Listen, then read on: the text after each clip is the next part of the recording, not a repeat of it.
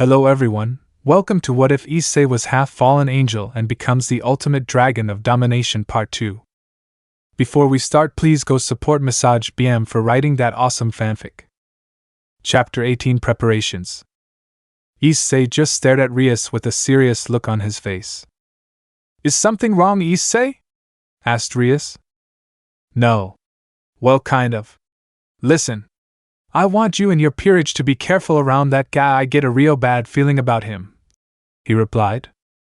We will, and don't worry, we'll defeat him, she said. I know you will, said Issei. But anyways, besides that, what's going on, guys? Asked Issei. Not really much. Our nights went on that date and I heard it went well, replied Rias. Oh yeah, I heard it went really well, said Issei as he looked towards Kiba, who was turning away blushing. Oh? Kiba, is there anything would like share with us? Asked Rias. Now that you mention it, he does have Zenovia's scent all over him. Kaneko spoke out. Kiba, why is that? Said Issei as he gave him an annoying smirk.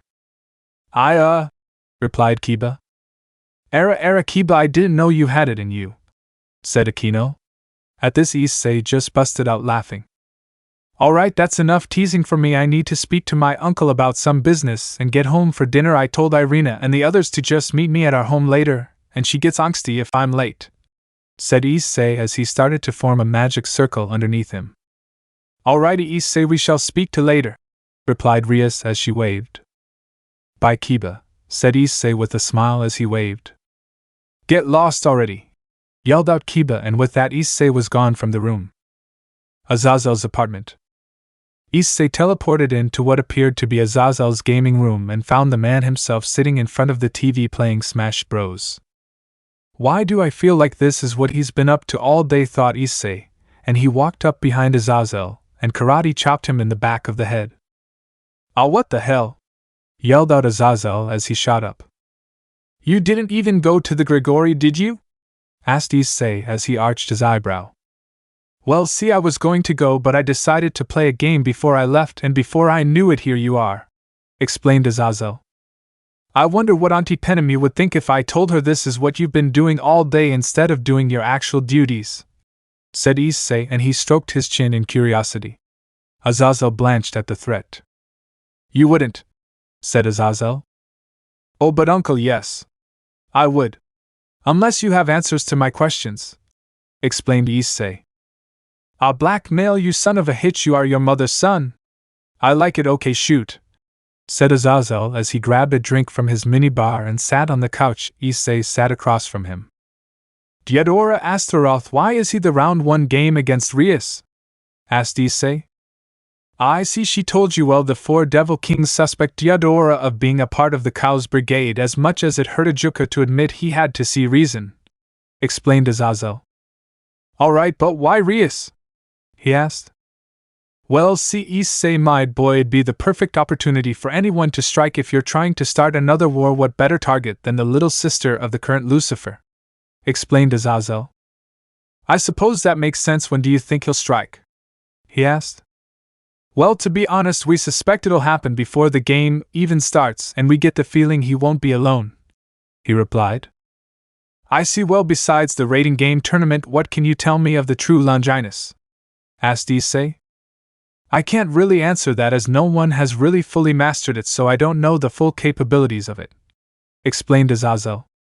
Damn, well, Val is looking into. I'll let you know if we find something, said Issei as he stood up.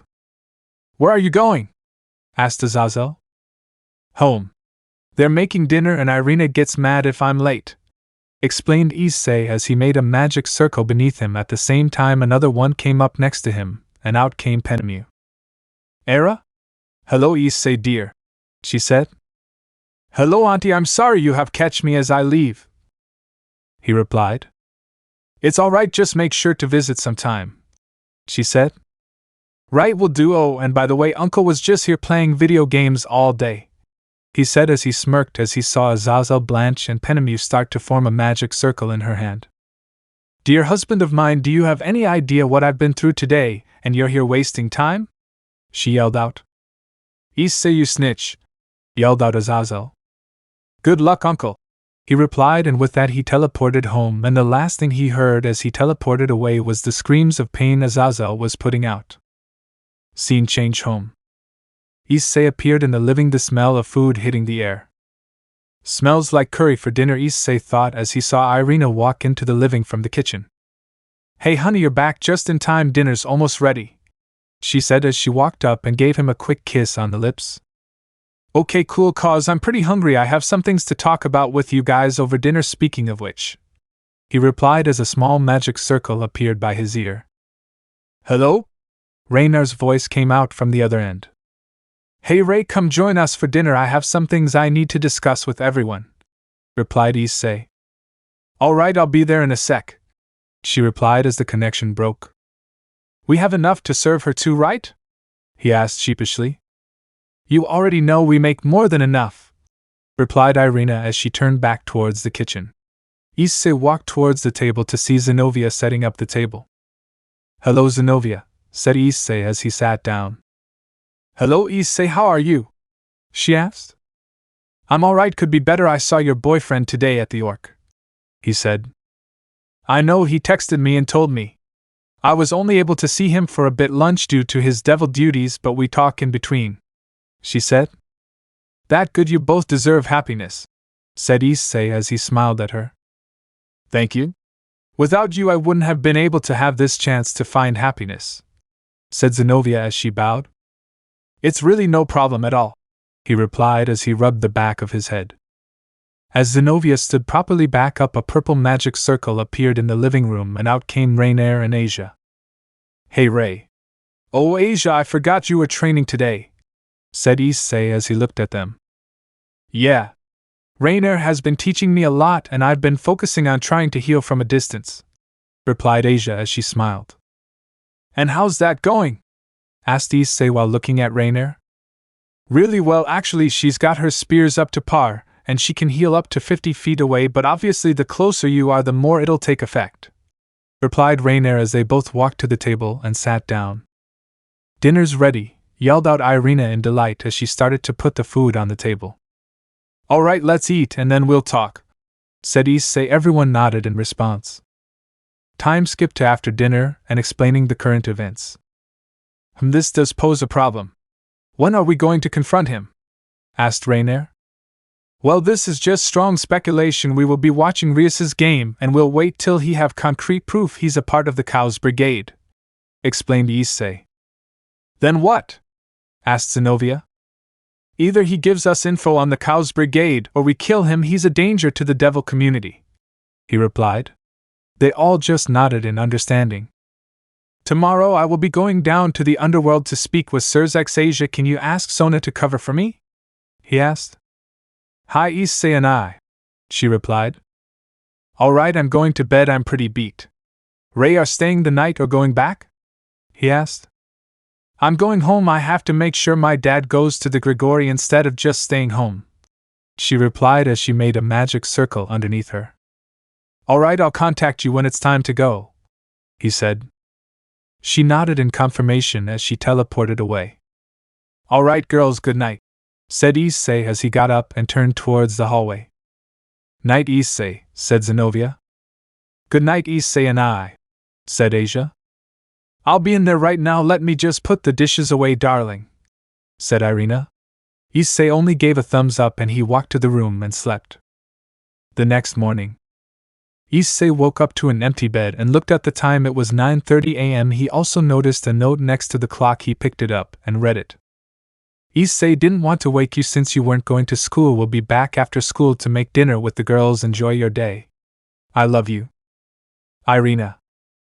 Well, now's as good a time as any to get up and ready. I wonder if I see Serafall in the Underworld. She's been busy lately, he thought as he got up, got ready, and teleported to the Underworld. Underworld. Issei arrived in front of a mansion. Hello, please state your business, said a guard. Hello, my name is Issei Hayadu and I'm here to speak with Serafall, said Issei. Ah yes, Mr. Hayadu, Serafall informed us to let you in should you ever show up. If you would please follow me, said the guard as he led him through the mansion to two large double doors. In front stood Grafia. Hello Issei. It's good to see you again, she said. You as well, Grafia, he said as he slightly bowed. Is Serzex in? He asked. Yes, Serzex-sama and the other Devil Kings are having a meeting currently about the current events, she explained. Any chance I can interrupt? He asked. Well, considering the fact that you're playing a major plot in the scheme, I'll allow it, she said as she turned and knocked on the door. Come in, said Serzex from the other side. Serzex-sama, Issei is here to speak with you, she replied. I'll let him in, he said as Issei walked into the room and Grafia closed the door behind him. There they were, all 4 Devil Kings sitting in 4 different chairs with Serzex behind the desk. He looked around and eyes locked on Serafall. She smiled brightly at him, and he smiled back. Issei, what a pleasant surprise. What can I do for you? Please sit, asked Serzex as he motioned for an empty chair in the room. Hello, Serzex, I came to ask you about your plan for your sister's raiding game, he replied as he sat down. I take it Azazel filled you in, he said. Yeah, he did. Okay, well, perfect timing, as we were just talking about that. I propose that we send Serorg and his peerage to deal with the threat as soon as it happens, said Serzex. Issei looked at Ajuka and he seemed distracted.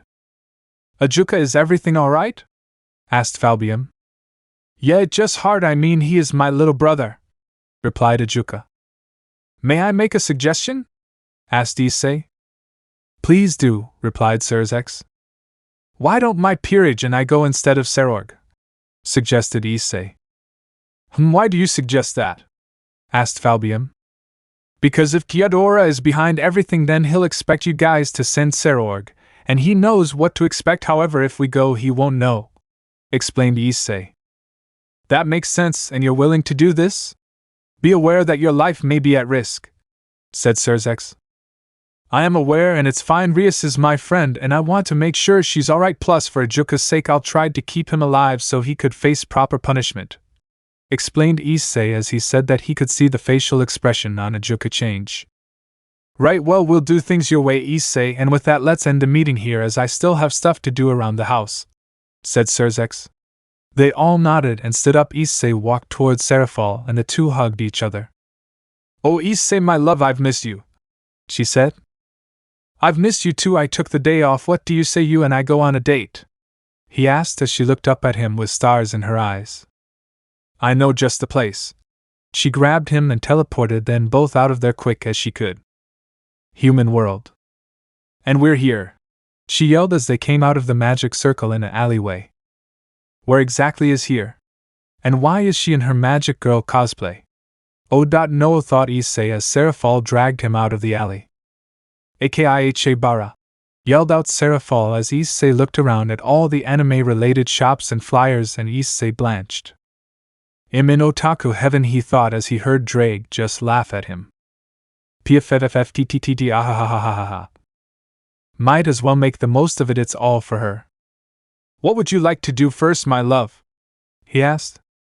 Let's go look at some shops and go see a movie, she replied happily, and he nodded as he walked into a shop and looked around. Serafall was thinking of buying some collectibles from her favorite anime, and Issei was right beside her looking around until he happened to see a mini statue of Jiraiya the Toad from the anime Naruto he had just finished the series the other night with Irina.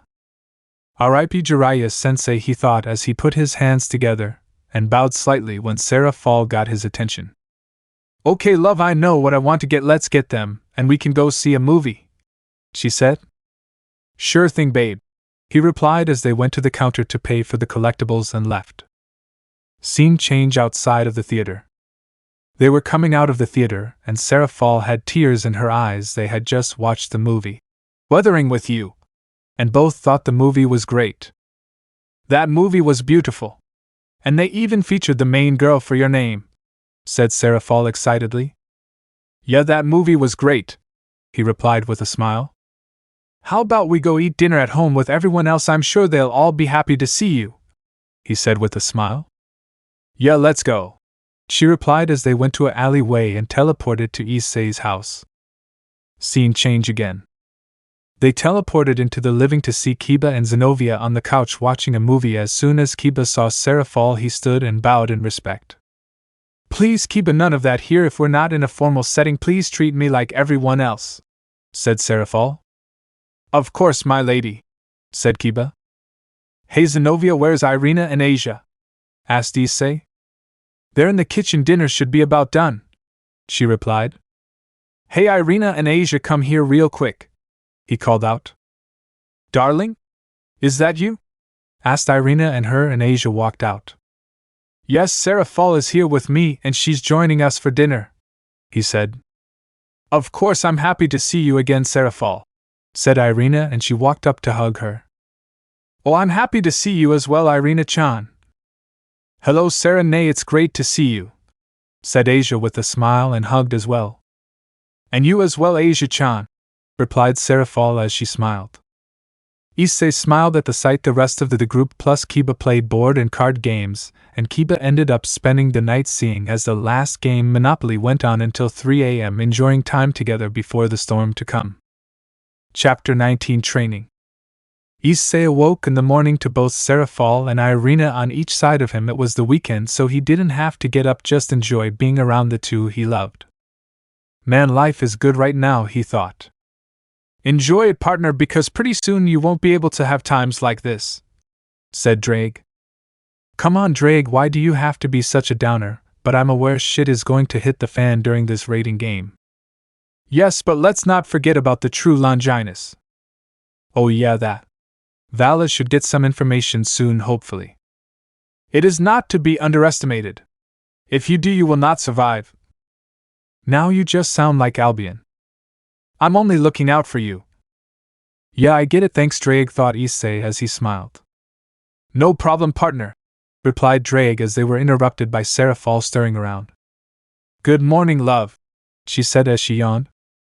Good morning, babe, he replied as they shared a quick kiss. Irina awake yet? She asked. Issei looks to his left to see Irina still asleep.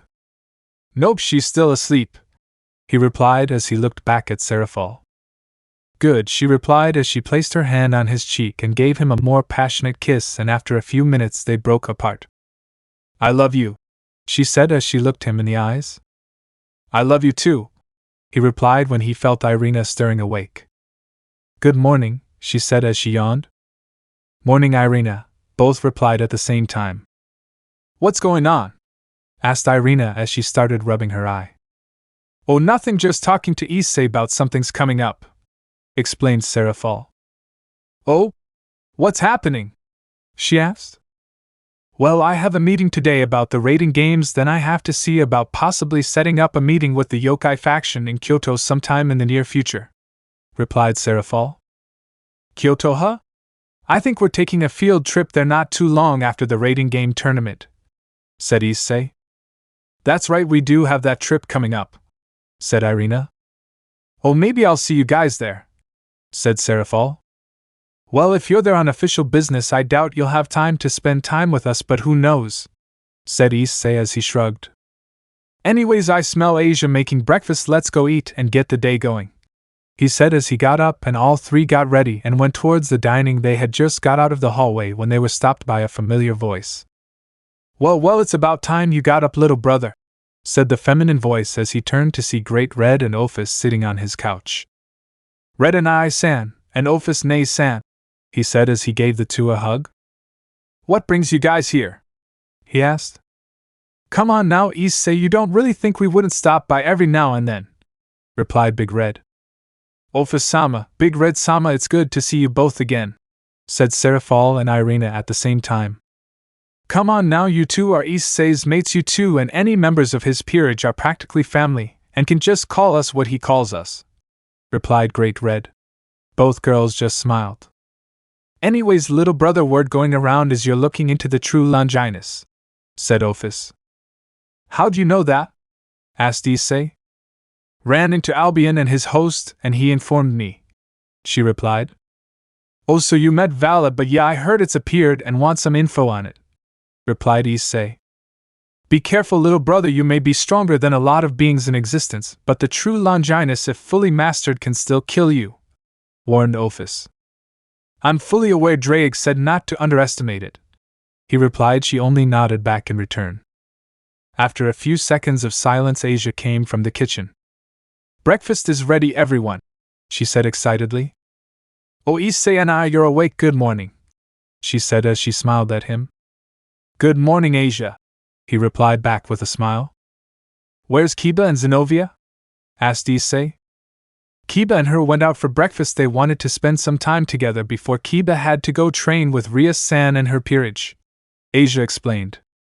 Right, I think I might help her train a bit too, he replied as they all sat down and ate. Time skip after breakfast. They had just finished breakfast and Big Red and Ophis were getting ready to leave. Oh, little brother, before we go, there's something I must tell you, said Ophis. Yeah, Ophis Nay-san, what is it? He replied curiously. Be careful with the Cow's brigade, she said. There's been pretty disturbing talk about some of the members in the Cow's brigade. Some might even give Shiva a run for his money, explained Big Red. At this, Issei got a serious look on his face. I see that as disturbing. That just means I have to be more careful and not hesitate when the time comes, said Issei. They both nodded as Big Red raised his left hand to the middle of the living room and a tear in the dimension appeared.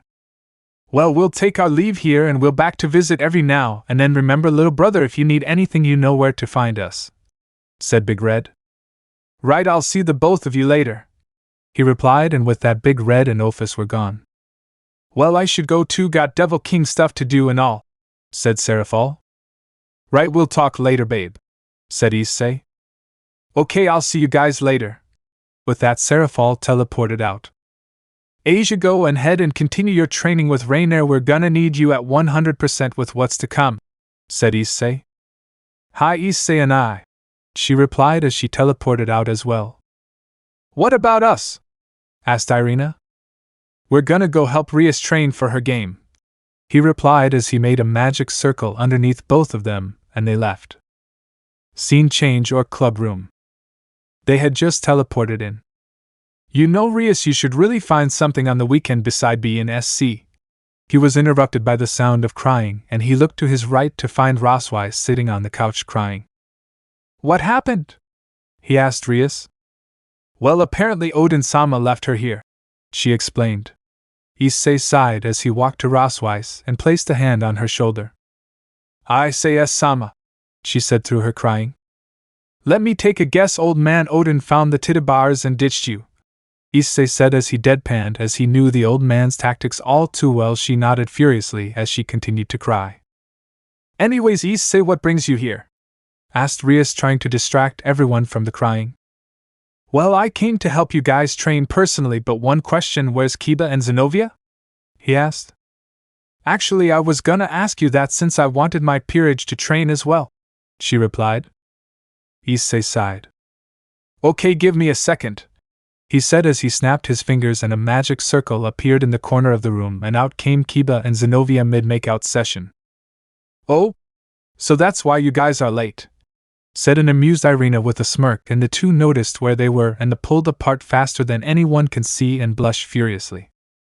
Kiba, I know you're in love and all, but please try to be on time, said Rias as Kaneko and Gasper were laughing on the couch. Right, well, now that that's out of the way, let's go train. Irina, can you transport us all to a remote area, please? Asked Issei. Sure thing, she replied as she made a big magic circle on the floor. All right, ladies and gentlemen, everyone in and away we go, Irina said as she gestured to the circle. Everyone in the room went into the circle and away they went. Scene change, mountain area. They teleported to the mountain area and everyone looked around and enjoyed the scenery from the open field they were in. The field is 2 miles wide. Since you two were late, you guys are gonna start with running 8 laps around the whole thing, said Issei as he pointed towards Zenobia and Kiba. The couple both paled at the order. But wait. There's more. Irina, if you will, he said towards Irina. Okay, she replied as she lifted her right hand and a magic circle appeared and a vest appeared on both the couple. This is a weighted vest. Right now it's an added 20 pounds, but each lap you complete will add another 20. Once you finish your laps, the vest will disappear. Should you fall or stop more than 10 seconds, it will reset, and you will have to start over again, he explained. They both paled again at this. You can start now, he said, and the couple took off running. All right, now the rest of you are going to spar with me, said Issei as he started stretching. All of us? Asked Rias. Well, just your peerage, he replied. Now come on, he said as he motioned with his hand to come at him. Kaneko released her tails and ears and ran at him. Issei noticed this, and his eyes only slightly widened. She's really going all out from the start, he thought. She aware of her limits against you and progressing without fear. I like this 1 inch, said Drake. They cut the link off as Kaneko jumped up and brought down a kick on Issei, only for him to catch it at her ankle as her eyes widened. Coming at me with senjutsu powers from the start, I like it, he said as he tossed her aside. She was running towards him again when he felt a slight tug at his body weight, only to brush it off. Gasper, remember, without training, any opponent with my or close to my caliber won't have any effect with your sacred gear, said Issei out loud as he was dodging senjutsu-filled punches from Kaneko. Alright, I guess it's our turn, he heard Rias say as Kaneko jumped away. He noticed that Akino and Rias both had magic circles on both their hands. I kinda expected more, he thought as he snapped his fingers and cancelled out Akino's magic circle. He saw her widen her eyes in response and looked towards Rias, who launched an orb of the power or destruction at him. Rias' peerage gasped as he just caught the orb and crushed it. Rias widened her eyes. How? She asked. You're adding too much magic to it. The power of destruction is supposed to be that destruction and unbalanced by adding magic to it the way you're diluting it, Issei explained. Okay, everyone huddle up and have a seat, said Issei as they sat by him. Let's see where to start him. Okay, Rias, try working on your destruction magic more. Diodora's peerage are mostly magic users, so you'll and Akino will be behind the scenes mostly, he said as she nodded. Akino, your magic is strong. I wouldn't have been able to catch the lighting you were about to throw, forcing me to cancel it, but you should work on your spell timing. The fact is I was able to cancel it because it took too long to shoot, he explained. I will do my best, she replied. I know you will. Gasper, you need to work on your sacred gear, that way you'll be to freeze stronger opponents as well, he explained. Alright, I'll do whatever it takes, he said with determination. Issei only nodded.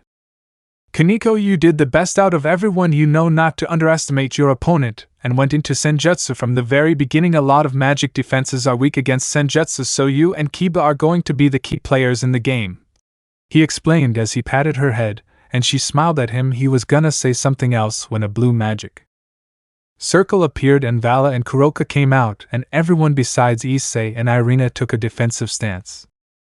Relax everyone, he's an ally, explained Issei. Nei-sama, yelled Kaneko as she ran to Kuroka. Oh Chiron, it's good to see you again, she replied as they hugged.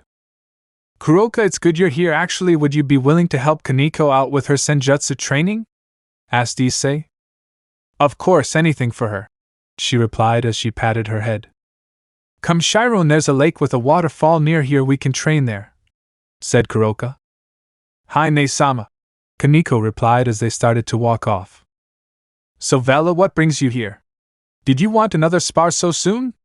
Asked Issei. Unfortunately, I'm here on business, but I'll take that spar another time, he replied as he smirked. Alright. Give me a second, said Issei as he looked at Rias and her peerage. The rest of you do laps with Kiba and Zenobia to build up some endurance, but unlike those two, you're only gonna do 3 laps and no vest. Right, they all replied as they took off running. What about me, Issei? Asked Rosweiss. Oh, Rosweiss, I forgot you were there, he replied as he rubbed back of his head sheepishly, only to see her kneel down in her depressed state again. Nobody acknowledges me, she said as she cried. Maybe you should add her to your peerage, partner, said Drake in his mind. I was honestly already thinking, I just forgot she was here, he replied. And that's why she crying, Drake replied. Alright, I get it. Hey Rosweiss, I gotta go talk to Valerie real quick, but when I get back I need to talk to you too, okay? He asked. Hi, she replied. Just stay here with Irina, Vala, let's go, he said as he turned to Vala, and he nodded and they walked towards the lake where Kaneko and Kuroka went. Scene change. They got to the lake to find Kuroka and Kaneko under the waterfall meditating. Senjutsu training looks interesting, I might have to try it, said Issei. You're powerful enough as it is, said Vala. Yeah, I guess you're right. Now what's up? asked Issei. My team and I found some info on the true Longinus. Turns out the owner is somebody named Cao Cao, explained Vali. Is he a part of a faction? He asked. He's where it gets complicated. He's a part to the Cao's brigade, Vali replied, and Issei widened his eyes slightly.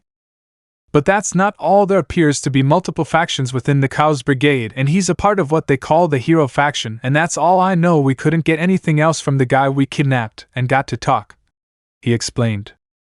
Well, that's something I need to discuss with Serafall and the others, said Issei as Vali only nodded. Now, do you want to join the fight when I run into Cao Cao or not? I can't promise you'll have a shot at him, asked Issei. Well, the info we got didn't say how strong he was, but my gut feeling says I'll get my chance, replied Vali. I'll let you know if I find out anything on my end as well, said Issei. Right, well, I'll leave Cruach here for now. Tell her when she's done she knows where to find me, said Vali as he walked away. Issei only nodded as he remembered he had to go talk to Rosweiss still and walked back to where they were. He got back to where the group was trading to see everyone had finished their laps and Zenobia and Kiba were on the ground gasping for air. I gotta admit, I didn't think you guys would finish it on the first go, he said as he walked up to the group, and the couple just responded by flipping him off. Oh, come on, it wasn't that bad, was it? He asked. Again to be met with both fingers, and he laughed. Alright, Rosweiss, what is your plan from here on? Asked Issei. I don't know actually, I want to return to Asgard. This isn't the first time this happens, she explained. How would you feel about staying here with us? He asked. What do you mean, Issei-sama? She asked as he snapped his fingers and a magic circle appeared on his hand and a black box came out. Do you want to join my peerage? I've seen your strength, and I think you'd make a perfect rook with your knowledge of Norse offensive magic, he explained. However, if you choose to join my peerage, you would reincarnate it into a fallen, so I leave the choice to you, he said. Rosweiss looked at the ground and thought about it. It'll be great. Rosweiss and the other peerage members are really nice, and we'll have a great time, said Irina.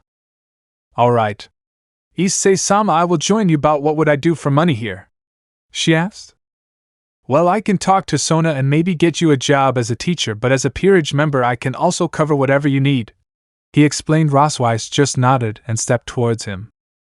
Please allow me to become your rook, Issei-sama, she said, and Issei nodded as he took out the rook piece. In the name of Issei Hayadu, I call upon the Rosweiss to serve as my rook. May grant us the power to push through our enemy and defend against anything that crosses our path.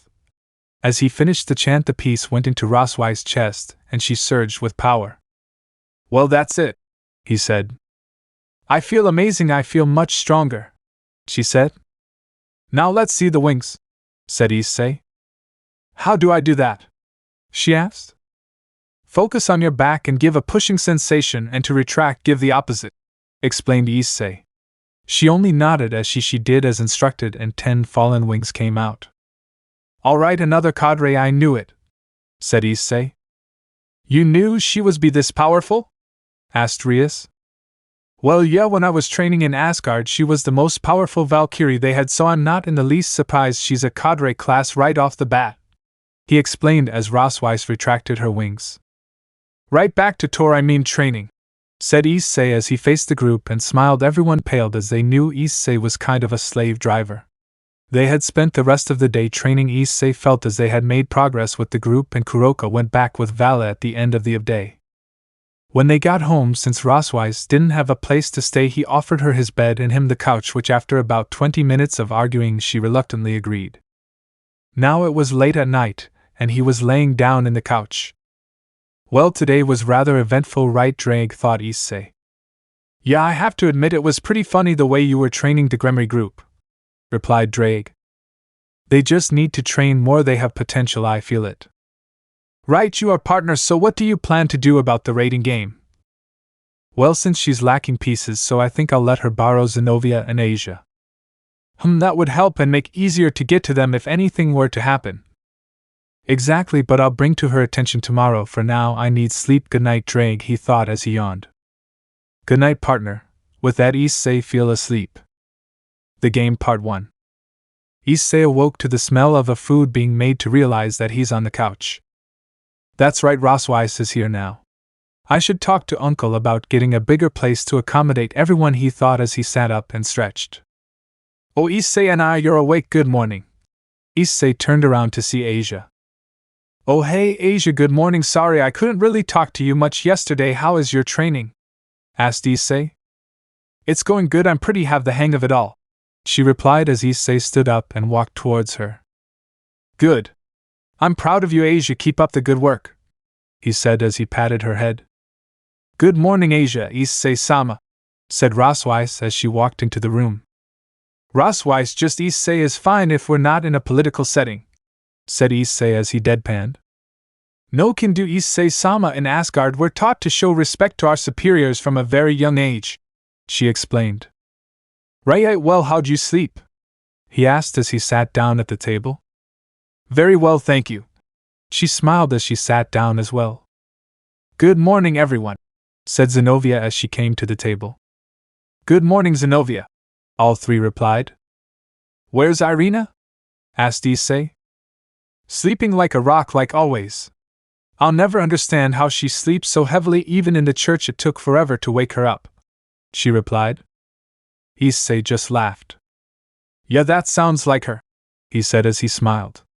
Asia had made breakfast while Rosweiss set the table. They had all started eating when Irina came into the dining room. Good morning, everyone, she said as she yawned. Well, look who's finally up, said Issei. Hey, it's not my fault, I'm so used to sleeping next to you it took me forever to sleep last night, she replied. Yeah, just come and eat breakfast, he said. They all ate in comfortable silence. At the end of breakfast, Issei broke the silence. So I got a few things to do today. I have to go to my uncle's, then go speak to Sona about getting Rosweiss on staff, then Rias, so you guys go on ahead and I'll catch up with you guys at school. Rosweiss, you're gonna have to come with me so Sona can meet you, said Issei. Hi Issei-sama, she said as used magic to change into her business suit. Issei just gave her an unamused look. He still doesn't like being referred to as Sama in a non-political setting. Right, well Rosweiss, let's go, he said as he made a magic circle big enough for the two of them. Bye, you two, will see you at school, said Asia as all three of the girls waved at them. I'll try to make sure not to be too late. Oh, and Zenobia. Yes, Issei? She asked. Please keep your hands off Kiba long enough to pay attention in class, he said as he smirked, and with that they were gone, leaving Asia and Irina trying to contain their laughter while Zenobia was making a pouting face. Scene change: Azazel's place. Issei and Rosweiss teleported into Azazel's apartment to hear a voice from the kitchen. Issei? Asked Rainier. Hey Rainier, I came to speak to Uncle. By the way, Rainier, this is Rosweiss, a new addition to the gang. She's a rook. Rosweiss, this is my cousin Rainier. She, like Asia, is a bishop, explained Issei. A pleasure meet you, Rainier-san, said Rosweiss as she bowed. A pleasure to meet you as well, she replied, giving a small bow as well as they heard a voice come into the living room. Well, if it isn't my traitor of a nephew. You have some nerve coming here after that little stunt you pulled, brat, said Azazel as a tick formed on his head. Aw, come on, Uncle, it wasn't so bad, was it? Asked Issei. You have no idea of what that woman did to me. Azazel paled at the memory alone. To be fair, I did tell you to go to the Grigori to get to work, but no, you decided to play Smash Bros all day instead, said Issei as he rolled his eyes. Why, you disrespectful little shit. Bring it, old man. The two were cut off by the sound, Rainier clearing her throat. In case you two forgot, we have a guest here, she said. Issei cleared his throat. Uncle, this is Rosweiss, a former Valkyrie and my new rook, he said. As so you're the one old man Odin left here, said Azazel. Hi, she said in a depressed tone. I apologize if I brought up a bad memory. My name is Azazel, he said. Ah, so you're the leader of the fallen angels, she said. That's right, now on to business. Issei, what is it that you need? He asked. Right, well, since Odin left Rosweiss here. He turned to her to see her huddle up in a corner with a depressed aura around her. She has nowhere to stay, so I took her in. I was wondering if you had any connections to help get a bigger place to accommodate everyone, Issei asked. Yeah, I do consider it done, Azazel replied. Right, well that's all, I have to go speak with Sona still, so speak to you two later, said Issei as he made a magic circle for him and Rosweiss. Right, expect that house to be ready by time you get home from school, said Azazel. Right, thank you uncle, said Issei as he nodded, and they left. Scene change, student council room. Issei and Rosweiss teleported into the student council office to find Sona behind her desk as she looks up. What is it this time, Issei? She said as she sighed. Well damn Sona, why do you gotta say it like that? He asked. Every time you teleport in here you need something of me, so what is it this time? She asked as she raised an eyebrow.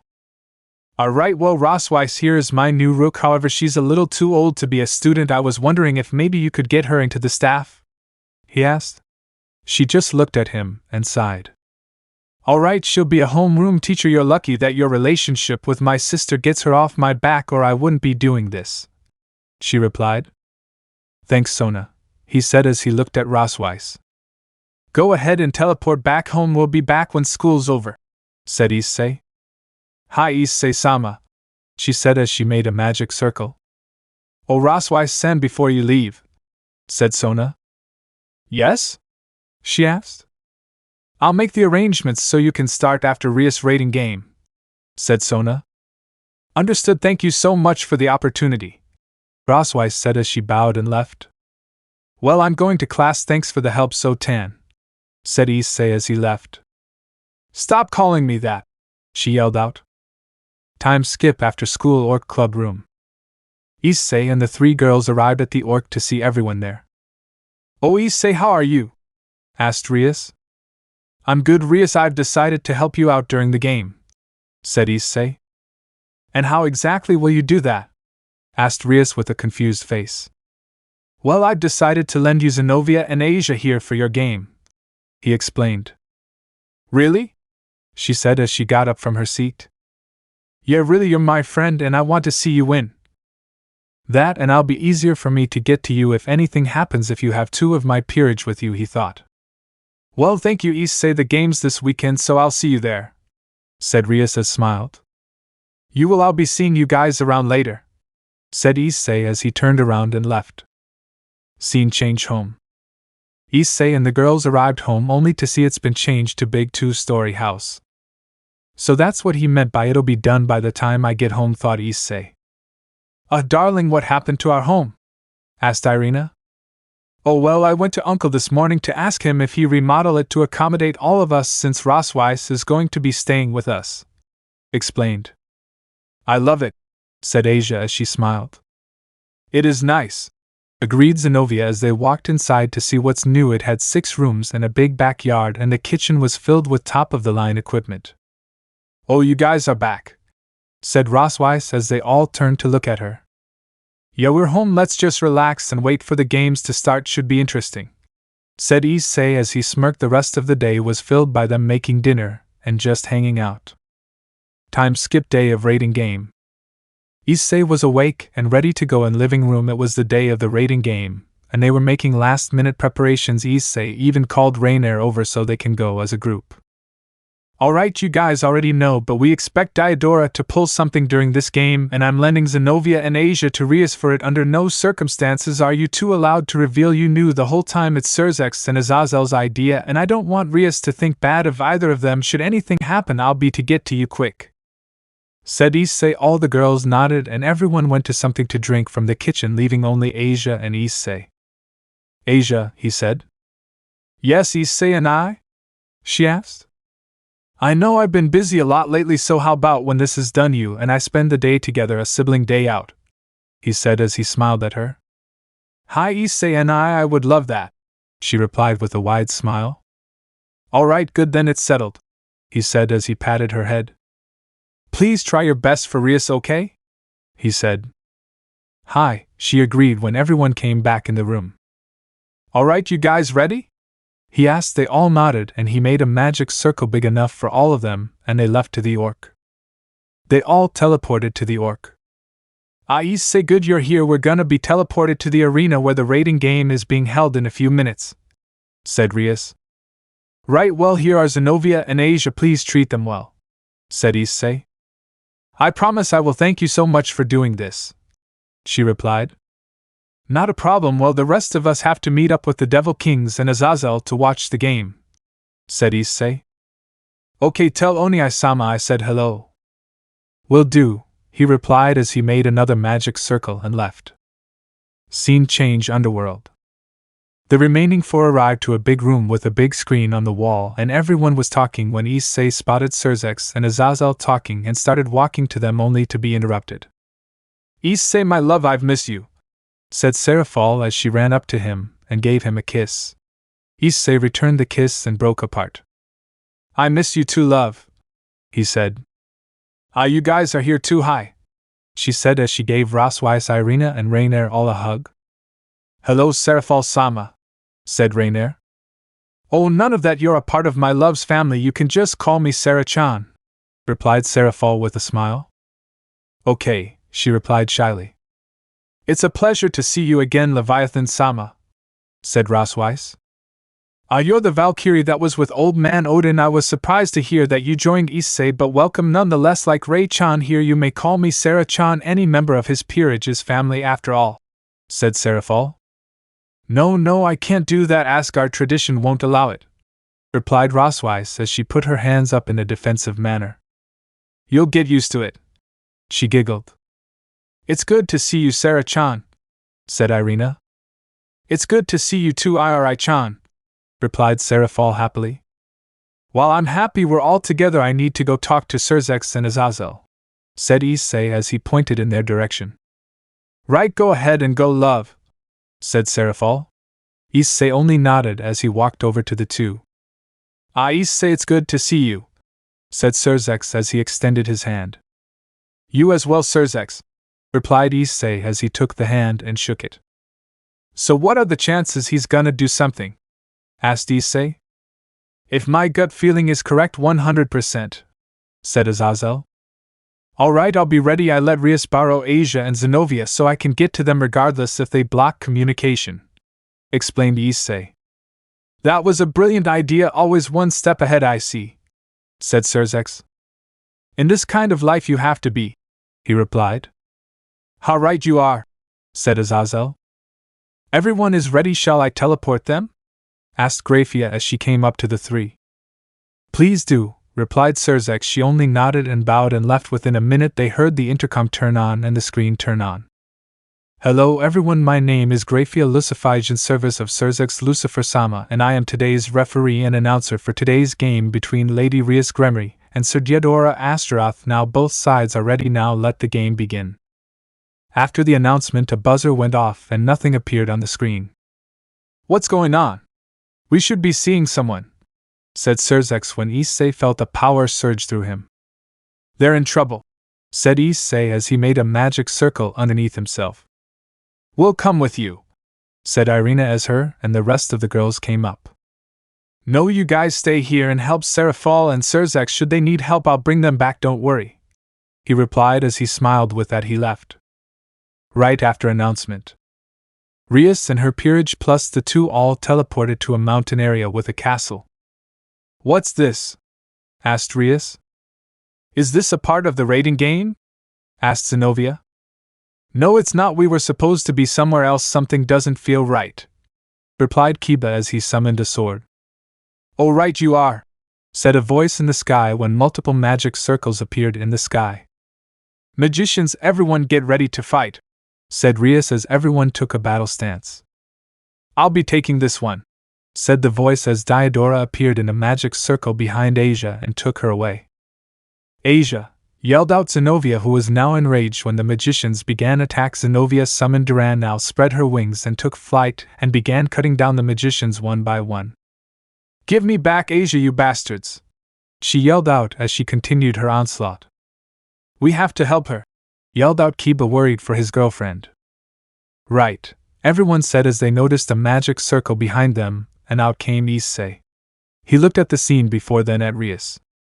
Rias, what happened? He asked. We don't know, the game started, then all of a sudden we were here, she explained. Where's Asia? He asked as he noticed the grim look on Rias' face. Diodora took her, Issei, she said sadly. Issei clenched his fist and everyone around became scared at the aura he was putting out. Diodora, you have made a grave mistake. You messed with my family. And for that you will die by my hand, he said as his eyes started to glow green. Chapter 21 The Game Part 2. Issei had his fist clenched. He was livid, and when he's mad people die. Issei looked up to see Zenobia flying down to him, and she landed in front of him. Issei, they took Asia. She yelled out, trying to hold back tears on how mad she was until she noticed his eyes were glowing green right there, and then she knew he was pissed. Issei looked at her and up at the sky to see there were about over 100 magicians in the air, and he turned his attention back to Zenobia. Zenobia, I am going to get Asia back. But this is going to be my first official order to you as your king, said Issei. Her eyes widened as she knew he was dead serious, and she stabbed Durandal into the ground and knelt before him. What are your orders, Issei-sama? She asked. With this he looked at the Gremry peerage, mainly at Kiba. Kiba, I apologize to what you're about to see. Please don't think any different of her for it, said Issei. What? He replied as he noticed a look in his eyes. Issei looked back at Zenobia. Zenobia, leave no survivors, he said with a serious look on his face. As you wish, Issei-sama, she replied as she stood up and picked up Durandal, spread her wings and took flight at a speed that left a crater on the ground, and Issei turned to the Gremry peerage. You guys can either come with or witness this massacre. What will it be? He asked. We'll go with you, Issei, replied Rias. Issei nodded and started walking towards the castle. I'm gonna stay behind in case she needs help, said Kiba. Everyone only nodded and continued to the castle. With Zenobia. Zenobia flew at speeds the magicians had trouble keeping up. Ahhhhhh, she yelled out as she swung up her sword from underneath, only to slice a magician's torso wide open. Blood splurged out, and some got on her hair as she flew to next one and decapitated him. She flying through the air, slicing away. Kiba on the ground only stared wide-eyed in amazement as blood was coming down like rain and bodies were falling. One after another in the air, Zenobia was shielding herself against attacks with a barrier when she flew up above everyone and raised her sword. In the name of Issei Hayadu, you all will die, she yelled out as she swung her sword down and magic shot out of it like a blade itself, killing all in its path. All that was heard were the screams of agony from those the magic hit. With that, she flew down again to continue her onslaught, driving her blade through body after body. She turned around to barely dodge a magic attack from a magician behind her. She made a light spear in her hand and threw it, hitting the magician through the head, and the body began to fall. With that, with a light spear in hand and Durandal in the other, she flew through the remaining magicians. Screams echoed through the air as they were all dying. Some magicians tried to escape. Oh no, you don't, Zenobia yelled out as she created a barrier in the surrounding area so no one could escape. There will be no survivors today, she said as flew as the last remaining ones, finishing off the remainder. Kiba stared as the last of the bodies fell and Zenobia flew down. When she landed, she put Durandal back in her pocket dimension. She was covered in the magician's blood as she looked around to the battlefield of bodies she had left. It's done, she said as she retracted her wings and walked towards her boyfriend. She looked at the ground. I'm sorry if you hate me because of what you saw. I understand, she said timidly. Zenobia, you were just following orders and these guys helped put your family at risk. I would have done the same, he said with a reassuring smile. So you don't hate me? She asked. Zenobia, I love you, he said. She went wide-eyed. This is the first time she has been told this by someone of the opposite gender, and she put her hand on his face. I love you too, Kiba, she said when they were interrupted by a huge surge of power. Issei, they both said. With Issei and others. Issei and the others had just reached the castle and were confronted Diodora's peerage. Once inside, they were a peerage full of women. You will not get to our master. He has plans for the former nun, said one girl. At this, Issei became even angrier, deciding he'd rather not waste energy on fodder. He snapped his fingers and a magic circle appeared, and out came Irina, Rainier, and Rosweiss. Irina saw the look in his eyes and became wide-eyed. Issei, darling, what happened? She asked. That Diodora bastard took Asia, he replied without looking at them. Rias looked at the scene, worried at what he was gonna do next. She realized that when Issei became angry, mercy wasn't an option. Rainer and Rosweiss, said Issei. Yes, Issei-sama? Asked Rosweiss with a serious look on her face. Along with Rainer, they both knew things were serious, and were ready for their orders. I'm going for Diodora. I'm taking Irina along with us. Deal with the peerage. Mercy is not an option, he said as he started walking towards the next door along with Irina and the others. Hold it right there, yelled out one of the girls, only to met with a light spear to the heart. You heard him. If I were you, I would make peace to whatever gods you believe in, said Rainer as she formed another light spear, and her and Rosweiss both spread their wings. They're both cadres, said one of the girls, now shaking in fear as they all knew this would be their last moments of life. Issei and the others made it to the throne room. They had heard the screaming from the other peerage as they went inside to hear a clap. Well, I see you made it. I must congratulate you. I didn't expect you to make it this far, said Diodora. Issei looked to the side and saw Asia tied to an altar by chains. Let her go now, he said, now shaking in rage. Sorry, but no can do. I still need to have my way with her first, replied Diodora, while smirking. Everyone in the room was disgusted at what they were hearing. Irina, get Asia. I'll deal with this hickhead, said Issei. Hi, Issei-sama, she replied as she ran towards Asia. Issei saw Diodora make a magic circle in his hand, aiming at Irina. Oh no, you don't, he thought as he snapped his finger, and the magic circle shattered like glass. What the hell? Said Diodora as he glared at Issei. You dare disrupt your superior? He yelled out as he stood up. Superior? Ha, all I see is a hitch and a hitch cape, said Issei as he smirked, and in the blink of an eye was in front of Diodora, formed the light spear and stabbed it into Diodora's kneecap. Buck, yelled out Diodora in pain.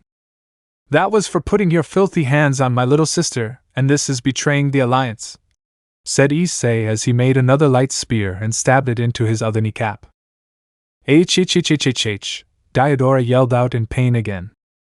The Gremry peerage cringed as they heard the crunching sound of the knee and the screams of pain, with the exception of a certain hybrid queen who was enjoying the screams of pain.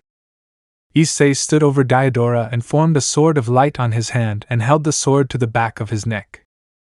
Now for the crimes against the Underworld, the punishment is death. Do you have any last words? Asked Issei.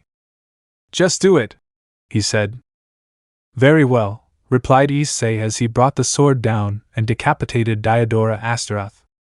Well, that's done, he said as he made the sword disappear and turned around to face everyone else to be rushed into hug by Asia. Oh, Issei and you came for me, she said. Of course, Asia, you're my little sister. I wouldn't let anything happen to you, he said as he hugged back, happy to have her back.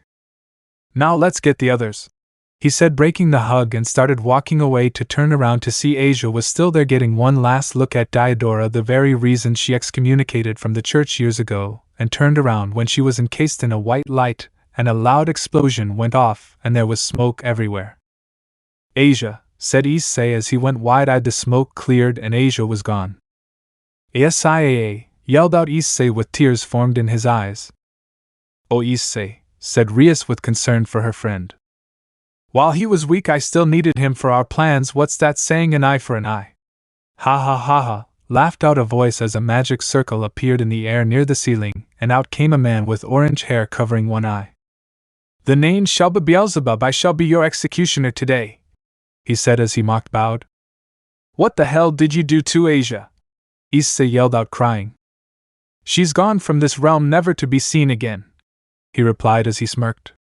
Issei stood there, his hair covering his eyes and shaking in rage. Irina and Rias Gremry, spoke out Drake. What is a Drake? Yelled out Irina as she felt the power Issei was surging out. If you and your friends do not wish to die, get you and the rest of your friends out of here and to safe distance. My partner's rage is triggering the angelic overdrive. Even I don't know what will happen, as this is the first time it's triggered by rage, said Drake. Guys, we have to go. That form is too powerful for us to handle. We'll die if we stay, said Irina. They all nodded as they ran out. And you, the devil who call himself Shalba, you have made a grave mistake, and for that you must pay, roared out Drake. I who is about to awaken. am the heavenly dragon who has returned the principles of domination to God. I hold the principles of the infinite up high. I pray to the dream. I am the heavenly dragon of domination, and I shall show you the way to crimson heaven. Heavenly dragon, angelic overdrive. Shalba stood there shaking at the sheer power Issei was putting out. What the hell are you? Shalba yelled. Your executioner, said a voice of a mix of Drake and Issei as he appeared in front of Shalba and punched him in the stomach so hard Shalba coughed out blood and followed with grabbing one of Shalba's arms and kicked him through the roof so hard the arm came clean off. Everyone made outside and met up with Kiba and Zenobia. Irina, what happened? Something happened to Asia. This guy named Shalba showed up and made her disappear, and it's triggered Issei's angelic overdrive in pure rage. Explained Irina. Zenovia's eyes widened and she fell to her knees and began crying at the loss of her friend when a magic circle appeared next to them. Serafall, Azazel, and Serafall came out. What happened? We can feel his power from where we were at, asked Azazel. Irina explained again, and this time Serafall began to cry as they heard a scream of pain in the distance and saw Shalba hit the ground missing an arm. You bastard, you pay for that, said Shalba as he formed a magic circle with his good, and as Issei stood in front of him snapped his fingers and the circle shattered. How? Shalba yelled as Issei formed another sword of light and cut the other arm clean off. H, screamed Shalba in pain. Issei only grabbed Shalba by hair and swung his sword at Shalba at the neck, decapitating Shalba. He threw his head to the side and stood there pulling out power. This is bad, he's still in that form after killing Shalba, said Serafall. Maybe we can help with that, said a voice as they all turned around to see Ophis and Great Red standing there while Great Red is carrying Asia bridal style. We saw Asia-chan here in the dimensional gap and felt Issei's power. We connected the dots. She's only unconscious, she'll be fine, explained Great Red as he looked at Ophis. Come Ophis-chan, let's go calm our little brother down. As he started flying towards Issei, Ophis nodded and followed. They got down to Issei as Ophis wrapped her arms around him from behind. Little brother, you have to calm down, Asia-chan is fine, she said as Great Red appeared before Issei with Asia. Issei widened his eyes. Asia, he said lowly as he shed some tears. That's right, little bro, we found her, she's fine, just tired is all, said Great Red as he smiled at him. At the Issei's armor shattered away and he went back to his normal state. I'm sorry guys, said Issei. There's no need to be sorry, little brother, said Ophis as she let go of him. Now let's go meet up with your friends, she said. Issei only nodded as they met up with everyone else. Serafall and Irina ran up to hug him as they were worried about him. At the same time Asia began to wake up and Zenobia noticed and ran up to hug her. Oh Asia, I was so scared we lost you. I don't want to lose one of my best friends, she cried out. Zenobia, it's okay, I'm okay now, she replied as she hugged her. Zenobia let go as Issei walked up and hugged Asia. I'm happy you're safe, Asia, he said. Hi Issei, and I thank you for saving me, she replied. Oh yeah, 'cause I totally didn't do anything, right? Asked Great Red sarcastically and was met with a karate chop by Ophis to the back of the head. Oh, I was kidding. Everyone giggled at this. Well, we're off, Issei, and Asia-chan will check on you in a few days, said Great Red as he made a tear in the dimension. Right, they both replied, and with that Ophis and Great Red left. So what happened with you guys? Asked Issei as he looked at Serafall and Azazel. Oh, we were attacked too. We even had a run-in with Cruzri. Asmodeus, poor guy, didn't stand a chance against Serafall here, replied Azazel while laughing. Issei just deadpanned at his uncle and his laid-back attitude. Are you okay? Asked Issei as he looked at Serafall. Of course, my love, I'm a tough girl, she replied as she patted her bicep. Hee, I know you are, he replied as he smiled. Zenobia, I apologize for making you do that, said Issei. It's fine, Issei, it was a great way to blow off steam, she replied. I'm sorry to you too as well, he said as he looked at Rainier and Rosweiss. It's no problem, Issei-sama, it was somewhat fun. Turns out Rainier and I make a killer combo, replied Rosweiss while Rainier nodded in agreement. I don't doubt that, he replied with a smile. Now let's go home, I'm pretty tired and want to sleep, He made a big magic circle for him and his peerage. Serafall, you coming? Asked Issei. She nodded in response and got in the circle. Kiba, you're more than welcome to come spend the night as well, said Issei as Kiba looked at Rias, and she smiled. Go ahead, she said. He only smiled and bowed and got in the circle as well. Rias, we'll see you later, said Issei. Right, she replied, and with that they were gone. Chapter 22 Day Off. Issei woke up in the morning feeling extremely sore from the day before. Maybe I overdid it a little, he thought. You think? It's total normal occurrence that you trigger the angelic overdrive on pure rage, replied Drake sarcastically. Yeah, I get it, Drake. I'll keep my emotions in check, replied Issei. I would hope so. You worried your mates and everyone else.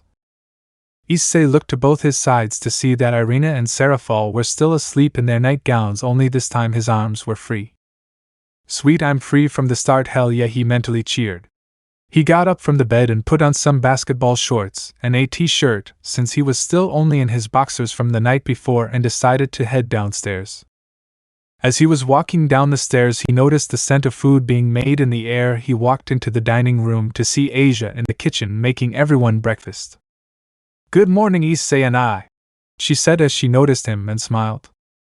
Good morning, Asia, he replied as he smiled at her, happy to have her home and safe. Hey Asia, what do you say we have that sibling day out today? He asked. I would love that, she said excitedly.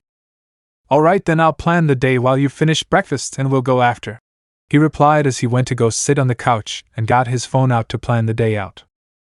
Disneyland in Tokyo sounds like a plan, he thought as he bought 2 tickets for the day. Well, that's that. He was broken out of his thoughts when he felt a pair of arms wrap around him. Issei, love, I woke up and you weren't there, said Serafall with a pout. Well, maybe you would have woken up if you and Irina didn't sleep like rocks, he replied with a light laugh as he kissed her cheek. Well, sorry for being comfortable, humph, she said as she turned away. Ha ha, you're cute even when angry, he said as he patted her head, and she just pouted. Good morning, darling. Good morning, Sarah-chan, said a sleepy Irina as she rubbed her eyes. Good morning, Irina, said Issei as he walked up to her, gave her a kiss on the cheek as well. Good morning, Iri-chan, replied Serafall. What are you two talking about? Asked Irina. Only about the fact you two sleep like rocks, replied Issei as he replied. Asia can be heard giggling from the kitchen. Irina only blushed at this as she couldn't come up with a response as Kiba and Zenobia came down. Good morning, everyone. Issei, thank you for letting me spend the night, said Kiba. It's no problem, man. Zenobia loves you, so you're welcome here whenever, he replied. Zenobia only smiled at this. Breakfast is ready, called out as everyone turned to go towards the table. Issei heard a tired voice behind him. Good morning, Issei-sama. He turned to see Rosweiss. Seriously, Rosweiss, just Issei is fine, he said as he deadpanned. I've already explained it. No can do, Issei-sama, she replied as she smirked. I can't tell if you're doing it out of respect or because you know it gets on my nerves, he said. She only giggled as she walked past him towards the table. Issei was the last to sit down at the table. So what everyone's planned for today? Asked Issei. Well, Kiba and I are going to go see a movie and go shopping for some outfits for that Kyoto trip coming up for school, replied Zenobia after she drank some coffee. Oh right, that is coming up, isn't it? Replied Irina as she put a finger on her chin. Sure as I'm going as a chaperone, said Rosweiss. Well, it looks we'll all be going, said Issei. I'm really looking forward to it, said Asia.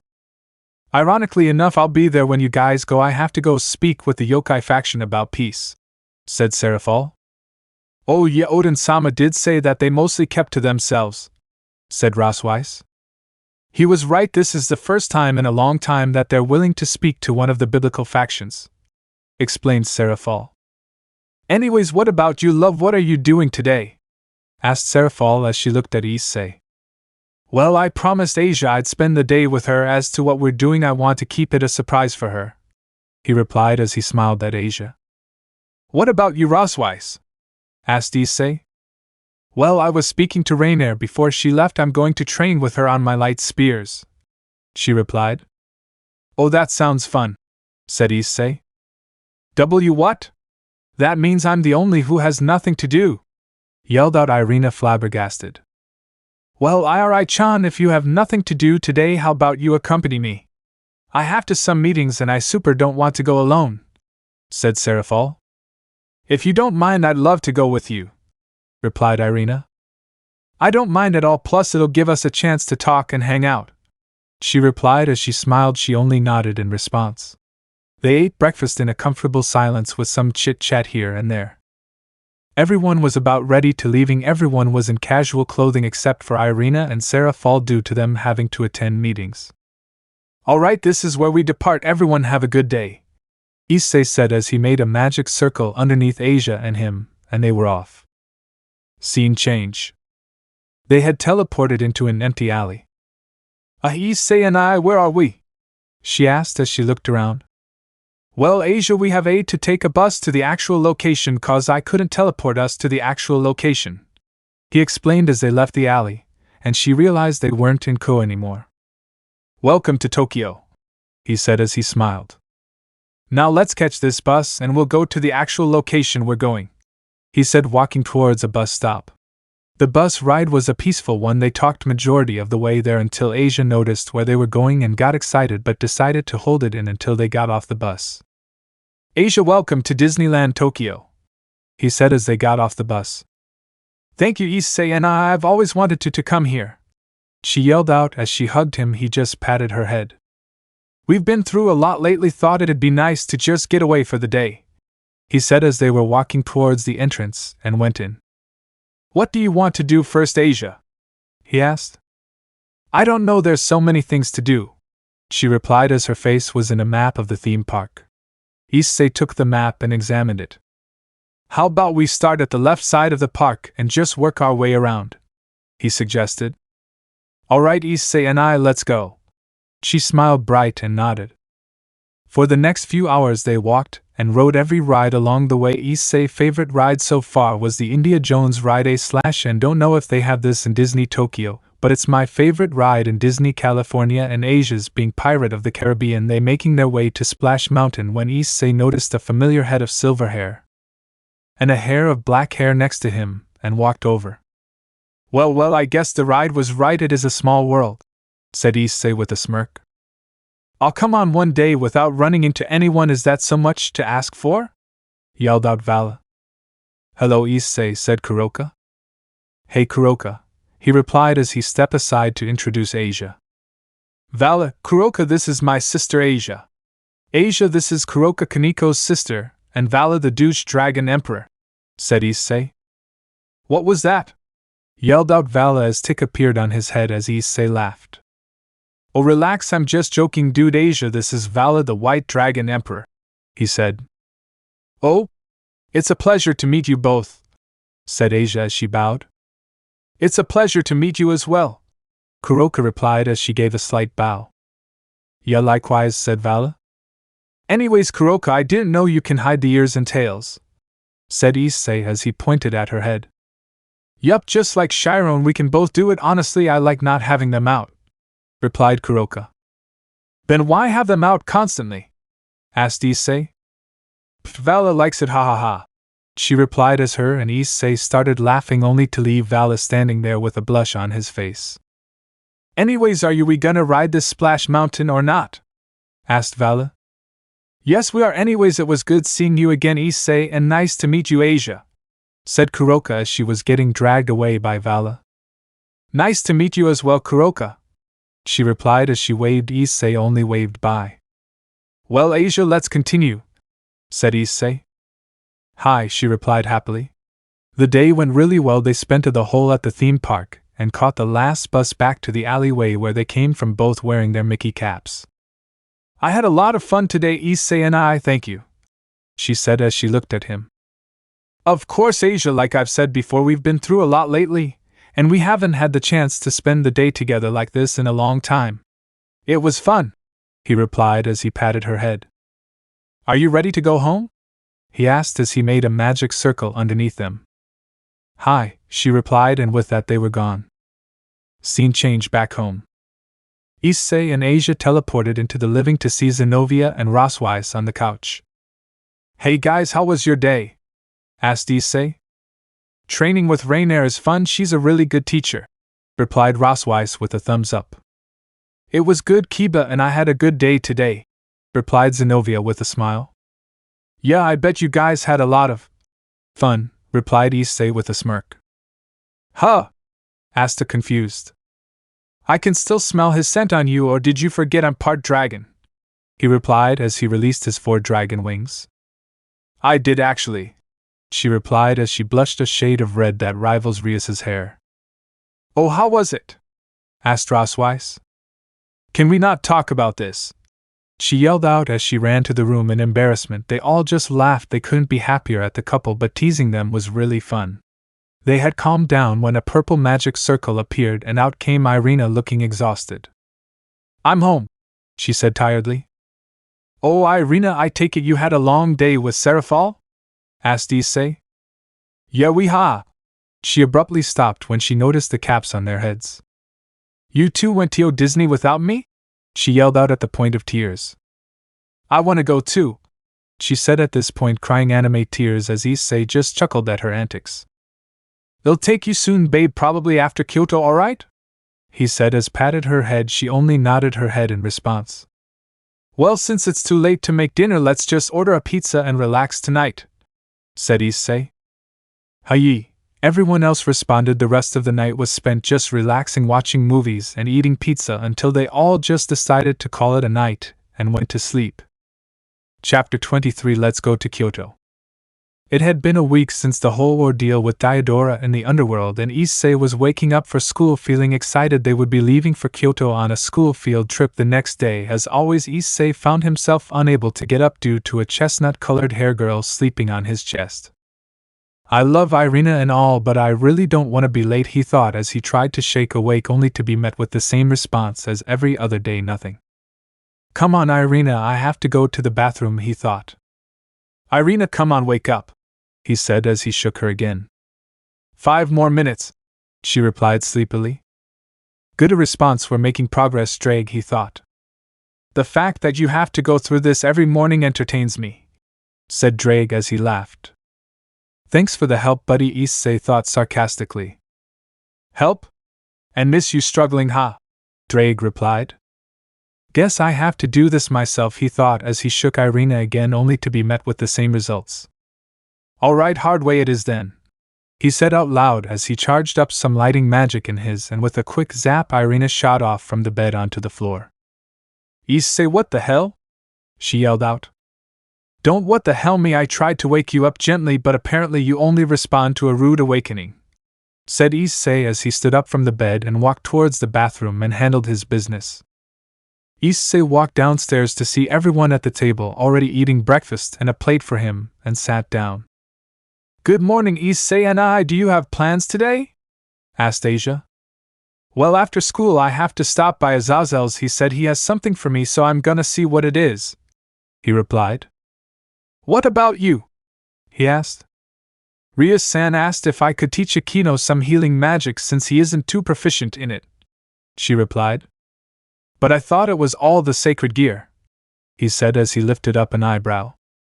"While I do mostly use twilight healing, I'm proficient in healing magic in general," she explained. "How you learn something new every day," he said as he continued eating.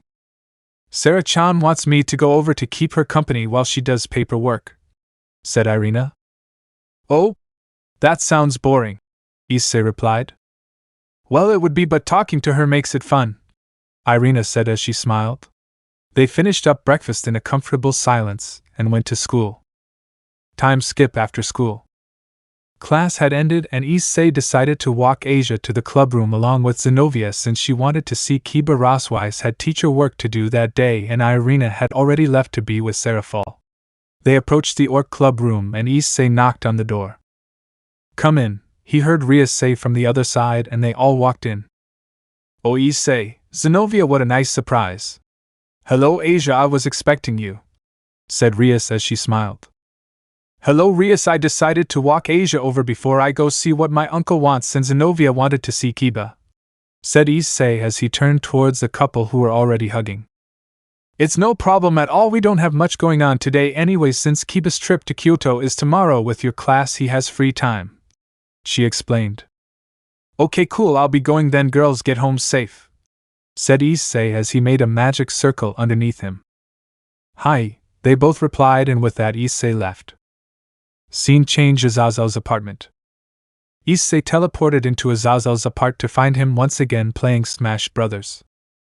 You know, eventually you have to go to work, said Issei as he deadpanned.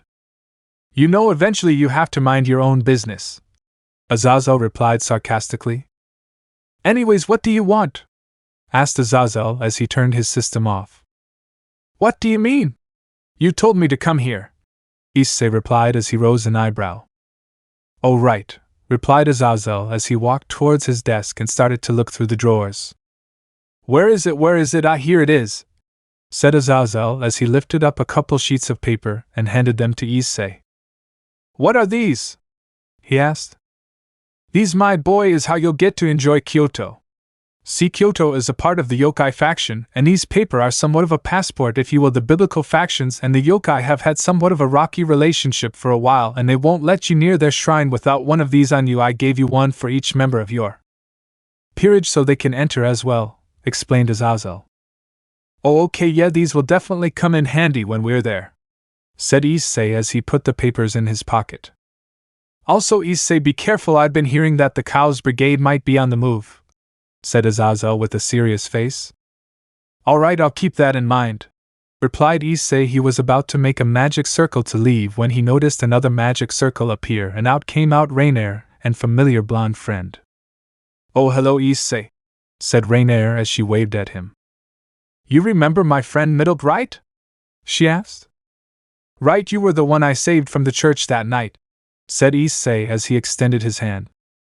Hello again, Mr. Red Dragon Emperor, it's good to see you again, she said as she took his hand and shook. Please, just Issei is fine, he said as he smiled. It's been a while since we've last seen each other. Where have you been? Asked Issei. I've been working under Penemu-sama ever since you saved me, she replied.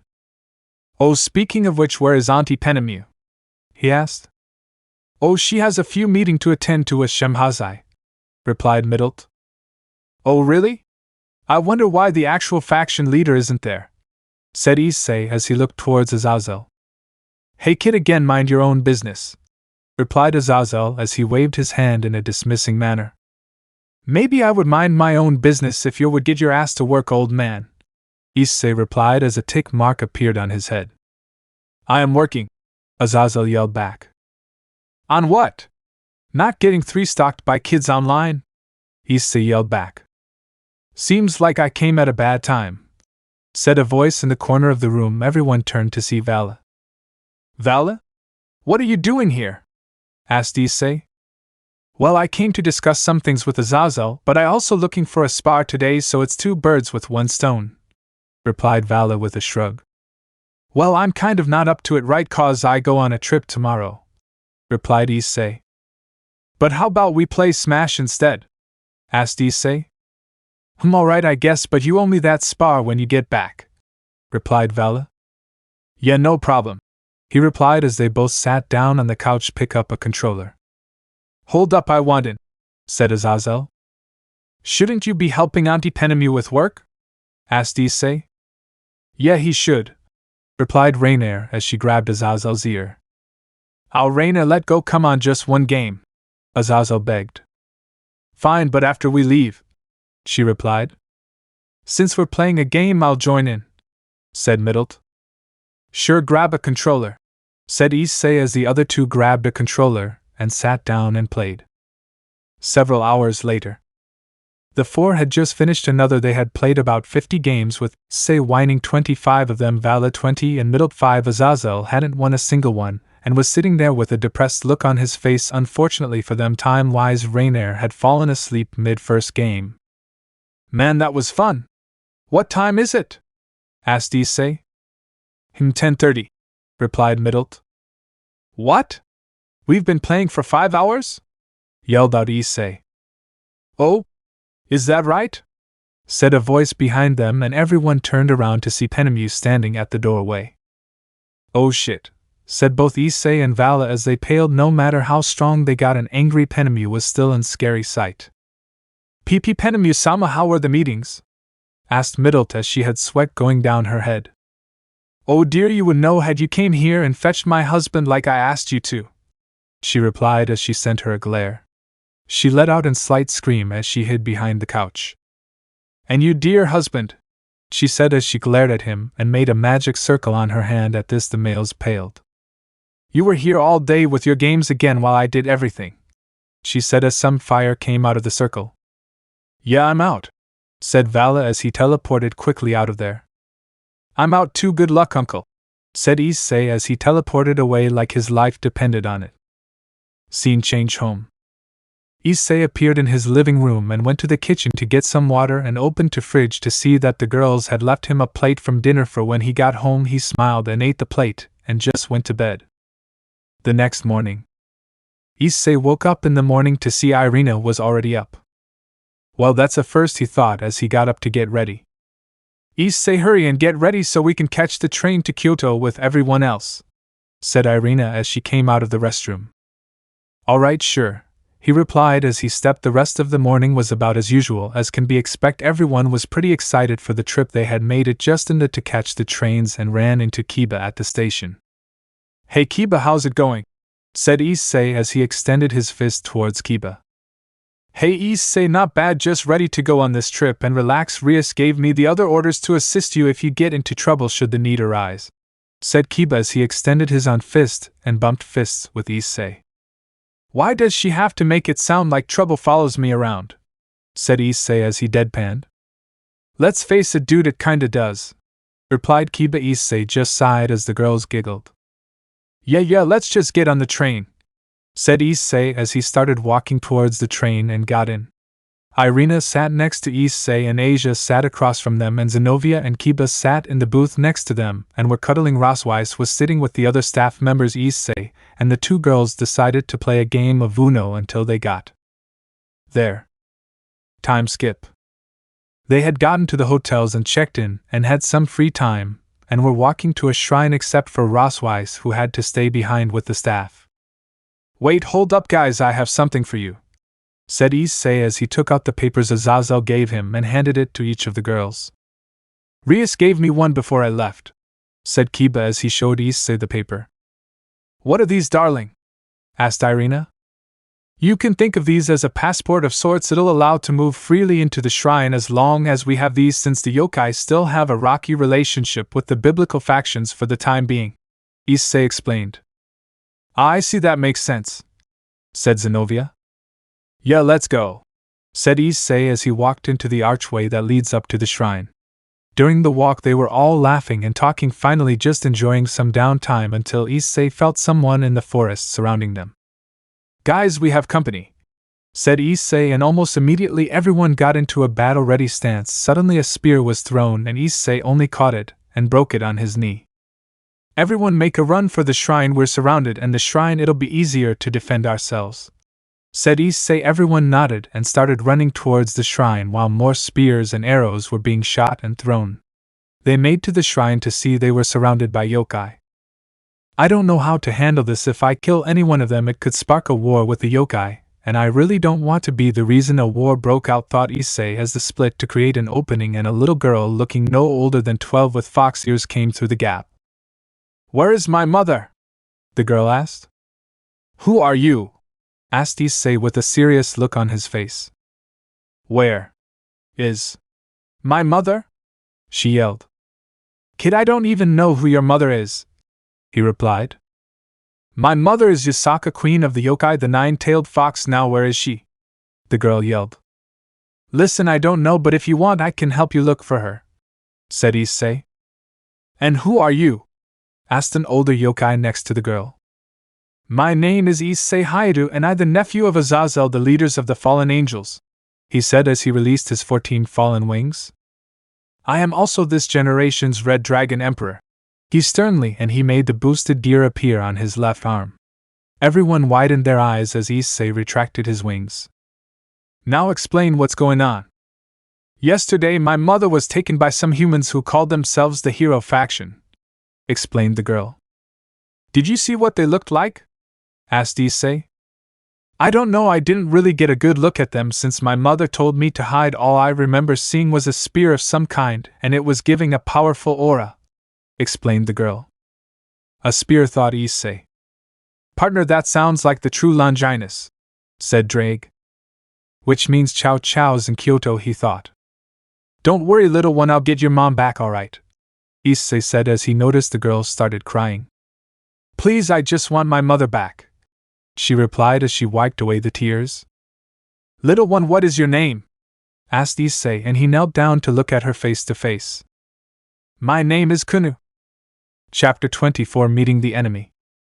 Issei and his group, including Kiba, had just learned the name of the girl in front of them. Kunou. Issei stood up from being knelt down to her eye level. Kiba, we are going to help Kunou here find her mother. If you would like to back out, I understand you're under Rias after all, said Issei as he looked at Kiba. Well, President Rias did say to help you when needed, so I'm in, replied Kiba with a smile. Issei nodded and turned back to Kunou. All right, little one, how about we go back to your house? We can talk about what happened in private, said Issei. Very well, let's go, she replied as she turned towards the stairs to the shrine and started walking. Time skip. They arrived at Kunou's house, which was an old Japanese-style estate, and went into the meeting room her mother had for her meeting with the other factions. Hold up, guys, before we start I need to contact Rossweiss to cover for us while we're gone, said Issei as a magic circle appeared by his ear. Issei-sama, you call that a good time? How can I help you? Asked Rossweiss as her voice can be heard over the magic circle. Come on, Rossweiss, I told you drop the sama, replied Issei as his sweat dropped. No, do you know how I am about that, Issei-sama? Now what's up? She asked. Right, well, we ran into some trouble with the yokai faction. We're all okay, but I met Princess Kunou. Seems like the Cao's brigade is here. They took her mother, so we're gonna help her find her along with Kiba. What I need you to do is cover for us while we're gone, explained Issei. How am I supposed to explain about all of you? She asked. I don't know, but you're a smart girl, Rossweiss. I trust you'll figure it out, he replied with a smirk. Yeah, I get it. I'll figure something out, she replied with a long sigh. Thank you, Issei replied as he cut the connection between the two. Okay, now tell us what happened, Kunou, said Issei as the staff who attends the home brought them some tea. Well, it goes like this.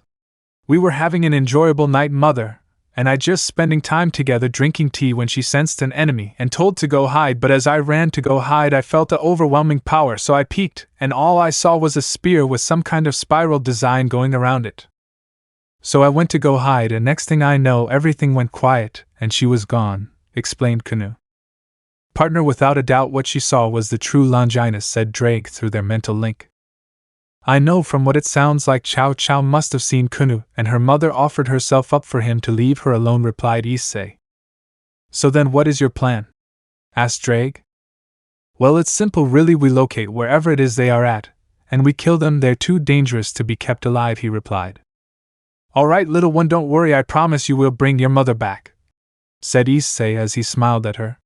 She smiled back, feeling reassured that she'll see her mother again. Darling, where do we even start to look?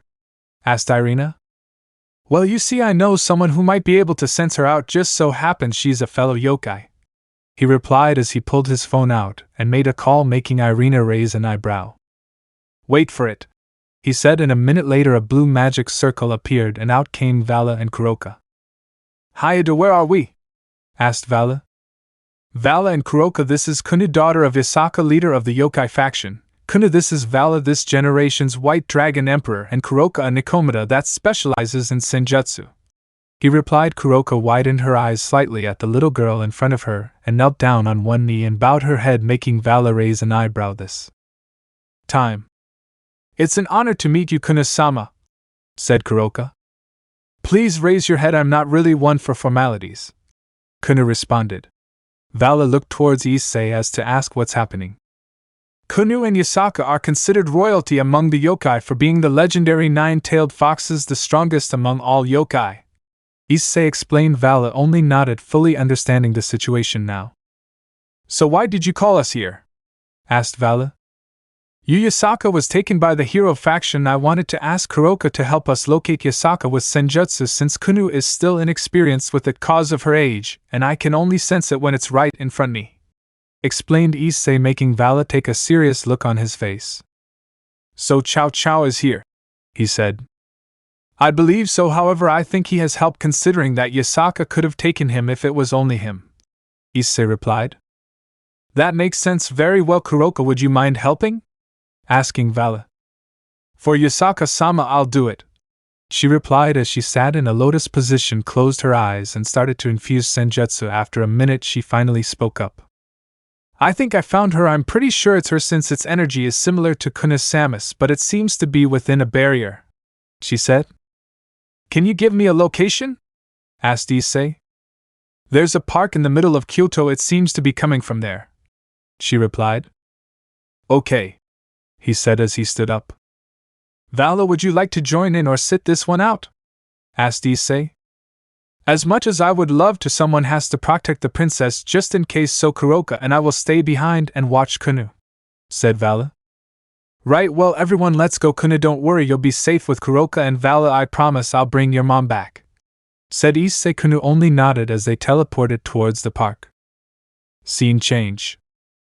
They arrived outside the barrier. Issei immediately inspected it.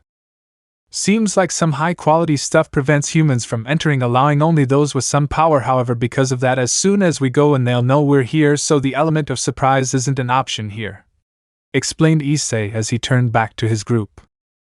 So what do we do? Asked Zenobia. We're just gonna have to go in and hope for the best like we usually do, he replied as everyone deadpanned at him. What? He asked. You know, darling, one day you'll actually come up with a plan that's not going in guns blazing, said Irina. Issei just knelt down in a depressed position. It's not I want to go in guns blazing, just the opponents keep getting stronger than the last, he said.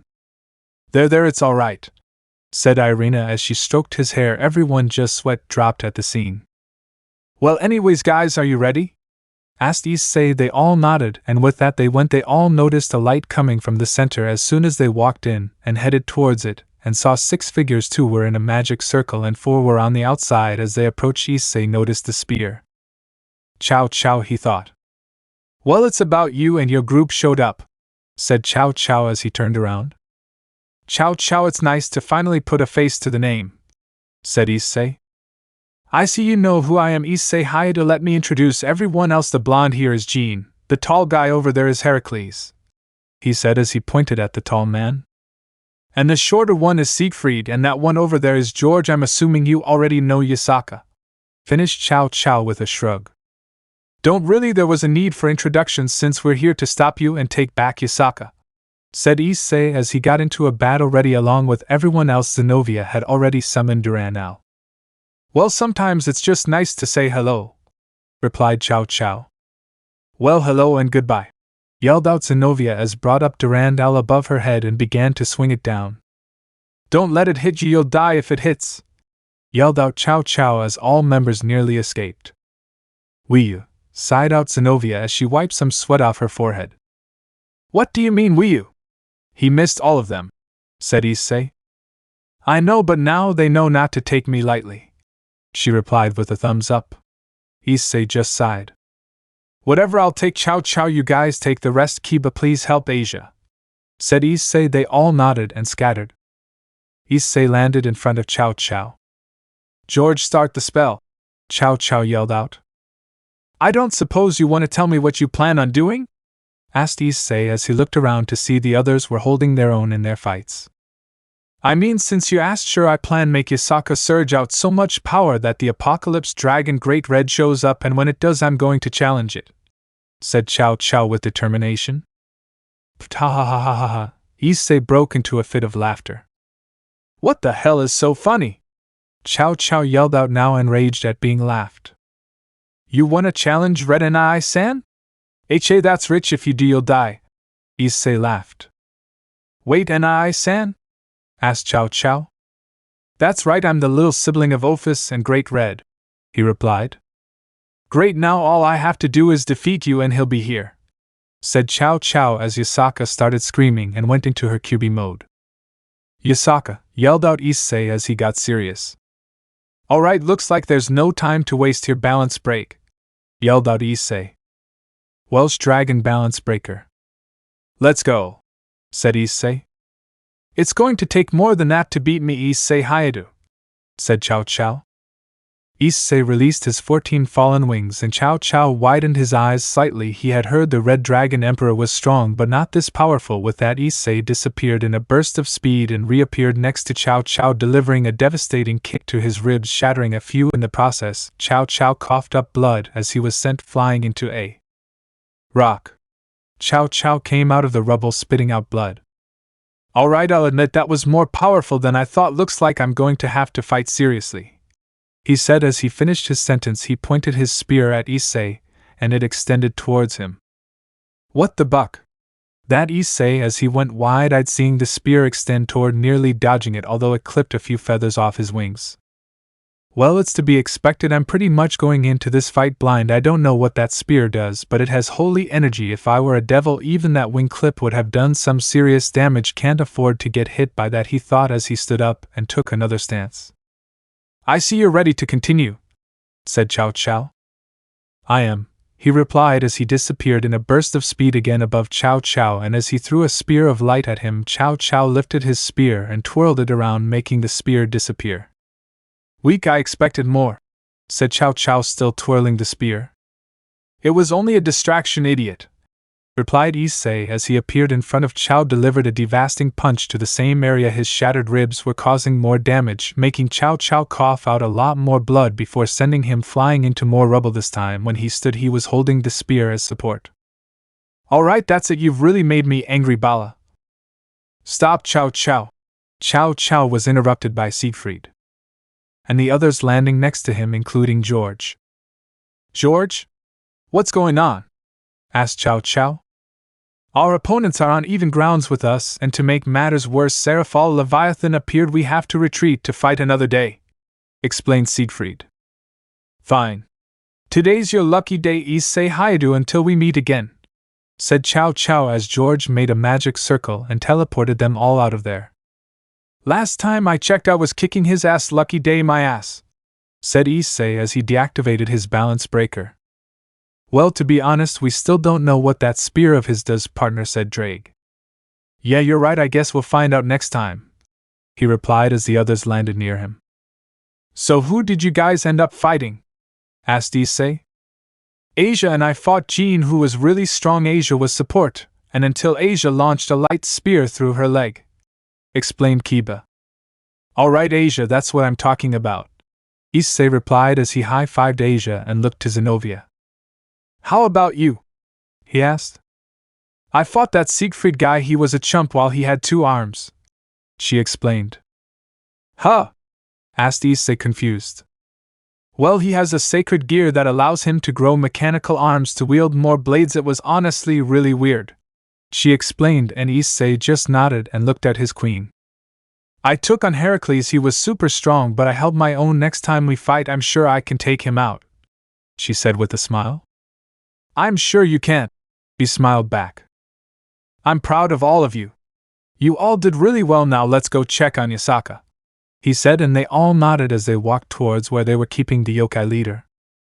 They got to the spot to see Serafall holding an unconscious Yasaka. Hey babe, is she okay? Asked Issei. Serafall looked up to see Issei and smiled. Hello, love, and yes, she's gonna be just fine, just needs some rest. It's a good thing I showed up when I did, she replied. It's sure. Here, let me carry her so we can take her home to her daughter, said Issei as he picked her up bridal style. Irina, can you make us a teleportation circle? Asked Issei. Of course, darling, she replied, and with they went back the estate. Scene change. They teleported back into the meeting room to quite a sight. To Kunou, and Vali has decided to play Monopoly to pass the time, and it seems like little Kunou had just bankrupted Vali. Issei whistled. Damn, Vali just can't catch a W, can you? Asked Issei. Shut up, he yelled. Then Kunou noticed they were back. Ka-san, she yelled out, and went to go hug her mother, who was waking up as Issei set her down. Kunou was crying into her chest while Yasaka patted her head.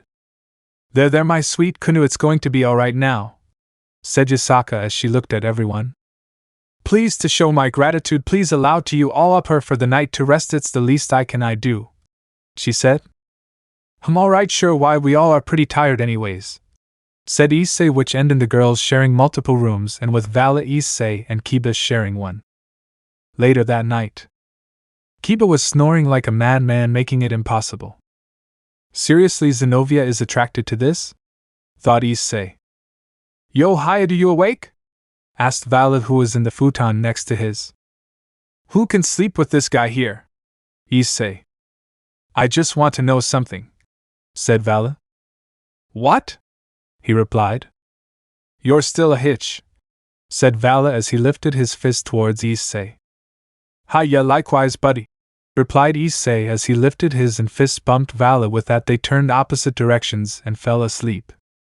Chapter 25 Training.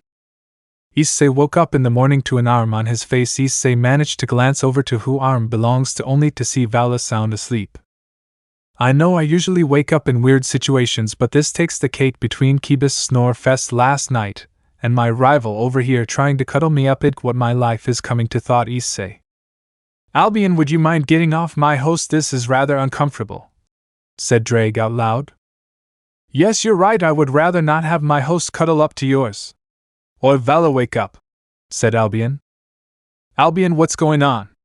Asked Vali, still drowsy while rubbing his eye with his other hand. Your sleep movement habits put us in a predicament. You're over here trying to cuddle the red 1-inch, said Albion in an irritated tone. What? Yelled out Vali as he jumped out from the futon and glared at Issei. We never speak of this again, said Vali.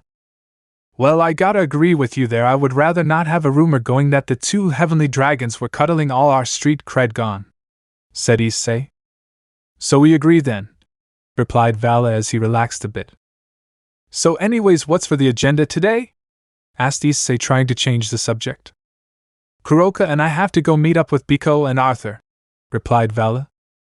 Nice. Yeah, but it's getting boring. I'm hoping to get someone to fight pretty soon, said Vali as he turned towards Issei, only to find him giving him a deadpan look. What? Asked Vali. Every time I get into a situation and I ask if you want to fight, you always shoot me down. All of a sudden you want to run into battle, guns blazing, said Issei. Yeah, but those are your enemies, not mine. What would be the fun in that? He replied. Yeah. At this, Kiba woke up and sat. Oh, look who's finally awake, said Vali. Huh? Asked Kiba in a confused voice. Kiba, you snore way too loud, said Issei. Kiba just blushed from embarrassment. Whatever, let's just get out of here, said Vali as he left the room. The rest of the trip went smoothly. Serafall and Azazel showed up from some diplomatic discussions that got resolved with a little help from Issei, and the group got to enjoy the rest of trip's regular teens. Time skip. They were about to head back to Ko and were at the train station. Issei and his peerage were in a group about to board the train. Alright guys, listen, I need to talk to you guys on the train, so just gotta head and wait for me there, said Issei. They all just nodded and went inside to get some seats as a group, and Issei turned back to the other two people with them. I would like to thank once again Issei for reuniting me with my daughter, said Yasaka. It's no problem at all, Yasaka-sama was only doing the right thing, replied Issei with a smile. Kunou gave him one last hug before he left. Will I ever see you again? She asked. Issei knelt down to face her. Yeah, you will, little one, but for now just stay out of trouble, alright? He said. Kunou only smiled brightly and nodded as he stood up again, and Yasaka walked towards him and kissed his cheek. Think of it as one last thank you. She smiled and he blushed as they walked away. He turned around to walk towards the train when he noticed Irina staring out the window with a pout on her face. Oh great, she saw that now. I'm gonna hear later, thought Issei. Let's just hope she doesn't speak of this to the Leviathan, said Drake through their mental link. Issei only nodded and walked into the train and sat with everyone. Irina still had the same pout, and everyone else just looked at him curiously. Alright everyone, after our confrontation with the hero faction, I believe it's time for us to do some serious group training, said Issei with a serious look on his face. But Issei-sama, I thought it went smoothly, said Rosweiss. Oh yeah, I kicked Cao Cao's ass, but the problem with that is he didn't use his balance breaker yet, and I don't know what the spear can do yet, he explained. And knowing our luck, our opponents will only continue to get stronger. I want us to prepare and get stronger so we can all make it home safe no matter what. He continued. Everyone smiled at his explanation, cause at the end of the day they were more like family. Scene change. They arrived at Ko and went to the Hyder residence. Alright, before we get started let me call Ray over, said Issei as he made a phone call, and a minute later Rainier teleported into the living room. What's going on? She asked. We're all going to train as a group. We had a little run-in with the hero faction in Kyoto, and I want us to be more prepared, Issei explained. Okay, sounds fun, she replied as Issei looked at Kiba. Kiba, I'm sorry, but I want us to go solo. I hope you understand, said Issei. No problem, completely understand. I have to report to Rias anyways, Kiba replied as he gave Zenobia a quick kiss goodbye and teleported out of there. Hey Bait, can you make a magic circle for all of us? Open land with nowhere near civilization, please, asked Issei as he looked at Irina. Hi darling, she replied as she made a magic circle big enough for all of them. And they were gone. Scene change. Mountain area. The area they had teleported to was in the mountain forest area, had a great view, and Issei could tell no one was around for miles upon miles. This is perfect, thank you, said Issei. So what's the plan, Issei and I? Asked Asia. I'm glad you asked, Asia. It's gonna be all of you against me, said Issei as he hit his fist against an open palm, and they looked at him like he was crazy. I think you're maybe jumping the gun on this, Issei. It's 5 versus 1 and 3 of us are cadres and the other 2 are middle class, said Rainier out of concern. Oh, I'm gonna be in balance breaker since 3 of you are cadres, so depending on how it goes I may or may not go into Juggernaut Drive. Come at me with lethal force. With me being part dragon, my healing factor's pretty good, also with help from these, explained Issei as he reached and pulled out 3 vials of Phoenix Tears and put them away. Just try not aim for my heart, it would very hard to recover from that, he continued as he shrugged. His peerage still looked at him like he was crazy.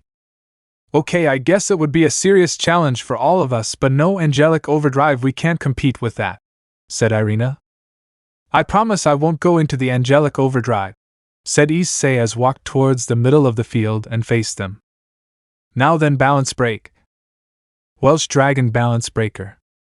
Whenever you girls are ready, said Issei in his armor while stretching his shoulder a little bit. They all looked at each other and nodded. He was serious, so they would take this seriously, and with a newfound resolve they all released their wings. Zenobia summoned Durandal, and they all took a battle stance.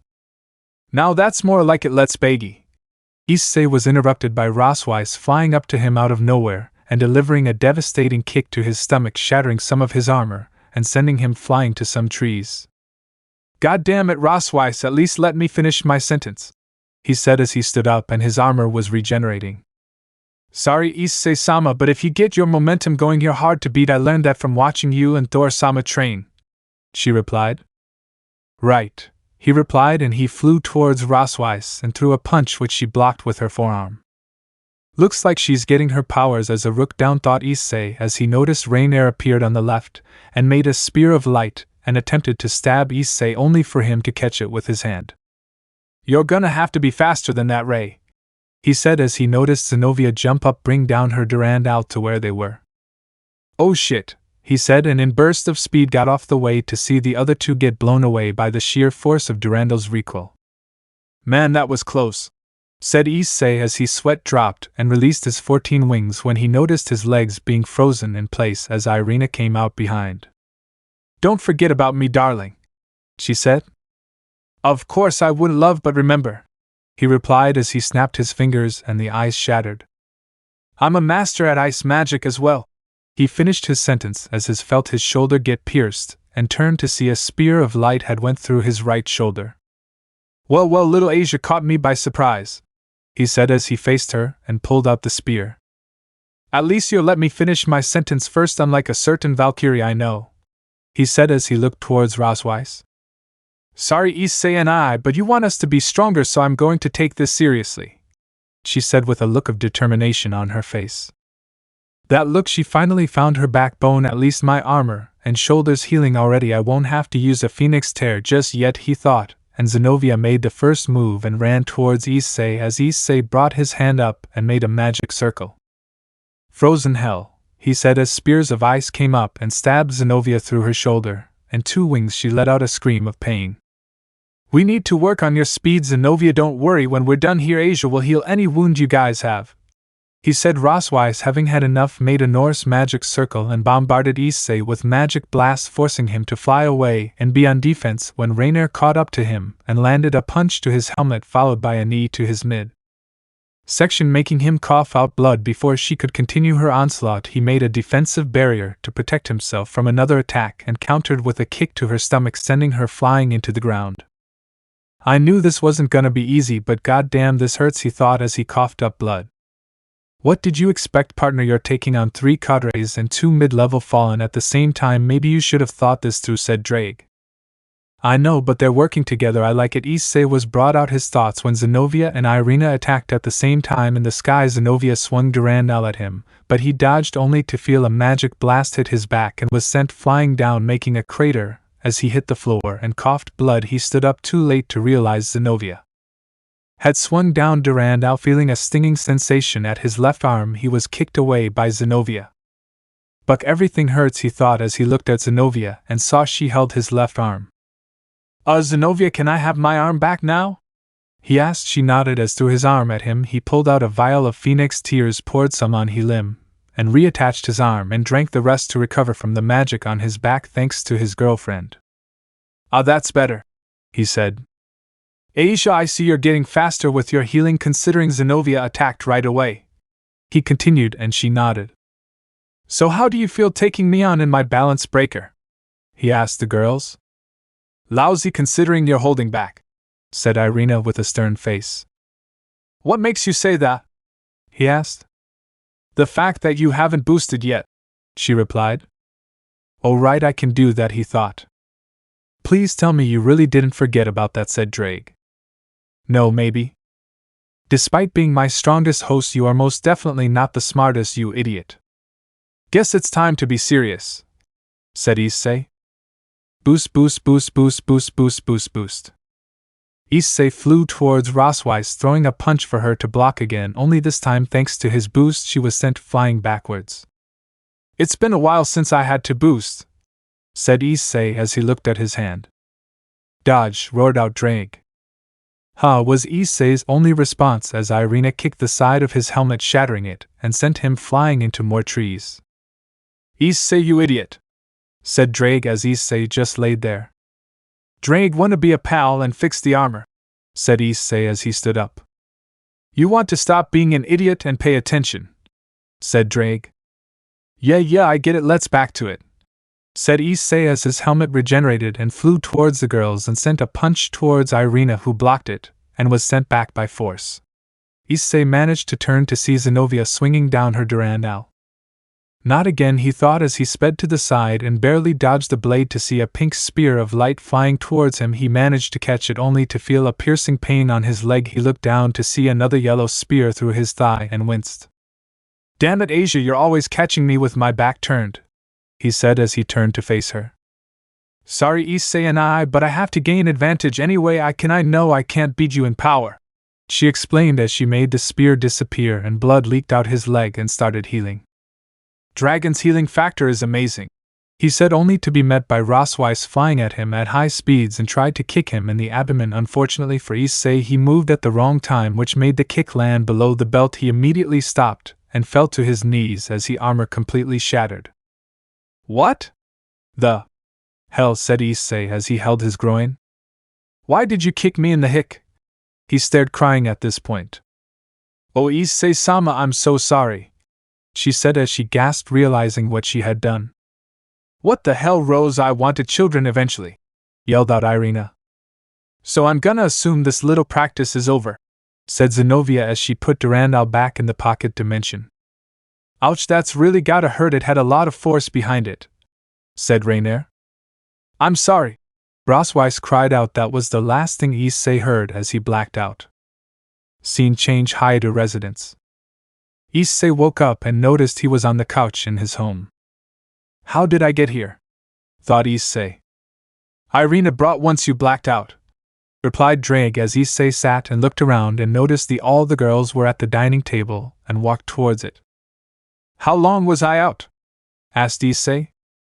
About 4 hours once again. Issei-sama, I'm so sorry, said Rosweiss as she slammed her head on the table. It's fine, what's done is done. Now let's talk about what happened. First off, Zenovia, congratulations on taking one of arms. Now when you train, what you need to focus on is speed. Durandal slows you down a bit cause of its weight, but if you build your speed up then you'll be fine, explained Issei as he looked at Zenovia. Rosweiss, your magic abilities are not to be made fun of. You almost got me a few, and your hand-to-hand is decent as well. For you, I would suggest working on your spears of light to hand to your hand-to-hand, he explained as he looked at Rosweiss. Hi Issei-sama, she replied. Ray, your spears are pretty good along with your other magic. The only thing I suggest is increasing your hand-to-hand combat skills, he explained, and Rainer just nodded. Asia, you got me by surprise twice today, and both times hurt like hell. Now your magic is good, however your hand-to-hand needs a lot of work. I suggest you and Ray train together to further expand your skills, he explained. Hi Issei and I, she replied with a look of determination on her face. Now for Irina, he said as he looked at her. Your magic hurts like hell. Your hand too is good since you managed to shatter my helmet. You're using the properties of a queen perfectly. I have no doubt next time we meet the hero faction you'll be ready, he said as he smiled at her and stood up. Now if you all would excuse me, I'm going to bed. Need to talk to Rias in the morning about Kyoto, he said as he stretched. I'll be in there soon, darling, said Irina. Okay, he replied. Good night, he said as he walked away. Good night, they all replied. All the girls stayed at the table for a bit to talk about the day and what they need to improve on. Rainier just stayed the night in Asia's room since their conversation ran late. Now with the hero faction known, they need to sharpen their skills to be ready for what's to come. Chapter 26 Gift from Heaven. Issei awoke the next morning to feel a weight on his right arm. He looked to see the familiar chestnut-colored hair. It was Irina, who was still sound asleep. Better Irina or Serafall than Vali, thought Issei. I can agree to that, said Drake in the mental link. Speaking of which, I should pay Serafall a visit today. I haven't seen her in a few days, he thought as he managed to slide his arm from underneath Irina and stood in front of the mirror. He had a slight scar on his right shoulder from where Asia had hit him with the light spear the day before, but he wasn't going to mention it. He didn't want to worry her. He smiled as he went to shower and get ready. By the time he came out of the shower, he noticed Irina wasn't there anymore. She probably went to go get ready for school, he thought. He just shrugged it off and put on his uniform and went downstairs. When he got there, he saw everyone, including Rainier, was already eating. He also noticed a plate set up for him. Good morning, everyone, he said as he went to go sit down. Good morning, they all replied. So what's everyone's plan for today? He asked as he took a bite from his toast. Well, the other teachers and have a meeting after school, so I'll be busy most of the day, said Rosweiss. Kiba and I are going to see a movie after school today since he's free today, said Zenovia. Ray-chan and I are going to train a little more after classes today, said Asia, and Rainier nodded to confirm. I'm going where you go, I have nothing to do, hee, said Irina as she laughed sheepishly. Of course, you're always welcome, love, said Issei as he held her hand. What about you, Issei and I? Asked Asia. Well, I gotta talk to Rias, and I'll probably pay Sarah-chan a visit since I haven't seen her since a few days before we left Kyoto, said Issei, and everyone just nodded. Everyone had their own plans, and that was okay. The rest of the breakfast was ate in a comfortable silence. Scene change.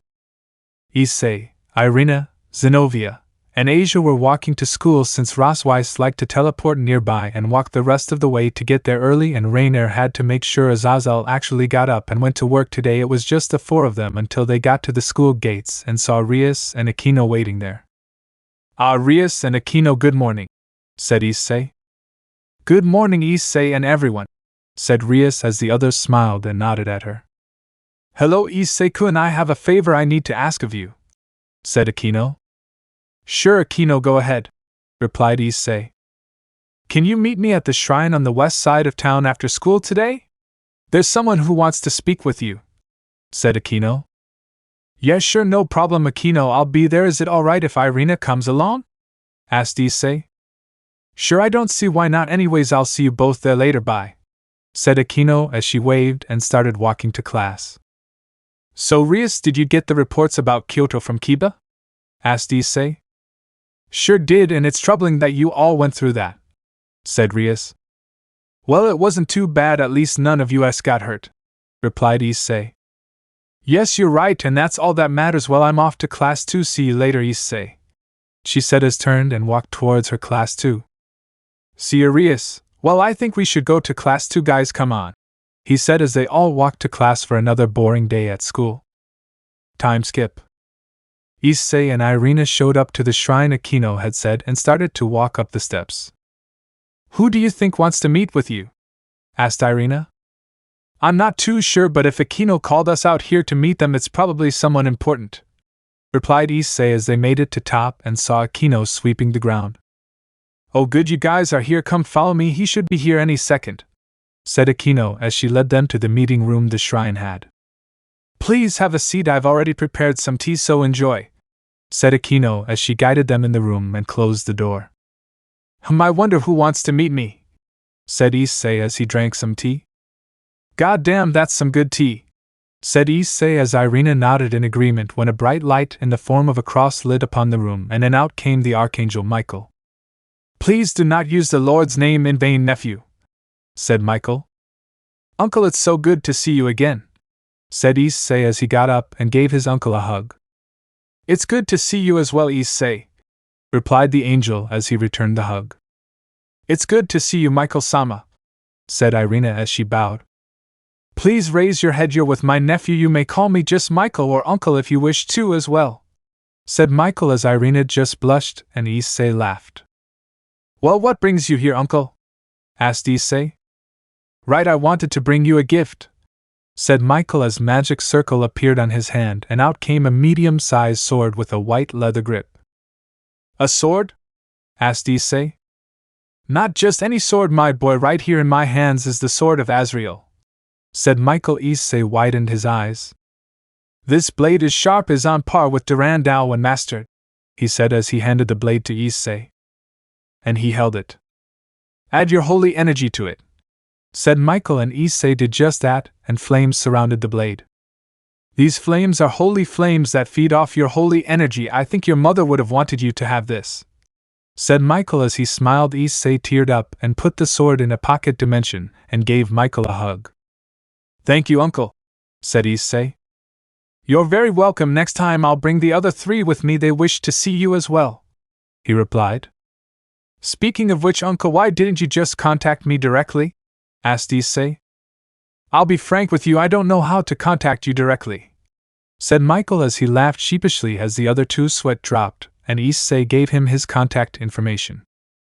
Well, I must be off, I have important matters to attend to in heaven, said Michael as he was getting ready to teleport away.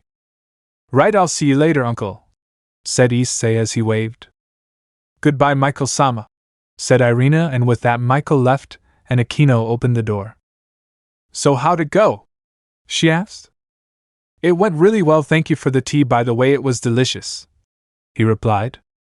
Ah, thank you, she replied as they headed out. As they were about to walk down the stairs again, Issei turned to Irina. Irina, go ahead and teleport home, I'm going to go see Serafall for a bit, he said. Okay, darling, I'll see you later then, she said as she made a magic circle and teleported home. He nodded as he made his own and teleported to the Underworld. Scene change. Issei teleported to some studio for a TV show and looked around until he stumbled across a certain magical girl in the middle of shooting a scene. Ha ha ha ha ha ha, this never gets old, said Drake in their mental link. Yeah, laugh it up, replied Issei as he waited for them to finish. Once they were done, Serafall hadn't noticed Issei and went to get some water, so he decided to surprise her and snuck up behind her and said, Good job out there, babe. Her eyes widened when she realized who was behind and turned around and jumped at him to hug him. Issei, my love, I've missed you, said Serafall. I've missed you too, he replied as he returned the hug, and she pulled him into a kiss. What are you doing here? She asked as they broke apart. I wanted to see you since I haven't seen you in a few days, and last time I saw you were on official business, he replied. Oh right, well I'm happy to see you. I was thinking about going over tonight too, she said as she smiled brightly. I mean, you always can, you're always welcome to spend the night, he replied as he smiled. I know, so how was your day?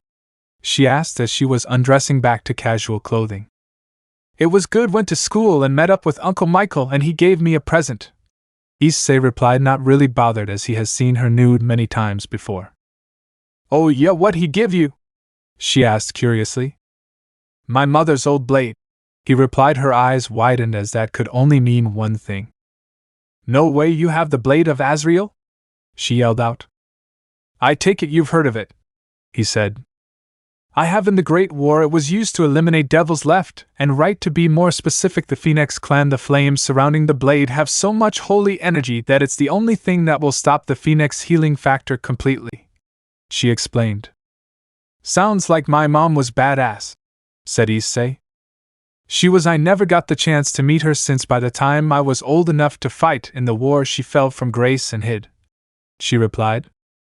And here I am in love with her son, she continued and smiled, putting a bra on. Haha, I love you too, Sarah-chan, he replied. Now where we going? She asked as finished getting dressed. I don't know, haha, I kinda just came because I wanted to see you. I didn't really have a game plan, he said as he rubbed the back of his head, and Serafall pouted. I'll make it up to another day, I promise. For now let's just go back to my house and hang out, he said as he patted her head. Alright, but you owe me a date, she said as he made a magic circle for the both of them, and they teleported away. Hayada residence. They teleported into the living room to see Rosweiss grading papers. Ah, Rose-chan, hi, said Serafall.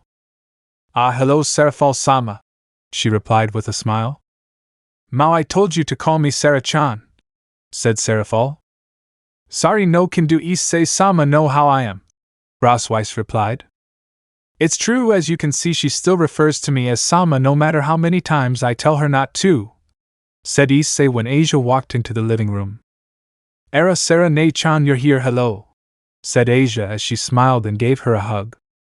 Asia-chan, I miss you too, she replied as she returned the hug. Where's Irina and Zenobia? asked Issei. Irina is almost done with dinner and Zenobia isn't back from her date yet, said Asia, only to have Zenobia and Kiba walk into the living room. Never mind, here she is, said Asia. Hello, Leviathan-sama, said Kiba as he bowed. Please, none of that while we're at Issei's house. Please just call me Serafall or Sarah-chan, said Serafall. Serafall it is then, he replied. What are we doing? asked Zenobia. I want my rematch, said Issei as he walked toward the board games. On? asked Zenobia. This, he replied as he pulled out Monopoly. Love, give it up, you're not gonna beat Kiba, said Serafall as she deadpanned. No, I'm fully convinced he cheats, replied Issei. What's going on? asked Irina as she walked in and saw the game. Not again, she sighed as she shook her head, and Asia giggled. They ate dinner as if they were one big family and played Monopoly, only Issei to lose again. Sometimes it's days like these where it's nice to feel normal. Unknown location. Two hooded figures stood in an alleyway. You have it? asked one. Of course I have it, but why do you need it? Was difficult to obtain, the other replied as he handed the other a vial. Let's just say I need a dragon slain, he replied. The other figure just nodded and teleported away. Finally, the blood of Samael. Chapter 27, a warning. Issei woke up on his bed along with Serafall and Irina. Well, life is good, Drake, he thought. I guess it is for the moment, replied Drake. Way to kill the mood, Drake. I'm sorry, partner, but this feels like calm before a storm. Kinda thinking about it, you're right. Oh well, I guess no easy life for me, thought Issei as he sighed. He was trying to get, but unfortunately the weight of both Irina and Serafall would prevent that. Hey, you two, wake up, he said as he attempted to shake them awake. Partner, I don't know why you're still attempting to wake them up that way, said Drake. Because it's the nice way, however, you're right, he replied as he charged up some lighting magic in his hand when he felt his hand freeze up on Serafall's side and he looked at her. Her eyes glowing a light blue and went back to their natural color. That's not going to work this time, my love, she said as she kissed his cheek and got up. If you were awake, why didn't you respond when I shook you? Asked Issei as he arched an eyebrow and unfroze his hand. Because I like to cuddle, she replied as she stuck her tongue out and began to get dressed. So what are your plans for today? He asked as he managed to get his other arm free from under Irina and stood up. Well, I have to talk to the other Mao about some political stuff, then I have endured being around Gabriel for a meeting of the factions, replied Serafall. Issei just chuckled a bit. I forgot you and her are rivals, but please be nice, she is my aunt after all, replied Issei. Yeah, I get it, she replied as she waved her hand dismissively and went to brush her teeth. Issei turned to Irina, who was still asleep, and sighed. Like a rock, he said as he charged up a small amount of lightning magic on his hand and shocked Irina awake. She let out a low scream and fell off the bed. Really? You could just shake me awake, you know? She yelled out. I tried, this is the only way to wake you up, he replied as he smiled at her, and she just pouted. Ah, Irina-chan, you're awake, said Serafall as she came out of the restroom. Yeah, thanks to this jerk, she said as she glared at Issei, and he just waved his hand dismissively. Yeah, just get ready so we can go eat breakfast, he said. She just rolled her eyes and got ready. They went downstairs to find Kiba and Zenobia and Asia eating breakfast. There were 3 extra plates on the table, and they all sat down and started eating. Where's Rausweiss? Asked Issei. She left early, she a meeting to attend to, explained Asia. Issei nodded and turned to Kiba and remembered the events of Kyoto. Zenobia, I gotta ask, how do you manage to sleep with Kiba around? Guys snores loudly, asked Issei as he deadpanned. Kiba just blushed with slight embarrassment. Well, you see, she said as she mumbled the last part. Huh? He asked. She snores too, said Irina as she took a bite of her toast. Zenobia just blushed and glared at Irina. What, it's true, said Irina as she shrugged. What? Really? But I don't hear anything, said Issei. That would be my doing, Issei and I, said Asia. Huh? Explained, said Issei. Well, see, I got tired of hearing her snore aloud. My room being next door, it kept me up, so I put a silencing spell on her room, explained Asia, and Issei just burst out laughing. Kiba and Zenobia just blushed in embarrassment, and Serafall giggled. Well, enough of that, let's just get the day started. The sooner we're at school, the sooner we come back home, said Issei as he got up and put his dish in the sink. Everyone was pretty much in uniform, already ready to go. Alright, love, I'll see you another time, just text me, okay? Said Serafall as she walked up to Issei. Will do, babe, he replied as he smiled, and she put a hand on his cheek. I love you, Issei. She said. This somewhat took him by surprise since she rarely called him by his name anymore, but replied nonetheless. I love you too, Serafall, he replied, and with that they shared a passionate kiss until Serafall teleported away. Issei opened his eyes. Man, talk about a goodbye, he said as he smiled and walked towards the door to put his shoes on when a Norse magic circle appeared and out came a man with a muscular figure wearing dark-colored armor and a red cape and short blonde hair and beard to match. Issei recognized this person immediately. Unfortunately, the others did not, and they took a battle stance. The man raised an eyebrow at this. Everyone stand down, you guys wouldn't have a chance to beat him even with all of you combined, said Issei as he smirked. Issei, who is this person? Asked Irina on high alert. Everyone, this is the god of thunder himself from the Norse mythology. Everyone meet Thor, said Issei as he smirked. To say everyone else in the was shocked would be an understatement. There was a god in the room that just appeared out of nowhere. Issei, my friend, it's good to see you again, said Thor as he smiled and reached out his hand towards Issei. It's good to see you as well, Thor-sensei, replied Issei as he took his hand and shook it. What brings you here? Asked Issei. I came by to see if you were okay, considering you haven't been online in quite some time, said Thor as he made himself at home and sat down on the couch. Sorry about that, I've been really busy and all, replied Issei as he scratched the back of his head sheepishly. Now everyone was confused. Darling, what does Thor-sama mean by online? Asked Irina. Oh well, see, Thor here is an avid gamer like Azazel and myself, explained Issei. Does every powerful being in their respective faction play video games? Asked Zenobia.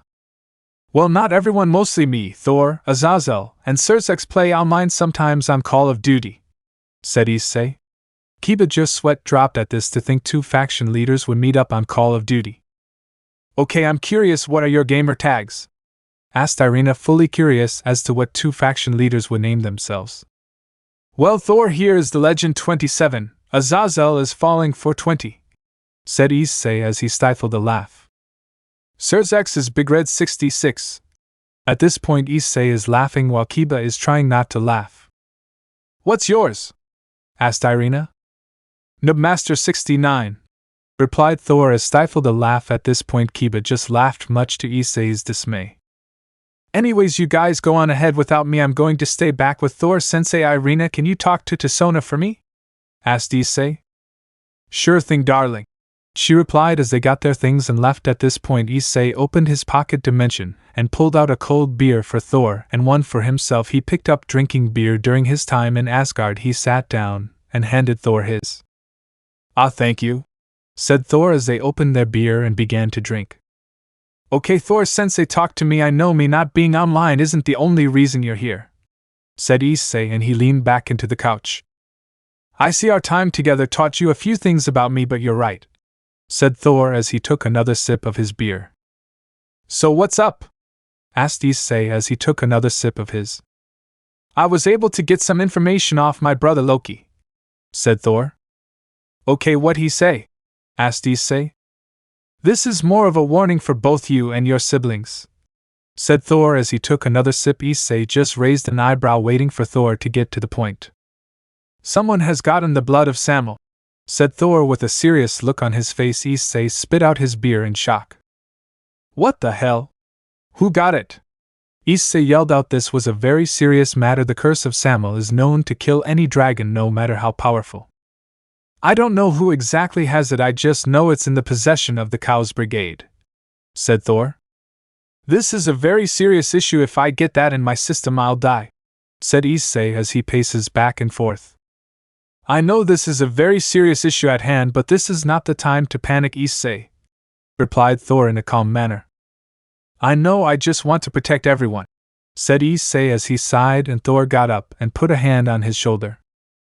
Issei, your friends are powerful enough to manage themselves should the need arise. You just have to focus on staying alive. I know if anyone can stop these guys, it's you. Should the need arise, I'll fight alongside you, my friend, said Thor as he smirked. Thanks, Thor-sensei, that's really assuring, he replied as he calmed down. Attaboy, now how is Rosweiss? Asked Thor. She's good, I got her a human job as a teacher at my school so she could earn some income, replied Issei. That's good to hear. I thank you for putting up with her. She's strong, but she's always been a bit of a klutz, said Thor as he laughed. Yes, she is, he replied. Well, I've said what I've come for, so I'll be off, said Thor as he made a magic underneath him. Until next time, he said, and with that Thor left. I need to inform my siblings of this, said Issei as he made a magic circle on his hand with the infinity symbol, and a tear in the dimension appeared, and then he walked through to see his sibling. Well, that's a first. I usually have to find you guys, said Issei as he smiled. Yo, Issei-chan, what brings you here? Asked Red. I've learned some disturbing news about the Chaos Brigade, said Issei as he took a serious look on his. Okay, little brother, we're all ears, said Ophis. Thor just came by to tell me that the Chaos Brigade has somehow acquired the blood of Samael, he said with this. Ophis and Red looked at each other. That is disturbing. I'll go poke around, see what I can find, said Ophis as she stood up. Be careful, Ophis-chan, even you aren't fully immune to the curse of that beast, said Red in a serious tone. She nodded back, teleported out of there. Issei, I know you're strong. Hell, you're one of the top 10 strongest beings in existence, but even with your lifespan as a fallen, you aren't immortal. Please don't get yourself killed, little brother, said Red as he put a hand on his shoulder. I wish I could promise you I wouldn't, but you know I don't make a promise that there's a chance I can't keep the peace. Depends on what's happening now, and I have strong support. I'll be careful, said Issei. Red just nodded in understanding. The Cao's brigade is filled to the brim with strong enemies, and Issei, no matter how powerful he may be, is only one man. Well, that's pretty much what I came here for. I have to speak with the others, said Issei as he turned and made another tear in the dimension. Take care of yourself, little brother, and say hi to Asia-chan for me, said Red.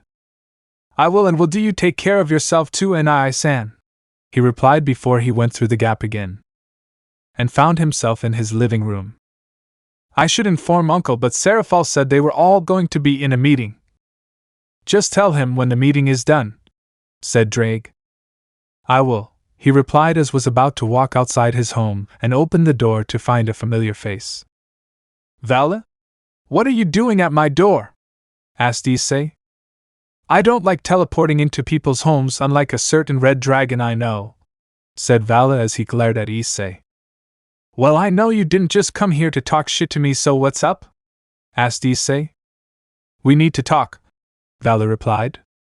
Sure, come in, said Issei as he stepped to the side to let Vali in. Vali walked in, and as soon they reached the living room, he turned towards Issei. Well, what's up? Asked Issei. I found the Holy Grail, said Vali in a serious tone. Well, I'll damn, just more excitement to add for today, replied Issei. Chapter 28 Trouble with the Vampires. Issei just stared at Vali with a serious look on his face. Well, are you gonna say anything, or are you just gonna stare at me like a creep? Asked Vali. Sorry man, it's been a hell of a day. I just found out some serious shit, and now you tell me that you found the possessor of the Sephiroth Graal, said Issei as he rubbed the back of his head. Hold up, what did you find out? Asked Vali. I'll tell you after you tell your side first, replied Issei. Alright, fine, said Vali as he sighed. In Romania is where the vampire faction reside, but right now they're at a civil war with one another over the Sephiroth Graal between the Teeps faction and the Carmilla faction. Both sides want power, but I've been hearing rumors that the Cao's brigade is going to use the fact that they're at civil war to intervene, explained Vali. How do the vampires have the Graal? I thought the Longinus gears, or any gear in general, could not born into a supernatural being, asked Issei. The leader of the Teeps faction has a daughter. Her name is Valerie Teeps. She's a damper. She was born of a human mother, explained Vali. I don't see how that matters enough to cause a civil war, replied Issei. The fact of the matter is that the vampire faction think anything less than a pure blood is worthless, hence the name damper, and the reason why the Carmilla faction wants the Sephiroth Graal is because they think Valerie is unfit to have it since she's a half-blood, interrupted Issei. You know it's not nice to interrupt someone, said Vali as he glared at Issei, and Issei only chuckled. Relax, Vali, I'm sorry, said Issei as he waved his hand dismissively. Anyways, I'm here because I'm going to Romania to stop the Cao's brigade. They already have the true Longinus. The last thing they need is another powerful holy relic, said Vali. What does the Sephiroth Graal even really do? Asked Issei as he raised an eyebrow. You're not well informed, are you? Asked Vali as he rubbed the bridge of his nose. That's why I'm asking, douche, replied Issei. Well, thanks to Azazel being a Sacred Gear fan, but I read some of his research, so the Sephiroth Graal, long story short, can resurrect the dead as long as the soul is still intact to this plane, and I read that has some amazing healing abilities on par with Phoenix Tears, explained Vali. It can resurrect the dead? And you're saying it like it's no big deal? Issei yelled out. Yes, I know, that's why I'm going to Romania to stop them, said Vali. I'm going too, said Issei, and Vali just raised an eyebrow. This is some serious shit, Vali, and knowing the Cao's brigade, they're gonna send some strong opponents, especially since it involves a holy relic, explained Issei. Very well then, said Vali. What time are you trying to go? Asked Issei. We wouldn't be able to leave for another few hours since I have to wait for Biko to come back from his training, said Vali. Great, gives me time to assemble the peerage together, he replied. Alright, well, I'll take mine, but before I go, what's the info you have? Asked Vali. Right, it's a real serious situation. Someone from the Cow's Brigade has acquired the blood of Samael, said Issei as he took a serious look on his face, and Vali went wide-eyed. Damn, things are getting worse and worse as the days go by, said Vali. You got that right. Anyways, just come back here in a few hours and we'll go, but come ready to fight, said Issei. I should be telling you that you've been living a little too peaceful lately if you asked me, said Vali as he waved when he went out the door. Well, I should probably just take a nap till we go, said Issei out loud. That would be wise, partner. I feel like you're going to need to be at 100% strength, said Drake as Issei yawned. You're right, Drake. Well, let's go, he replied as he went back to his room and took a nap to pass the time. Time skip. Issei woke up and looked at the clock. Everyone should be back home by now, and he got up and went into the living room to see Zenobia and Irina on the couch watching TV, Ross Weiss on the table grading papers, and Asia about to make dinner. Asia, don't make dinner, said Issei. Why? Yelled out Irina. Yeah, why Issei and I? Asked Asia, and Ross Weiss just looked curiously. Hold that thought, said Issei as he made a magic circle appear by his ear, and 30 seconds later it disappeared. At this point everyone had an eyebrow raised and a magic circle appeared in the room, and out came Rainer. Okay, now that Ray's here I can explain everything, Issei said as he sat down on the couch. Vali came over today and explained something's going down in Romania. The vampire faction is in the middle of a civil war, and he believes the Cow's Brigade is going to Romania, said Issei. Why there? Asked Rainer. Because the daughter of the leader of the Teeps faction is Valerie Teeps, also known as the possessor of the Sephiroth Graal, explained Issei. At this point everyone widened their eyes, especially Rainer. Because of her dad she knew exactly what it can do, and at the hands of the Cow's Brigade it wasn't a good thing. So Vali should be here any minute now, and we'll all be going to Romania along with his team to assist him on stopping the Cow's Brigade, so get ready for battle, said Issei. Zenobia and Irina nodded and caught up and went to go get ready. Ross Weiss got up too. She no longer wore the Valkyrie armor, but she did wear her workout clothes so she could fly around easier. Oh, Ross Weiss, before you, Thor-sensei stopped by. He said hi, said Issei. Thor-sama was here? She yelled out. Yeah, but you had already left. In fact, we were on the way out too when he showed up, he replied. Oh, so that's why you didn't show up today. Well, I'm off to get ready, she said as she went to her room, and Asia went to chance her clothes too, and Issei looked at Rainer, who was in casual clothing. Are you ready, Ray? He asked.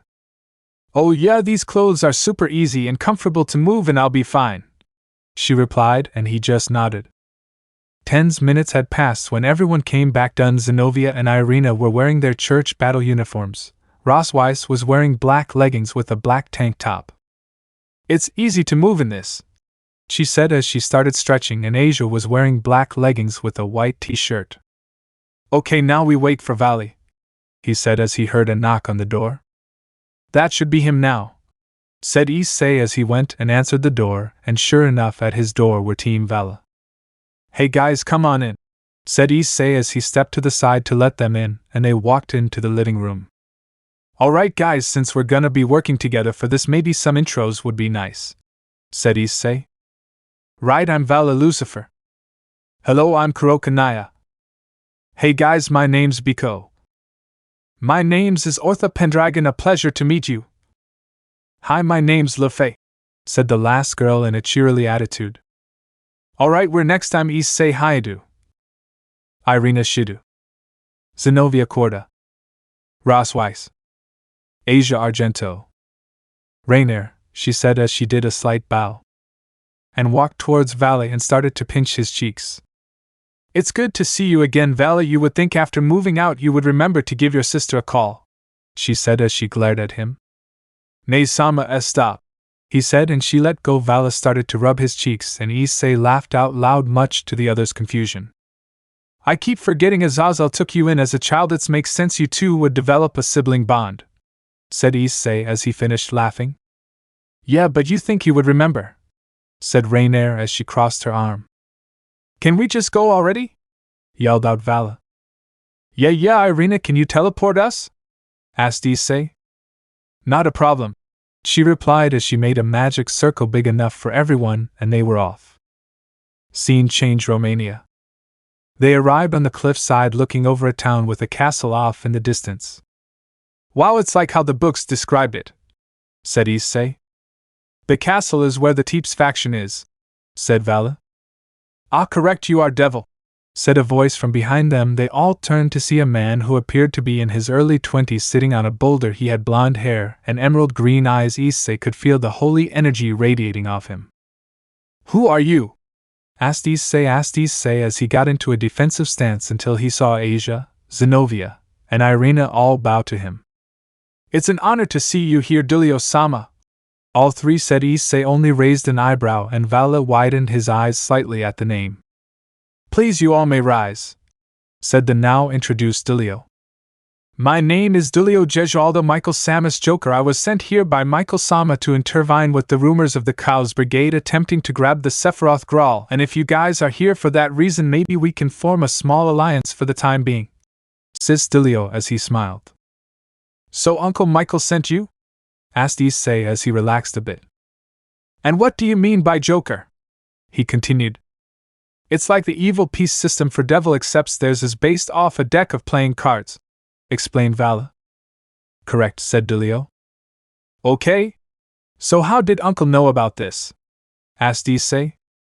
I see, so you're the nephew of the Seraph's. Pleasure to actually meet you in person, said Dulio. Right, sorry for my manners. My name's Issei Haidu, said Issei. I'm aware of who you are. Gabriel-sama dotes on you a lot considering you are her only nephew, Dulio replied. Right, I should probably give her a call, replied Issei as he rubbed the back of his head. Anyways, how long have you been waiting here? asked Vali.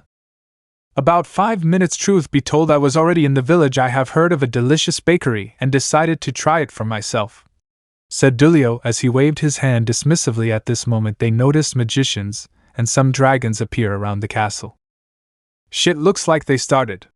Let's go, said Issei as he spread his wings and took off. His peerage nodded and followed his lead along with Dulio. Team Vali decided just to teleport there considering Arthur and Lefay were human. As they flew into the area, Issei gave out some orders to his peerage. Zenobia and Rosweiss, you guys deal with the dragons, said Issei. Okay, Issei. Hi, Issei-sama, they both replied as they separated from the group to fight their enemies. Ray and Asia, you go deal with the magicians. Irina, provide backup for both pairs. Right. Hi, Issei and I. Roger that, the last three replied as they separated from the last two. Since Uncle sent you, I'm assuming you can hold your own in a fight? asked Issei. I'm not known as Heaven's trump card for nothing, replied Dulio as they landed in front of the bridge leading up to the gate, and saw a magic circle appear, and out came Team Vali, and Vali looked up. Biko and Arthur go help with the dragons, said Vali. Right. As you wish, they replied as they took off running. Kuroka, can you and Lefay help with the magicians? asked Vali. Are you three gonna be alright? She asked. We got the 2 heavenly dragons and Heaven's trump card. I'm sure we can manage, he replied as he smirked. Alright, come on, Lefay, she replied as they took off. Any idea of who we might be facing? asked Dulio. None, but I hope it's Cao Cao so I can kick his ass again, replied Issei as they started walking across the bridge. They made it most of the way across when they noticed a figure standing in front of the gate. He had blonde hair with black streaks, and had heterochromatic eyes. His left eye was black and the right gold, and he had pointed ears. I don't believe it, said Drake. He hasn't been seen in centuries, continued Albion. You two won't let us in on who that is? asked Issei. That's one dragon even Albion and I struggled with. The strongest of the evil dragons. The crescent circle dragon Crom Cruach. They both said at the same time. Chapter 29, Dragon vs. Dragon. Issei, Vali, and Dulio just stared at Crom Cruach when he finally decided to speak. Well, if it isn't Drake and Albion, to think you two would be working on the same side for once, said Crom Cruach. Crom Cruach, I wish I could say it's been too long, but it really hasn't been long enough, said Drake through the boosted gear. I can agree with that, said Albion. Well, no matter, no, I get to fight your host. Hopefully these two can put up a decent fight. You're looking at the strongest red and white dragon emperors this world will ever know, said Drake. Oh? Is that fact? Then let's put it to the test, shall we? So who am I fighting, one or all three? Asked Cruach. Who's leading this invasion? Asked Issei. If you really must know, it's Misajbm. Cruach replied. Vali clenched his fist at the name that didn't go unnoticed by Issei. Why would you tell us so easily? Asked Dilio. I hold no loyalty to him, I'm only here to fight strong opponents, explained Cruach. Guys, you two go ahead, said Issei, and they both looked at him like he was crazy. Look, we're wasting time here, we have to stop Misajbm, and let's face it, against Cruach I have the higher chance of surviving, so you two go. Oh, and don't die, said Issei as he smirked. You really are a crazy one, Haida, but fine, said Vali as he flew to the castle. Dilio gave Issei one more look before following. So you're my opponent, host of Drake, said Cruach. My name is Issei Haida, and you better damn well remember it. Balance break. Welsh Dragon Balance Breaker. Oh? So the balance breaker right off the bat? Well, let's see what you got, boy, said Cruach as he motioned Issei to come at him, and Issei flew in blinding speeds as Cruach and threw a punch that made contact and sent him flying into a wall. I'll admit you're stronger than I imagined, said Cruach as he climbed out of the crater he made in the wall. Just wait, it gets better, said Issei as he took a fighting stance. I would hope so, it would be a shame if you were to die today, Cruach said as he smirked and flew at Issei, kicking at his abdomen and making contact, shattering the armor. In the process, Issei was sent flying back. As he coughed up blood, he released his fallen wings to stop. I see you're a fallen and a powerful one at that. That means I don't have to hold back as much, said Cruach as he flared his aura. Oh, you were holding back? Said Issei as his armor regenerated. So was I, he continued as his own aura flared. Boost, boost, boost, boost, boost, boost, boost, roared out Drake as Issei flew at Cruach again, and was exchanging blow for blow. Pieces of his armor were falling away as he was being hit. Issei flew back a bit to get distance to let his armor regenerate a bit when he heard a voice behind him. Never take your eye off an opponent. He heard Cruach behind him as he felt a strong pain on his back as he was kicked down to the floor, making a crater. He coughed up blood as he got, and up felt a power surge. Looks like Vali entered the Juggernaut drive. Partner, you should also enter it. If things keep going like this in your standard balance breaker, you will not survive, said Drake. What about the Angelic Overdrive? Asked Issei. It puts out too much power. You would win the fight, however your friends would not survive because of the aura it gives out, replied Drake. Alright, Juggernaut it is then, I guess, he said as he stood up. Are you finally realizing you can't beat me? Asked Cruach. Not just yet, said Issei as he began the chant. I who is about to awaken am the heavenly dragon who has stolen the principles of domination from God.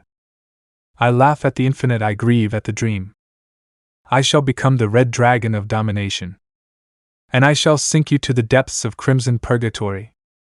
Juggernaut drive. Get ready, cause I'm taking this seriously now, said Issei in a voice that's mixed with him and Drake. So this is the Juggernaut drive? Well, let's see what. Cruach was interrupted as Issei flew up to him at blinding speeds and sunk his teeth into his shoulder. HHHH, you bastard! Screamed out Cruach in pain as he punched Issei's head as hard as he could to get released and sent Issei flying back slightly.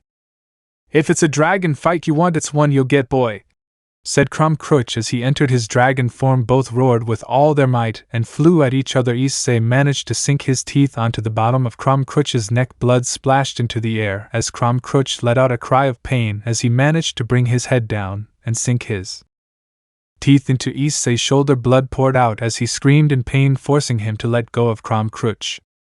Boost, boost, boost, boost, boost, boost, boost, roared out Drake with Cruach still on his shoulder. Take this on you, bastard, said Issei. Longinus Smasher, said Drake as the beam of energy came out of his chest, sending Cruach flying away into the ground, making a crater, causing dust and smoke to go in the air. At this point, Issei went back to his standard balance breaker, his shoulders still bleeding. "Any way you can heal this, Drake?" asked Issei as he tried to himself. "Sorry, partner, but anything short of Asia's healing won't heal you. Cruach fangs are vicious," replied Drake. "Yeah, I can see that," he replied as placed a hand on his shoulder. Still, Cruach took the Longinus Smasher point blank. Even Red and I-san would feel that, said Issei as the smoke cleared and he saw Cruach in his human form trying to stand, and he coughed out blood. Issei decided to end this and flew towards and landed on top of the crater. "Well, it's time to end this, Cruach," said Issei as he pulled out his mother's blade out of his pocket dimension, and the holy flames started to burn. Cruach saw the blade and widened his eyes and then glared at Issei. "You, where the hell did you get that sword?" yelled out Cruach. Issei slightly widened his eyes, a little taken back by his reaction to the blade. "You know this blade?" asked Issei out of curiosity. "During the Great War, the original owner of that blade and I would fight off countless enemies side by side. She was a force to be reckoned with when angered. Azrael, my first and only friend," said Cruach sadly. "I thought dragons didn't involve themselves in the war?" said Issei. "They did. We dragons love to battle. How do you think those idiots Drake and Albion got themselves sealed?" replied Cruach. "Once the war was over, she wanted to live a normal life and I accepted her wishes as her friend, but when I heard she was killed I went into hiding, deciding to side with Misajbm to pass the time," he continued. "But how can an evil dragon have friends?" asked Issei. "If you most know, evil dragons, if powerful enough, aren't completely blinded by bloodlust and rage. Take me, for example, but Azrael showed me nothing but kindness. Eventually I considered her, and she considered me a friend," replied Cruach as glared at Issei again. "Now tell me, where the hell did you get that blade?" yelled out Cruach. Issei sighed and deactivated his balance breaker, sword still in hand. "It was a gift from my uncle. It originally belonged to my mother," replied Issei, and Cruach widened his eyes. "My name is Issei Hayadu, son of Goro Hayadu, a human, and Azrael Hayadu, a fallen," said Issei as he spread his wings. "It's your win today," said Cruach as he stood up. "Huh?" asked Issei. "You are the offspring of my long-lost friend. In her memory, it would be an honor if you would let join you," said Cruach. Issei was completely flabbergasted at this point. "YHHH?" yelled out Drake. "Like I said, for her memory I would like to join you," he said. "I mean, I do have a rook left he'd be perfect for," Issei thought out loud. "So how about it, if you want to join me, would you like to be a rook piece? I can pretty much promise we're gonna run into strong opponents you can fight," said Issei. "I accept," replied Cruach. "Right, well, let's do this. After we're done here we have to stop Misajbm first." Issei was interrupted by an explosion at the castle and all the magicians and dragons teleporting away. "What the buck?" asked Issei, and he looked at Cruach. "Let's go," said Issei, and Cruach nodded as they flew towards the entrance. As they landed at the entrance, they see Dulio and Vali coming out of the castle. Vali had blood coming down his arm and Dulio was carrying an unconscious girl. "Who's that?" asked Issei. "This is Valerie Teeps. It's a long story. Can we finish it at your place?" asked Dulio. "Sure, that no problem," replied Issei. "So why is he with you?" asked Vali. "Oh, he's joining me," said Issei. "Huh?" yelled out both Vali and Dulio as the other members of the groups landed by them with a few scratches here and there but relatively unharmed. "What's going on?" asked Irina. "I'll explain everything at home." "Irina, think you can take all of us?" asked Issei. "Sure," she replied as she made a magic circle big enough for everyone and they left. Back at the Hayadu residence, everyone arrived at the house and Issei showed Dulio to a spare room to put Valerie down and came back to the living and sat on couch with everyone.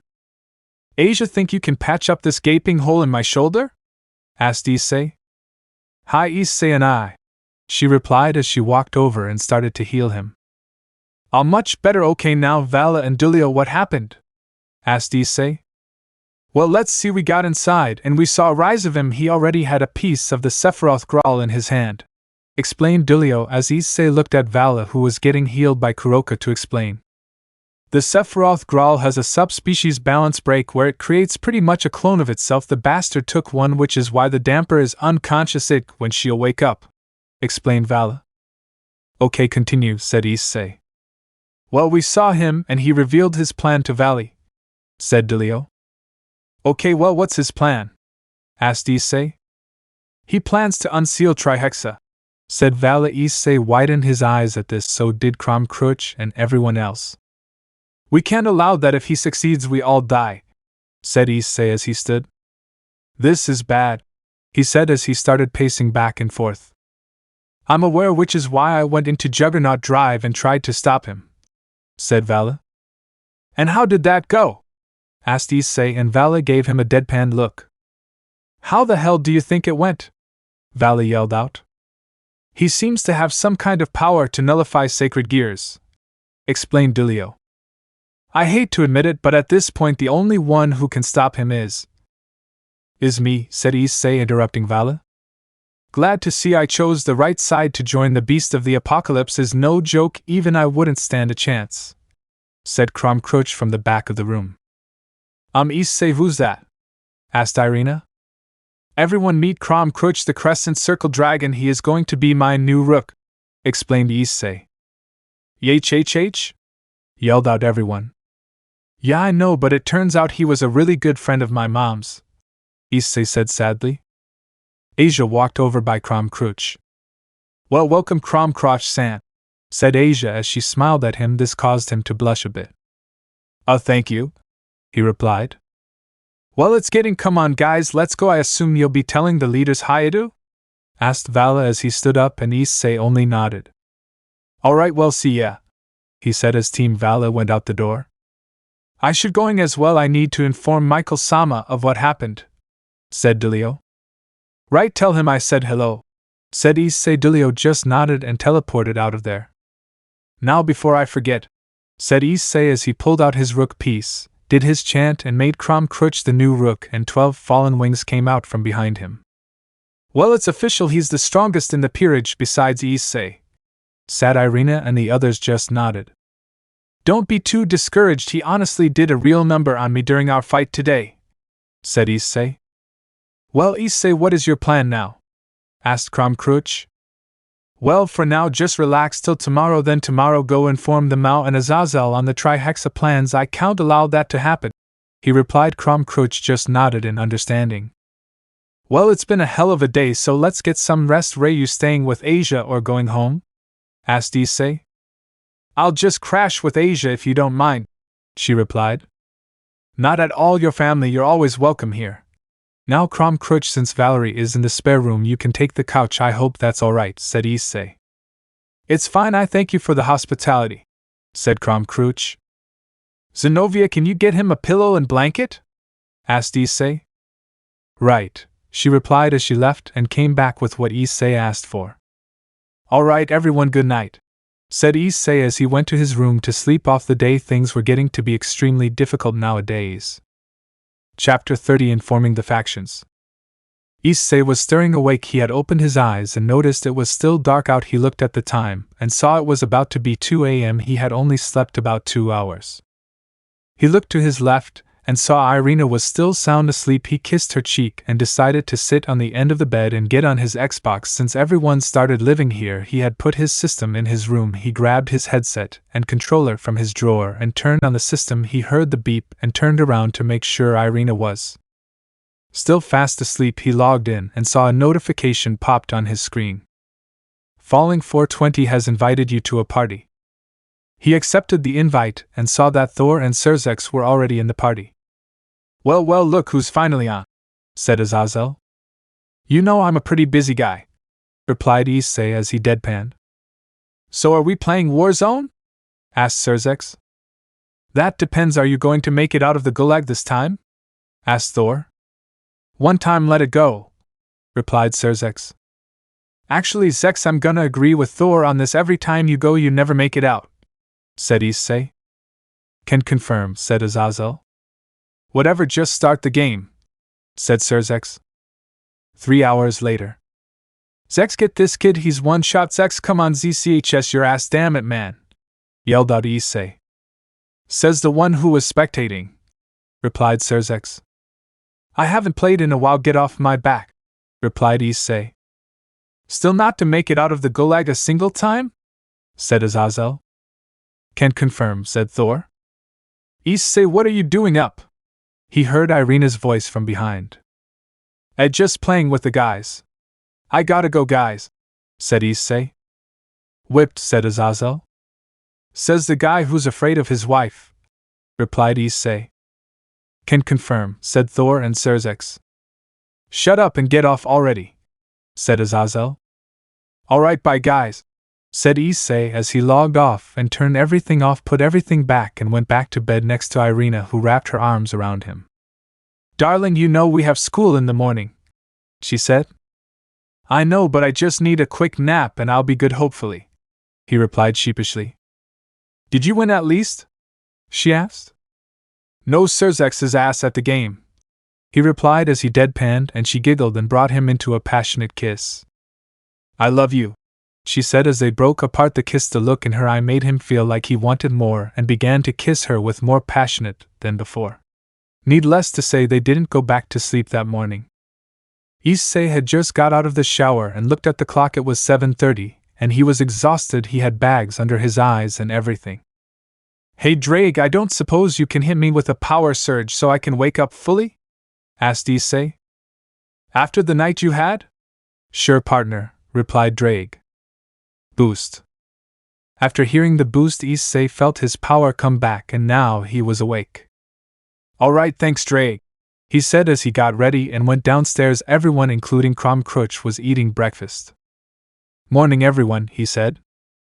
Good morning, replied everyone except Crom Cruach, who just simply nodded. Did Valerie wake up yet? Asked Issei. No, I checked her this morning. There's no telling when she will, but I'll keep checking on her while I'm home, said Asia. She had decided to stay home to keep an eye on Valerie until she awoke. Alright, Crom Cruach, you mind staying with her and guarding her? There's no telling what the Cows Brigade might do, said Issei. Of course, consider her safe, he replied, and Issei nodded as he began to eat. Irina, we have to go to the Orc today. If I recall, Gasper is a damper. Maybe he knows Valerie, said Issei. Sure thing, darling, she replied as she smiled. Zenobia, you want to tag along? It'll give you a chance to see Kiba, said Issei. Kiba has the day off today, so I'll be going over to his house today, she replied as she smiled. Issei didn't want to know what they were going to do. Everyone finished their breakfast and were off. Rainier had went back home right after breakfast, and Rossweiss went to the teacher lounge. We'll just go to the Orc after school. I'm sure she'll be there, said Issei as they walked onto school grounds.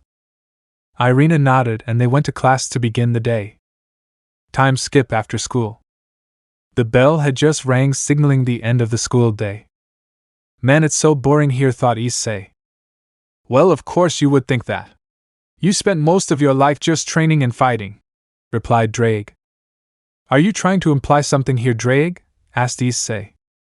Only the fact that you're somewhat of a battle maniac. While you may not be as bad as Vali, you are certainly no saint, replied Drake. Yeah, I get it, whatever, let's go, he replied as he stood and walked over to Irina. You ready? He asked. Of course, let's go, she replied as they went to the Orc. They made it the clubhouse and went inside. Issei noticed a big signature coming from inside. He already knew that it belonged to Sir Zex and went right in. Oh? Issei? What brings you here? Asked Rias. WEL, I am part of the Orc, remember? Asked Issei. Oh, that's right, but you're never here unless you want to discuss something. Just curious is all, she replied. Good to see you again, Zex, said Issei as he lifted his fist towards Sir Zex. Good to see you as well, replied Sir Zex as he fist bumped Issei. Issei looked around to see the looks of confusion between everyone except Irina and Kiba as to why Issei was referring to Sir Zex as just Zex. For those you of who don't know, Issei here and Sir Zex Sama sometimes play together on Call of Duty along with Azazel Sama and Thor Sama, said Irina, and everyone but Kiba looked at Sir Zex in disbelief. What like Serafall says, it can't be all work and no play, I have to unwind every now and then, said Serzex. If by unwind you mean die in the gulag, then yeah, unwind, said Issei as he chuckled, and Serzex glared at him. So anyways, Zex, what brings you here? Asked Issei. Well, we got reports that a person with the Sephiroth Graal has been found, and I was about to send Rias and her peerage to go search for the wielder, explained Serzex. Well, you're a little to that party. She's at my house asleep. The Cow's brigade got involved and now she's in a coma-like state, explained Issei. Now everyone in the orc was shocked. So she's under your protection, I'm assuming? Asked Serzex. Correct, I have Crom Cruach watching Asia and her, replied Issei. Crom Cruach? The Crescent Circle Dragon? Asked Serzex. The very same, he's my new rook, said Issei. How did you pull that off? Asked Serzex. Well, actually, we were fighting when I pulled out the blade of Azrael and he immediately noticed it, and it turns out him and my mother were close friends. He chose to join me to honor her memory, explained Issei. The blade of Azrael? Asked Rias in a confused voice. The blade of Azrael, said to be able to cut even the gates of heaven themselves. Its blade is surrounded by holy fire. Even one touch of that blade can burn a devil to a crisp in an instant, explained Serzex. Rias just slightly widened her eyes. How strong do you plan of becoming, Issei? She asked. I have to be. I want to keep the peace and live a peaceful life, maybe start a family. I can't do that with the Cow's brigade running around, replied Issei as he shrugged. Speaking of which, any news of them? Asked Serzex. Yes, actually, I need to have a meeting with all the Mao present. It's extremely urgent, said Issei as he took a serious look. I can arrange it for 2 hours from now. I'll take my leave now then, said Serzex as he made a magic circle underneath him and left. Issei then looked around the room and noticed Gasper sitting in a box playing a video game and walked over. Hey Gasper, I have a question for you, said Issei, and Gasper paused his game and looked up. Sure, anything, what's up? Asked Gasper. Does the name Valerie Teeps mean anything to you? He asked, and Gasper widened his eyes. Where have you heard that name? Where is she? Replied Gasper as he stood up. This reaction got a look of curiousness from the rest of the orc. She's the wielder of the Sephiroth Graal, and she's at my house. Don't worry, she's under my protection, said Issei as he patted Gasper's head. Now, buddy, care to explain how you know Valerie? Asked Issei as he knelt down to look Gasper in the eye. She was my childhood friend. We both grew up in the Teeps faction in Romania. We were hated cause we were vampires, and when my sacred gear awakened, she was the one helped me escape. I haven't seen her since, he replied as he started to cry, and Issei brought him into a hug. There, buddy, you're all right now, and she's safe with me. If you want, I can let you see her, said Issei. Really? Yelled out Gasper as he broke the hug. Really, Irina, you don't mind taking Gasper to the house, do you? Asked Issei. Not at all, darling, come along, Gasper, said Irina as she made a magic circle for her and Gasper. Oh wait, Rias, you don't mind, do you? Asked Irina. Oh, not at all, it's fine, she replied as she smiled. Irina just smiled back and they left. All right, now that that's done, said Issei as he made a magic circle appear by his ear. Issei? What's up? Azazel's voice can be heard through the magic circle. Any chance you can meet me at the neutral meeting room in the Underworld in about 2 hours? Asked. Must be urgent if you're calling me directly. Sure, I'll be there, he replied as the magic circle disappeared. All right, that's one down, one more, said Issei as another magic circle appeared by his ear. Hello, Issei? What is it, child? Asked Michael. Uncle, I asked for a meeting with the Mao in about 2 hours, but I would rather tell you all at once. Any chance you can make it? Asked Issei. Unfortunately not today, but I will however send Gabriel, and she can just relay the information, said Michael. That'll do, thank you, Uncle. We're meeting in the neutral meeting room in the Underworld, said Issei. All right, she will be there, he replied as the circle disappeared. Should we be there as well? Asked Rias. Just you and Akino-san will be fine. I know Kiba and Zenobia had plans today and don't want to interrupt them, explained Issei. Well, until then, would you like some tea? Asked Akino. Oh hell yeah, your tea's the best, said Issei as he sat down. Thank you, she replied as she giggled. They spent the next 2 hours talking amongst themselves until it was time to leave and Issei stood up. You girls ready? Asked Issei as he made a magic circle for all three. Yes, let's go, said Rias as her and Aquino stood inside the circle as they were off. Scene change. They teleported to the meeting room and the 4 Mao were already present. Well, Issei, we're all here, let's begin, said Serzex. Well, actually, we're waiting on 2 people, replied Issei, and Serzex raised an eyebrow as a purple magic circle appeared and Azazel came out. Yo, he waved as he took a seat and a golden cross showed down and Gabriel came out. Greetings everyone, I'm here on Michael's behalf, said Gabriel as she bowed and took a seat, and Issei walked to the middle of the room. I called the other 2 factions here today because I have urgent news and would rather tell you all at once, said Issei. Okay. So what is it? Asked Ajuka. I heard word of the Cow's brigade attempting to gather the Sephiroth Graal for themselves, so Vala and I intercepted them in this mission. We ran into Dulio Gesualdo, who helped us in this mission, and here we encountered the Crescent Circle Dragon Crom Cruach, who is no longer allied to the Cow's brigade, and one Misajbm Lucifer, explained Issei. The faction leaders widened their eyes. They all knew how powerful he was. He was somehow able to force Valerie, teach the wielder of the Sephiroth Graal, into her subspecies Balance Breaker, which creates 3 identical Sephiroth Graal, and unfortunately Misajbm was able to best Dulio and Vala and obtain one, said Issei. This is certainly troublesome. Do you know what his plans are? Asked Azazel.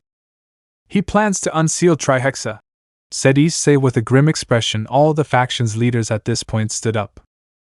He plans to unseal that? Yelled out Gabriel. If he succeeds, we all die, said Azazel. He has to be stopped at once, yelled Serzex. That's the problem. I currently don't have a lead on him. All these events barely happened last night, said Issei. I see, and what of the girl? Asked Gabriel. She's currently at my home being well protected, I can assure of that, replied Issei. That's good. We need to come up with a strategy. We cannot allow the beast to be unsealed. If it gets out, it's the end of everything, said Azazel as he sat back down. I agree, said Serzex. For now, let's just all go back to our respective factions and relay all this information, said Ajuka. Yes, I need to speak to Michael at once, said Gabriel as she summoned her teleportation cross.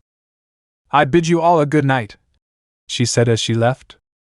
I'm going too. I need to speak with everyone at the Grigori, said Azazel as he left as well.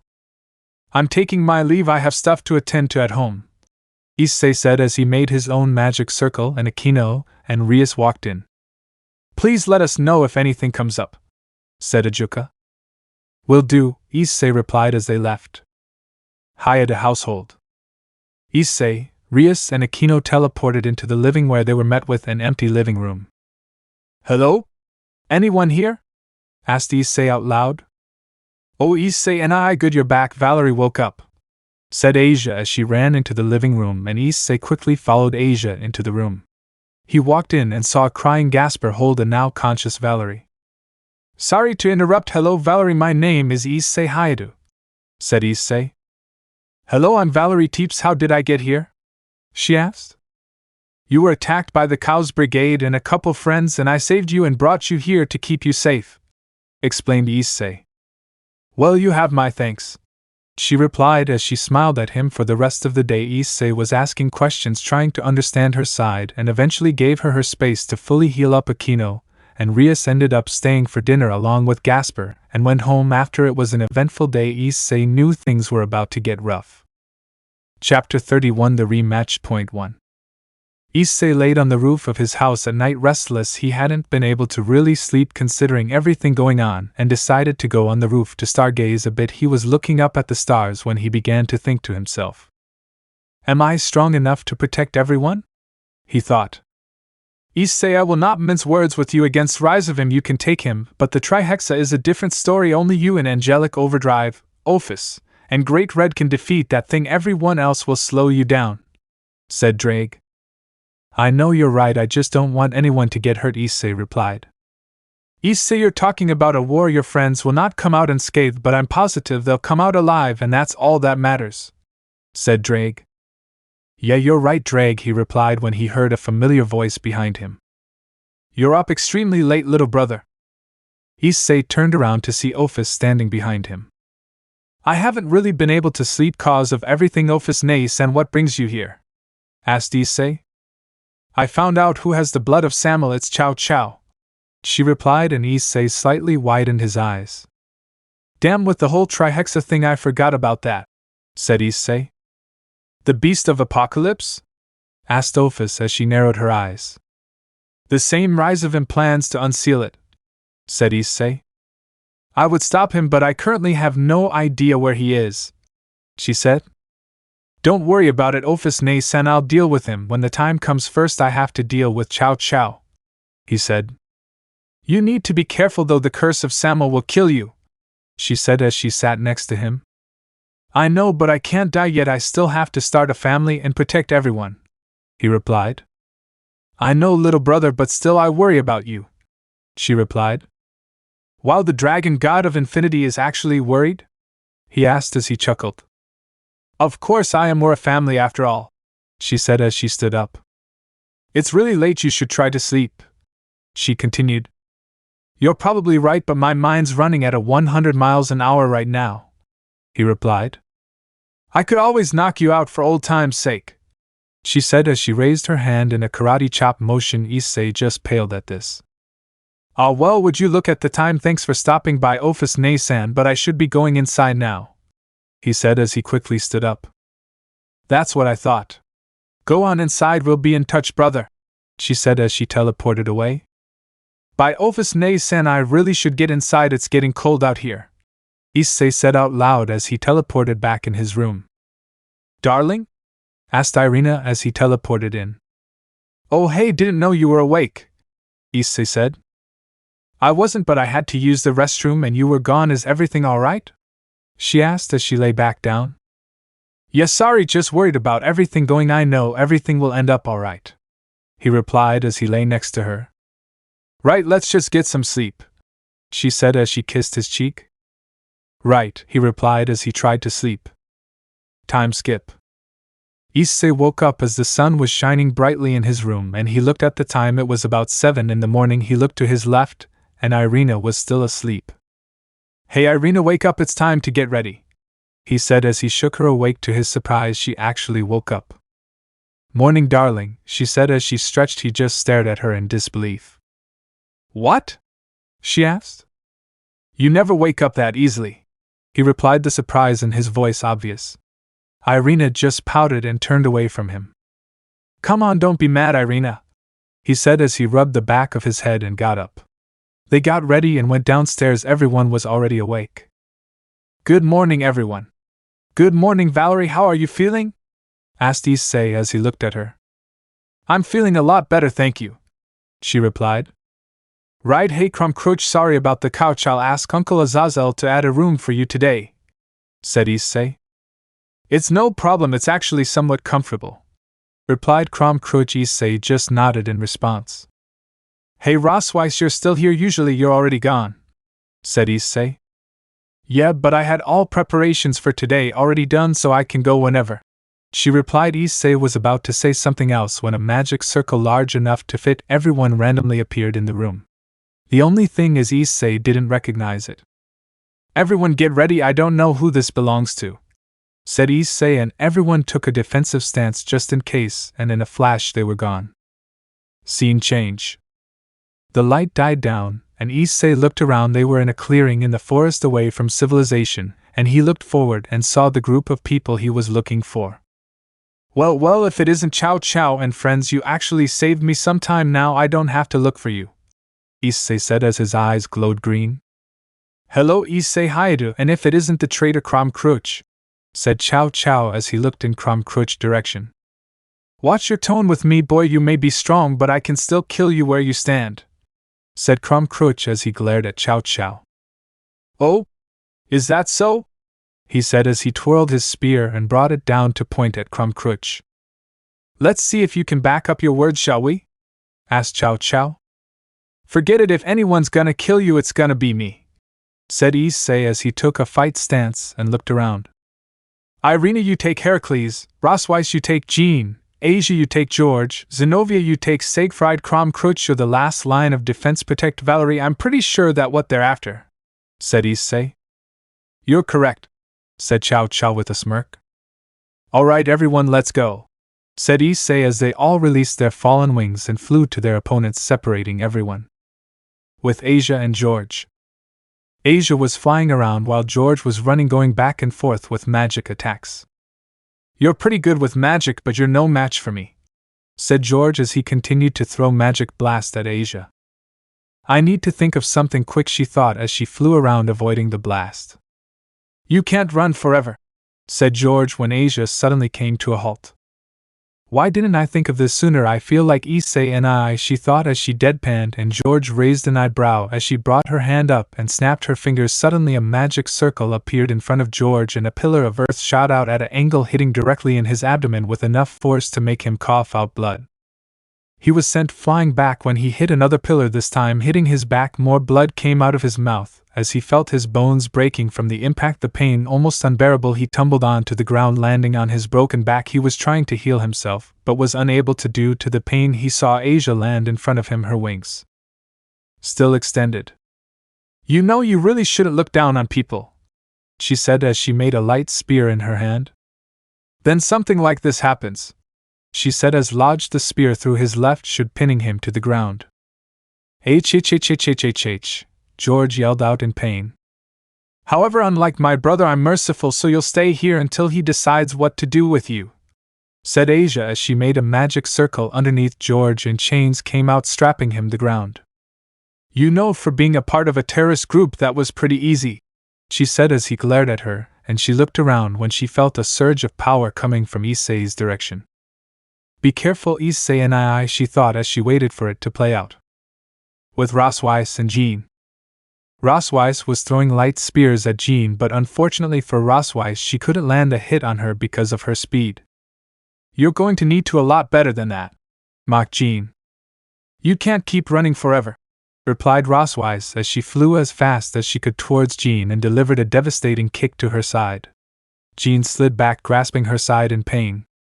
You'll pay for that, you hitch, said Jean as she glared at Rosweiss. You know, I don't think I appreciate that tone of voice, replied Rosweiss as she took a battle stance. Jean just raised her hand and multiple swords came from the ground and she grabbed one. Sword birth? But how? Asked Rosweiss. Sword birth? Don't compare this to that of that devil's. This is Blade Blacksmith, the superior version, because mine are all holy swords, not that weak version the devil had, explained Jean. Now let's continue. Jean continued as she leapt forward towards Rosweiss at blinding speeds. Rosweiss was taken aback as she went of the defensive. She made a Norse magic circle to shield herself for being cut, but Jean's blade.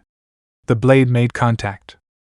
I admit you're pretty strong, said Jean as she leapt backwards, unable to cut through Rosweiss' magic circle.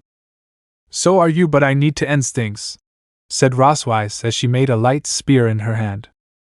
You're right, we should finish this, replied Jean as she raised her sword, and out from the ground came a dragon made of holy swords. Is that thing just made out of swords? Yelled out Rosweiss. Correct, now let's end this, replied Jean as she pointed her sword towards Rosweiss, and he went towards her. I can't use elemental magic on it, it's made of swords, I guess brute strength it is, thought Rosweiss, and she lifted her hand up and sent a barrage of light spears toward the dragon. Keep going, she thought as she continued her onslaught, and pieces of the dragon were beginning to get blown away. What? No way, yelled out Jean as she witnessed her dragon being broken apart as smoke and dust from the ground rose and she was no longer able to see the dragon. Where'd she go? Jean asked out loud. Behind you, said Rosweiss as she appeared behind her, light spear in hand, and stabbed it through Jean's thigh. H. Jean yelled out in pain as Rosweiss pulled out the spear, leaving a gaping hole in her thigh. Rosweiss followed by delivering a devastating kick to Jean's side, breaking a few of her ribs in the process, and sending her flying into the ground. Once she fully, Rosweiss flew to her, and saw that she was out cold. Rosweiss made a magic circle on her thigh to stop the bleeding, leaving her fate up to Issei. With Zenobia and Siegfried. They went away from everyone and came into a separate but smaller clearing. We get to finish as we started last time, said Zenobia as she pulled Durandal from her pocket dimension. I suppose you're correct, replied Siegfried as 4 metallic arms came out of his sides and he pulled out 6 different swords. Now let's begin, said Siegfried as he rushed towards Zenobia and Zenobia towards him, eventually clashing swords going back and forth. It seemed that Siegfried had the advantage until Zenobia blocked with Durandal and made a sword of light with her right hand and sliced off one his metallic arms away and kicked away the sword Siegfried backed up to get distance, and Zenobia saw his arm grew back. However, he didn't reach for another sword. So his arms come back, but it appears he only has 6 blades. I just need to get rid of the rest, and I'll have him beat, she thought as she ran towards Siegfried at a blinding speeds. He looked around only for Zenobia to appear behind him and slice off another metallic arm and kick away the sword. 2 down, 4 to go, she thought as she continued her onslaught, but Siegfried was blocking her strikes. It seems you figured it out, he said to her. I did, and now that I figured it out, you're done, she replied as she kept attacking. Every time Siegfried would jump away, she was there ready to strike. Siegfried made the mistake of misplacing his footing on a boulder. Zenobia saw the mistake and took action, made a light sword, and in one quick motion Durandal in one hand and a light sword in the other, the last 2 mechanical arms came off and kicked Siegfried away. He wasn't expecting this, and as he hit the ground hard he let go of the remaining 2 swords. Zenobia was on him in an instant, and as he stopped and was getting up he felt the cold steel on his neck. Today is your lucky day. I was in a good mood this morning, so I feel merciful. Surrender or die, said Zenobia with a cold tone. Very well then, it's your win, said Siegfried as he accepted defeat. Zenobia looked up as she felt Irina's power. She wasn't holding back and she could feel it. With Irina and Heracles, they had separated from the group like everyone else. I hope you're ready, girl. I won't be held back this time, said Heracles. Then neither will I, replied Irina as she released her 10 fallen wings and made a light spear in her hand, and like that their fight had begun. Chapter 32, The Rematch, Part 2. Irina and Heracles went at each other at blinding speeds. Heracles threw a punch at her abdomen, which she blocked with a magic circle, and Irina tried to stab him with a light spear, which he caught. I thought you said we weren't holding back, said Irina. I can say the same for you, replied Heracles when they separated. All right then, let's take it up a notch, said Irina as she made a blue magic circle on her hand and her eyes glowed blue. Frozen hell, she yelled out as spikes of ice came from the ground and shot up at Heracles, who managed to narrowly dodge it but failed to notice that Irina was already on him like a hawk, and she kicked in the side, shattering a few ribs and sent him flying into the ground. You're smarter and tougher than I thought, said Heracles as he coughed up blood trying to get himself up. You're in the way of me helping my king, so I need to finish this fast, replied Irina as she threw a spear of light only for Heracles to catch it. Once again she was already on him. You gotta be faster than then or you'll die, she said as she stabbed another spear of light through the side she had just kicked him in and kicked him away. He was on the ground bleeding with a gaping hole on his side. He coughed up blood. How? You weren't this strong last time, he said as he managed to get himself up. Last time was just to feel you out a bit. Now I'm taking you seriously, she said as she made another magic circle on her hand, and once again ice spikes came out from the ground. Heracles only able to narrowly escape as Irina throwing a hail of light spears at him. Not letting up, he kept running until he felt a spear go through his thigh and shoulder and fell to his knees on the ground and felt a small burning sensation on his neck and saw it was Irina holding a sword of light at his neck with her 10 fallen wings out. You've put up quite the fight. Be quick to strike me down, said Heracles as he closed his eyes and accepted his fate only to feel her pull the sword away. He opened his eyes and saw her looking into the distance. What are you doing? He asked. Sparing your life for now until my king decides what to do with you, she replied as she snapped her fingers and put him in a barrier that stopped his bleeding as well. The barrier I put you stopped your bleeding too. You'll survive until Issei and Cao Cao are done. Until then you're not going anywhere, she said as she retracted her wings. Why not just kill me? Asked Heracles. Call it an act of mercy, she replied as she felt Issei's power clashing with Cao Cao's. They really are something, aren't they? Asked Heracles, figuring he might as well make conversation since he isn't going anywhere. Yeah, they are. They both have a Longinus and know how to use them, replied Irina, and she felt Issei's power flare and a large barrier go around where they were fighting and put her hand up to assist. It must be getting bad to go into that mode. Please be careful, love, she thought. With Issei and Cao Cao. They had just separated from the group in a far distance. Well, I kicked your ass last time. I really hope you were holding back, said Issei as he stretched. Please, I allowed you to hit me back in Kyoto. This time will be different, said Cao Cao. Let's see what you got then, said Issei as he got a serious look on his face. Balance break, both said in unison. Welsh Dragon Balance Breaker. Issei looked at Cao Cao and noticed there were 7 orbs floating behind him. The buck? You got true seeker orbs? Asked Issei. I see you're a fan of Naruto. But I call this my Polar Night Longinus Chakravartin, and these are the 7 treasures. What they do I'll let you find out, replied Cao Cao, and he twirled his spear and pointed it to Issei. Be careful, partner, you're about to take on the true Longinus. It's time to focus, said Drake through their mental link. I don't know what any of those orbs actually do. I need to think of something, but first I gotta see what they do. This might hurt, it might not, thought Issei as he took a battle stance. Whenever you're ready, Red Dragon Emperor, said Cao Cao as he smirked, and Issei flew towards him at blinding speed, sending a punch at Cao Cao, who just blocked it with his spear, but there was enough force behind the punch it created a crater underneath them both. Boost, boost, boost, boost, roared out Drake as the crater got deeper. Issei was staring down Cao Cao. Atsusaratana, said Cao Cao as he disappeared, sending Issei crashing into the ground. Did he just teleport? Said Issei as he got up. I did, said Cao Cao, appeared behind him, kick him in his ribs, sending him flying into the ground. Alright, that hurt. Well, would you look at, you're already doing better than last time, said Issei as he stood up and his armor was regenerating. Now let's try this again, said Issei as he spread his wings and took off towards Cao Cao. Cao Cao brought his spear up to block, but in a short burst of speed Issei disappeared and reappeared on Cao Cao's side, returning the favor and punching Cao Cao in the ribs, sending him flying back. I have to admit I wasn't expecting that, said Cao Cao as he stood up, wiping the blood off his mouth. Issei didn't reply. Instead, he retook a battle stance. How about we take this to the skies, Hatsudai Ratana? Said Cao Cao as he started levitating, and Issei slightly widened his eyes. But you're human. How? Asked Issei.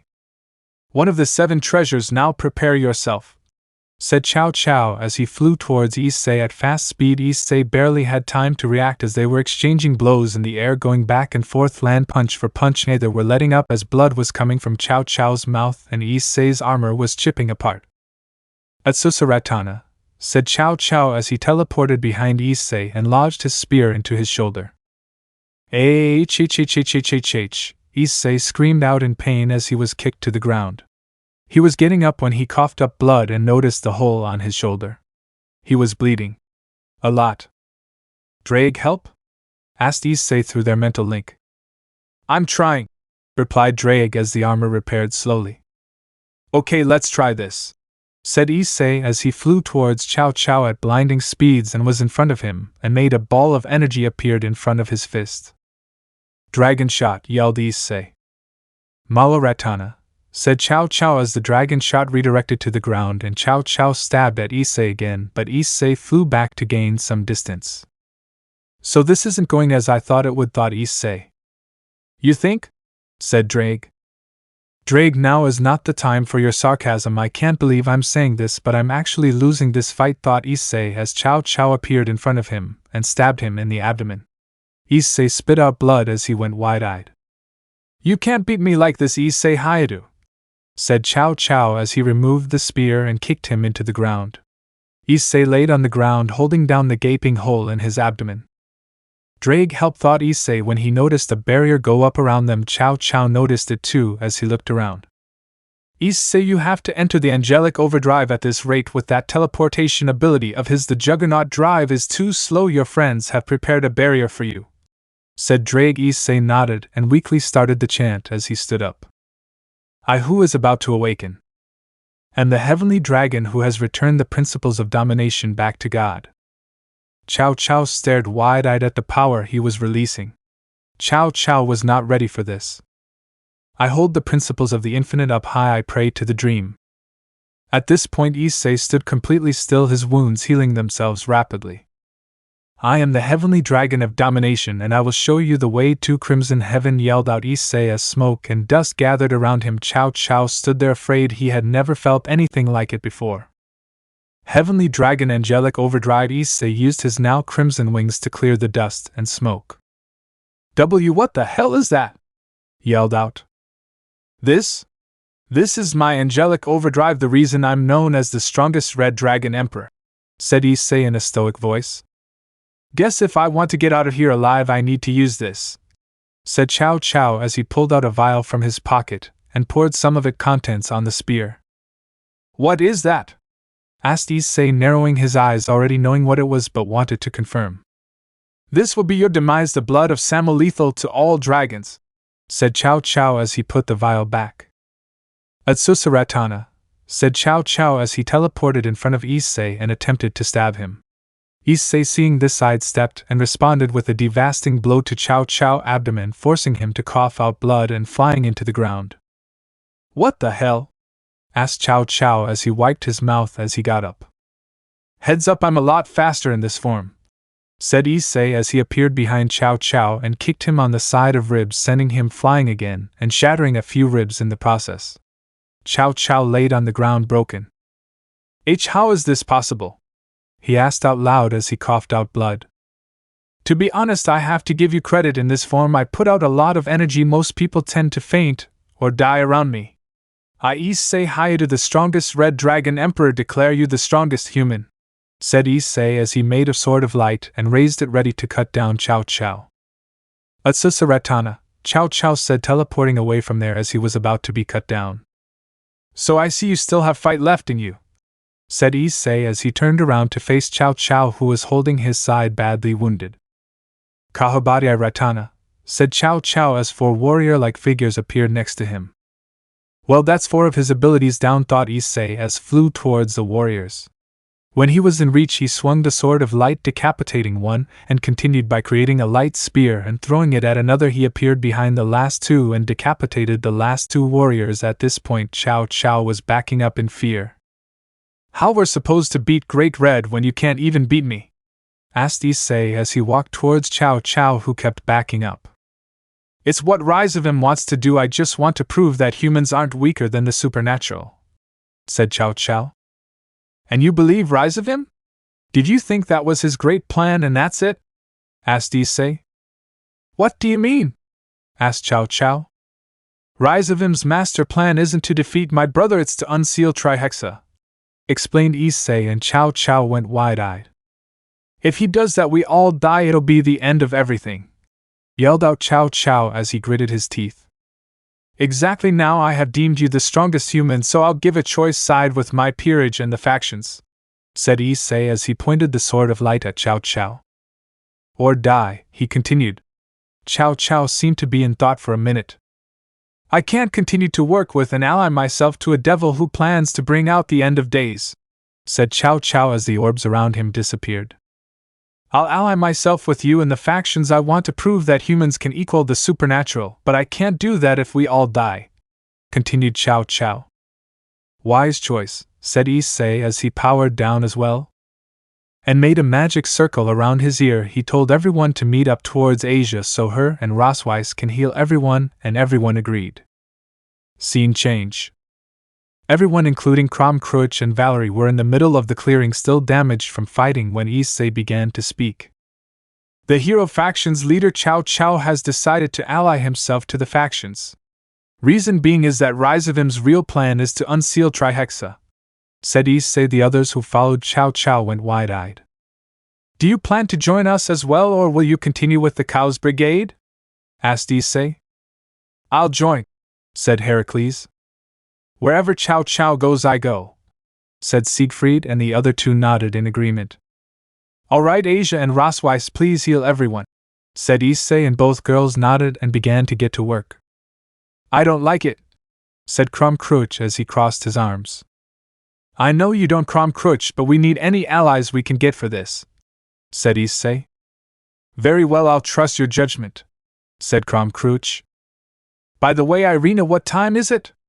Asked Issei as he faced Irina, who checked her watch she had on. It's a little past 11, she replied. Great, so much for school, said Zenobia. Oh no, I'm a no-call no-show, said Rosweiss worriedly.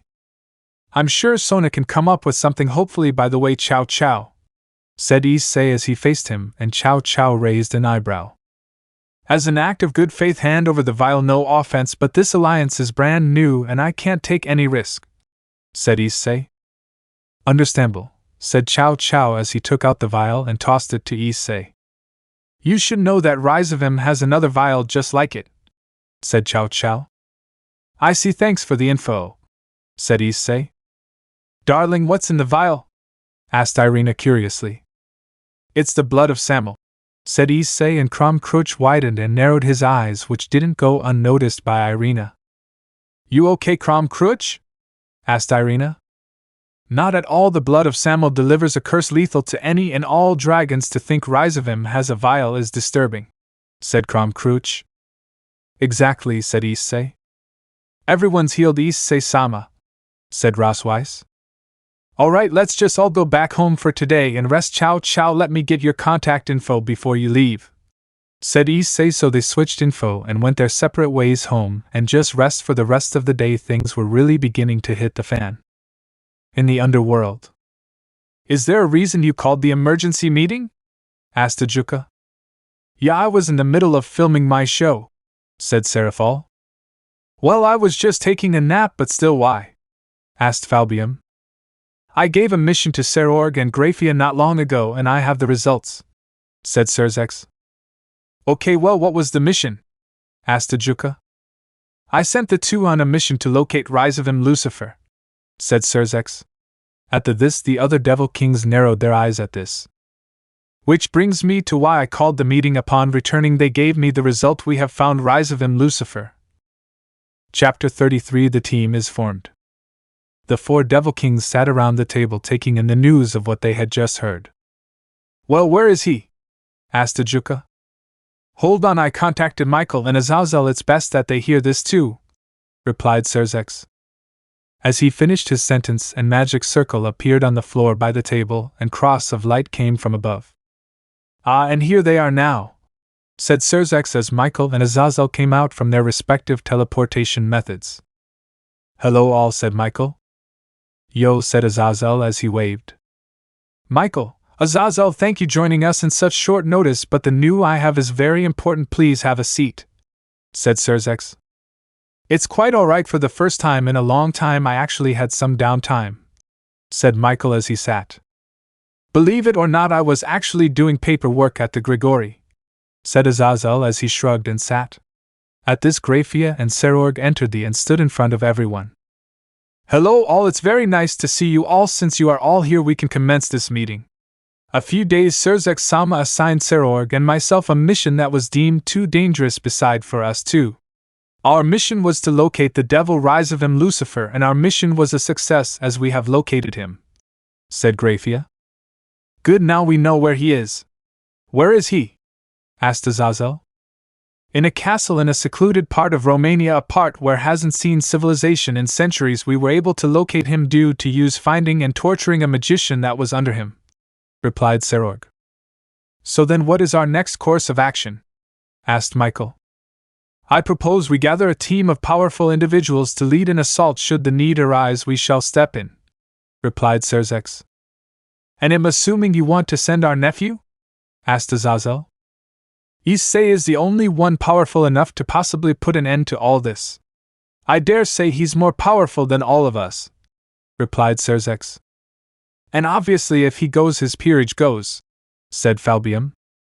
Yes, without a doubt they will follow him, but I shall send Dulio and Gabriel to provide assistance, said Michael.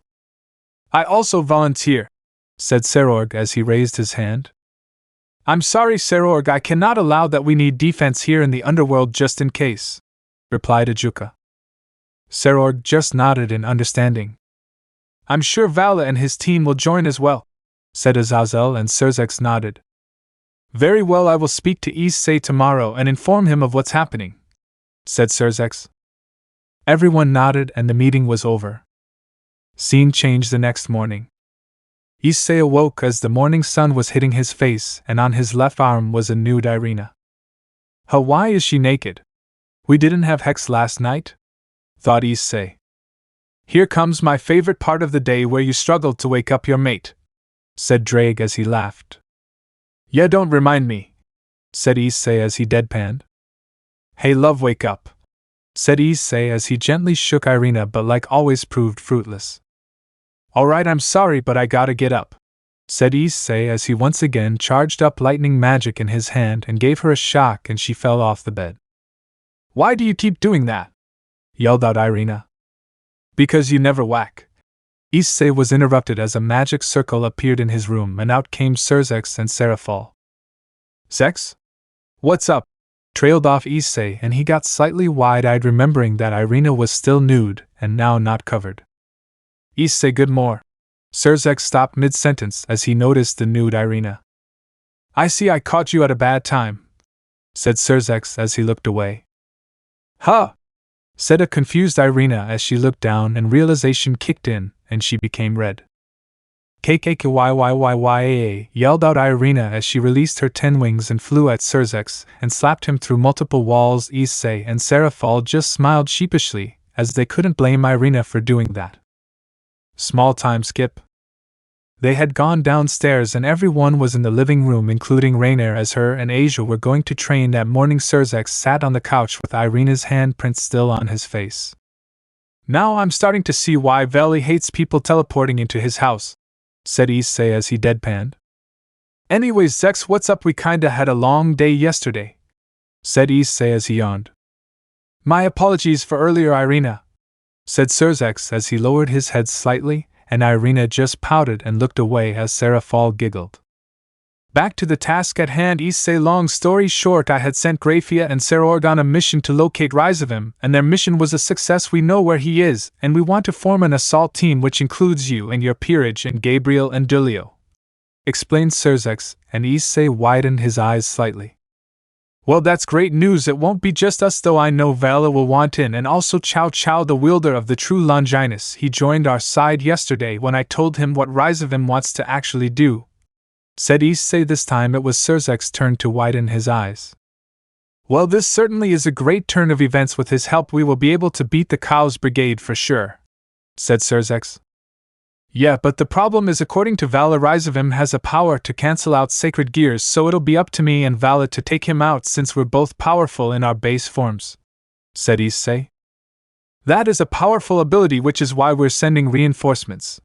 He will not receive a trial. His crime against the factions are too severe. He needs to die, said Serzex, and Issei whistled. Damn, Zex, this is a little dark for, isn't it? Said Issei as he laughed slightly, and Serzex raised an eyebrow. I suppose you're right, but he is too dangerous to be kept alive, said Serzex as he stood up. I'll be taking my leave now, he said. Right, I'll contact Vala and Cao Cao and I'll let them know too, said Issei. Please do, and meet up in the Underworld in the neutral meeting room to discuss the plan, said Serzex as he teleported away. I need to go too. I have a lot to do with all this going, said Serafall as she stood up. Right, I missed you though, love, said Issei as he stood up. And I miss you, my love, she replied as they shared a passionate kiss. I gotta go though. I love you, Issei, said Serafall as she made a magic circle underneath her.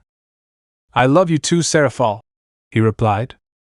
Wait, Sarah-chan, let me go with so I can help, said Irina as she walked to the magic circle. Are you sure? It'd be great if you can, replied Serafall. Yeah, besides, Issei's just gonna be gone all day anyways, right, darling? Said Irina as she looked at Issei. Right, you two go on ahead. I'll see you later, babe, said Issei as he looked at Irina. I love you, be safe, she said. I love you too, Irina, he replied with a smile, and they were gone and he faced everyone else. Alright guys, we got preparations to make. Crom, Cruach, do me a favor and protect Valerie? asked Issei. Consider her safe, he replied. Ray and Asia, you can go ahead and go train. I'll call if I need anything, said Issei as he looked at the two. They just nodded and left. Rosweiss, can you go tell Thor-sensei what's happening? Asked Issei. At once, Issei-sama, she replied and teleported away. I keep telling her to drop the sama, he said as he deadpanned. Zenobia, come with me to go talk to these two, he said as he made a magic circle big enough for the both of them. Right, let's go, she replied as she stepped in and they teleported away. Scene change. They arrived at Vali's house. However, because of the events of this morning, he teleported on the outside. He walked up the door and knocked. A minute Vali opened the door. Hayadu? Well, finally learning to use a door, I see, said Vali as he smirked. Yes, some shit happened this morning that made me realize not to just teleport inside of homes. Anyways, you have time? We need to go speak to Cao Cao, replied Issei. Yeah, actually I do, let's go, replied Vali. Issei just nodded and made a magic circle for all three and went for Cao Cao. Scene change. They appeared in an open clearing to find Cao Cao meditating in the middle, and Issei walked up. Cao Cao, he called out. What is it, Hayadu? You're interrupting my meditation. Hello to you too, Vali and Miss Blue-haired Durandal Wielder, replied Cao Cao as he opened his eyes to look at them. My name is Zenobia, she said. Right, anyways, what is it? Asked Cao Cao. Alright, now that both of you are here, I can only say at once, gather up your teams. The faction leaders found Misajbm, and they want to form an assault team. It'll be all of us plus Gabriel and Dulio from heaven, said Issei. That bot era is going to die, said Vali as he clenched his fist. Yes, I agree, he must be stopped. Very well, my team will lend aid on this mission, said Cao Cao. Issei nodded in response. Both of you get your team together and we'll meet at my house, and we'll go to the neutral meeting room in the Underworld to meet the other two, and we'll go from there, said Issei as he made a magic circle for him, and Zenobia and Vali made his own. Vali and Cao Cao both nodded, and with that they left. Later that day, back at the Hayadu residence, everyone had returned and was dressed for battle. Issei looked his peerage. Alright guys, the other two teams should be here any minute. I'm gonna be honest, I don't know what to expect for this mission, but I promise you we will all return alive, said Issei with a serious expression on his face. Everyone just nodded, and a knock came at the door, and Irina went to answer. A minute later, both other teams came into the living room. I assume Vali and Cao Cao inform you guys about the mission? Asked Issei as he looked at the two teams, and everyone just nodded. Alright, Irina, can you take us all to the Underworld? Asked Issei. Sure thing, darling, replied Irina as she made a magic circle big enough for everyone, and they left. Underworld. They arrived in the meeting to see the faction leaders already there. The Devil Kings and Azazel slightly widened their eyes once they saw Cao Cao and the true Longinus. I see, so that is the true Longinus. Incredible, said Azazel. Indeed it is, replied Michael. Ah, Issei child, hello, said Gabriel as she walked up to Issei and hugged him. Hello, Auntie, sorry to meet under these circumstances, he replied as he returned the hug and turned around and brought Valerie from within the group. Everyone, this is Valerie Teeps. I trust she'll be safe here? Asked Issei. Indeed she will be, child, you have my word, said Michael, and Issei nodded. Since we're all here, I assume you all know the mission? Asked Serzex, and everyone just nodded in response. Very well, the mission is to eliminate Misajbm and put a stop to his plan of unleashing that beast onto this world, he continued. It's pretty safe to say the fate of the world relies on this being a success, chimed in Azazel. Don't worry, we have Cao Cao and his truth seeker orbs, said Issei as he pointed at Cao Cao. They're not truth seeker orbs, yes, yelled out Cao Cao. No way, you're from the Naruto universe? Said Vali with a fake surprised expression. Holy shit, you're a fan? Asked Issei as he looked at Vali. Hell ye, Vali was interrupted at the sound of Azazel clearing his throat. I think we can all agree that Naruto is an amazing show, but this the fate of the world, please take seriously, said Azazel as he deadpanned. Right, got it, let's go, Irina, if you would, said Issei, and she nodded and made a magic circle for everyone, and they were off to put an end to the threat. Chapter 30 for the mission. A large magic circle appeared in an empty clearing, and out come the team consisting of Issei's peerage, Vali's team, Cao Cao's team, and the two from heaven. "Where are we?" asked Vali. Issei looked around and noticed the castle off in the distance. "It looks like that's where Misajbm is," said Issei as he turned to Vali. "All right, Vali, before we go I need you to give me the details on what he can do," he continued. "I honestly don't really know how to explain it myself. We were fighting, I was in my balance breaker, and I just remembered he snapped his fingers and poof, I'm back to fighting in my base form," explained Vali. "I can agree with the devil on that. Same thing happened to me while I tried to use Zenith Tempest," added Delio. "Okay, so far what we know is that Misajbm is powerful and likes to cancel out people's sacred gears," said Issei as he looked at the group. "If that's the case, then I hate to put it this way, but the only who can take him is me," continued Issei. "Child, don't be ridiculous, allow me to fight alongside you," argued Gabriel as she walked towards her nephew. "Auntie, this is the son of Lucifer we are talking about here. I can't guarantee you'd return, and I can't risk that. Heaven needs you," protested Issei. "Nonsense, child, I refuse to let you take on that man alone. I already lost my sister, I don't need to lose her son as well," she explained as her eyes started to tear up. "I agree with Gabriel-sama," heard Issei as he turned to his left and saw Irina. "I need you to come back alive, my love," she said as walked towards him. "Please let Gabriel-sama fight with you or I will," she continued as she caressed his cheek. "All right, I understand, Auntie, please help me fight Misajbm," said Issei as he bowed slightly. "Of course, Issei, we will bring him down." "All right, well then let G," said Issei as he was interrupted as he felt a power spike. "Well, if that's anything to go by, they know we're here," said Cao Cao. "All right then, let's go," Issei replied as he spread his fallen wings. "Everyone comes out alive," he continued as he took flight towards the castle, and the rest followed. As the group approached the castle, they saw a brown-skinned man. The brown-skinned man had black shoulder-length hair, wearing black pants and a black vest with no shirt underneath. Cruach widened his eyes slightly as he knew who this was. Well, if it isn't the traitor Cruach and his band of misfits," said the mystery person. "Cruach, I assume you know this person?" asked Issei. "Unfortunately, yes, this is one of the evil dragons. This is Apophis," explained Cruach. "How bad is the situation?" asked Issei. "Considering he's here, my bet is that Grendel and Azidahaka are also here," Cruach explained.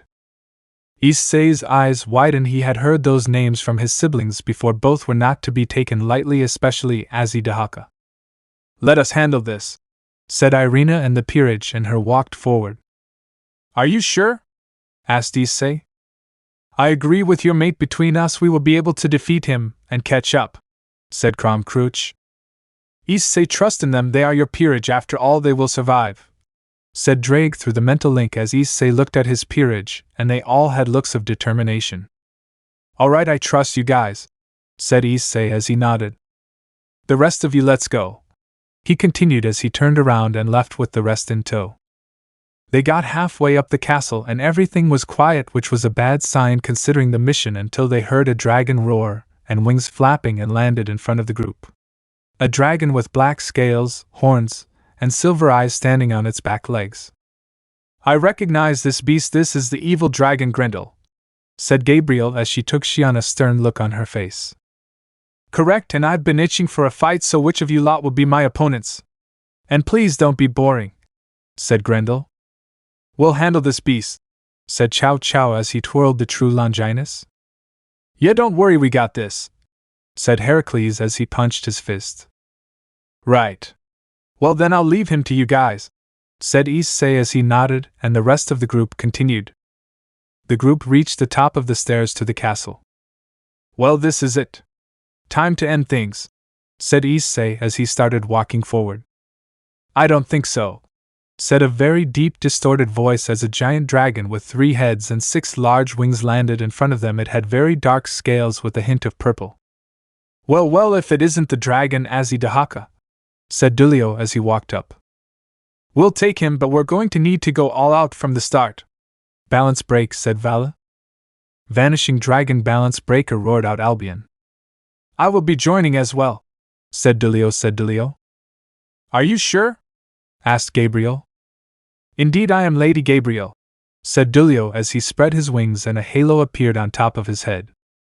Do be careful, everyone, said Gabriel with a look of worry for her fellow angel, as she knew the strength of their opponent, and he would not go down easy. Auntie, believe in them, let's go, said Issei. She only nodded in response as they walked to the door. Okay, this is it, we're about to take on the son of Lucifer, said Issei with a stern look on his face. Indeed, we are. Whatever happens, be on guard at all times, she replied. Issei only nodded and opened the door, and they walked into a giant room with a throne at the end. On the throne sat a man with long silver hair with a goatee to match, wearing long white robes and wearing shoulder armor. Well, if it isn't one of the Seraph Gabriel, said Misajbm. Don't you dare speak my name, you unholy heathen, replied Gabriel with malice in her voice. Oh? And if it isn't the Red Dragon Emperor, said Misajbm. Correct, however, I heard about your unique ability, so I will be fighting you as Issei Hayadu the Fallen, replied Issei as he spread his 14 fallen wings and Gabriel spread her 12 angel wings and a halo appeared on her head. Well, this is certainly going to be interesting, said Misajbm as he stood up and he spread his 12 devil wings. It's like the Great War all over, except this time it's 2 against 1, he continued as he smirked. Issei in a flash flew towards his opponents, and the battle had begun. Let me know in the comments below if you guys want the next part. Also check out my other video that has been shown in left. Thank you for watching. If you enjoyed this video, please like and share this video. And have a fantastic day. Bye.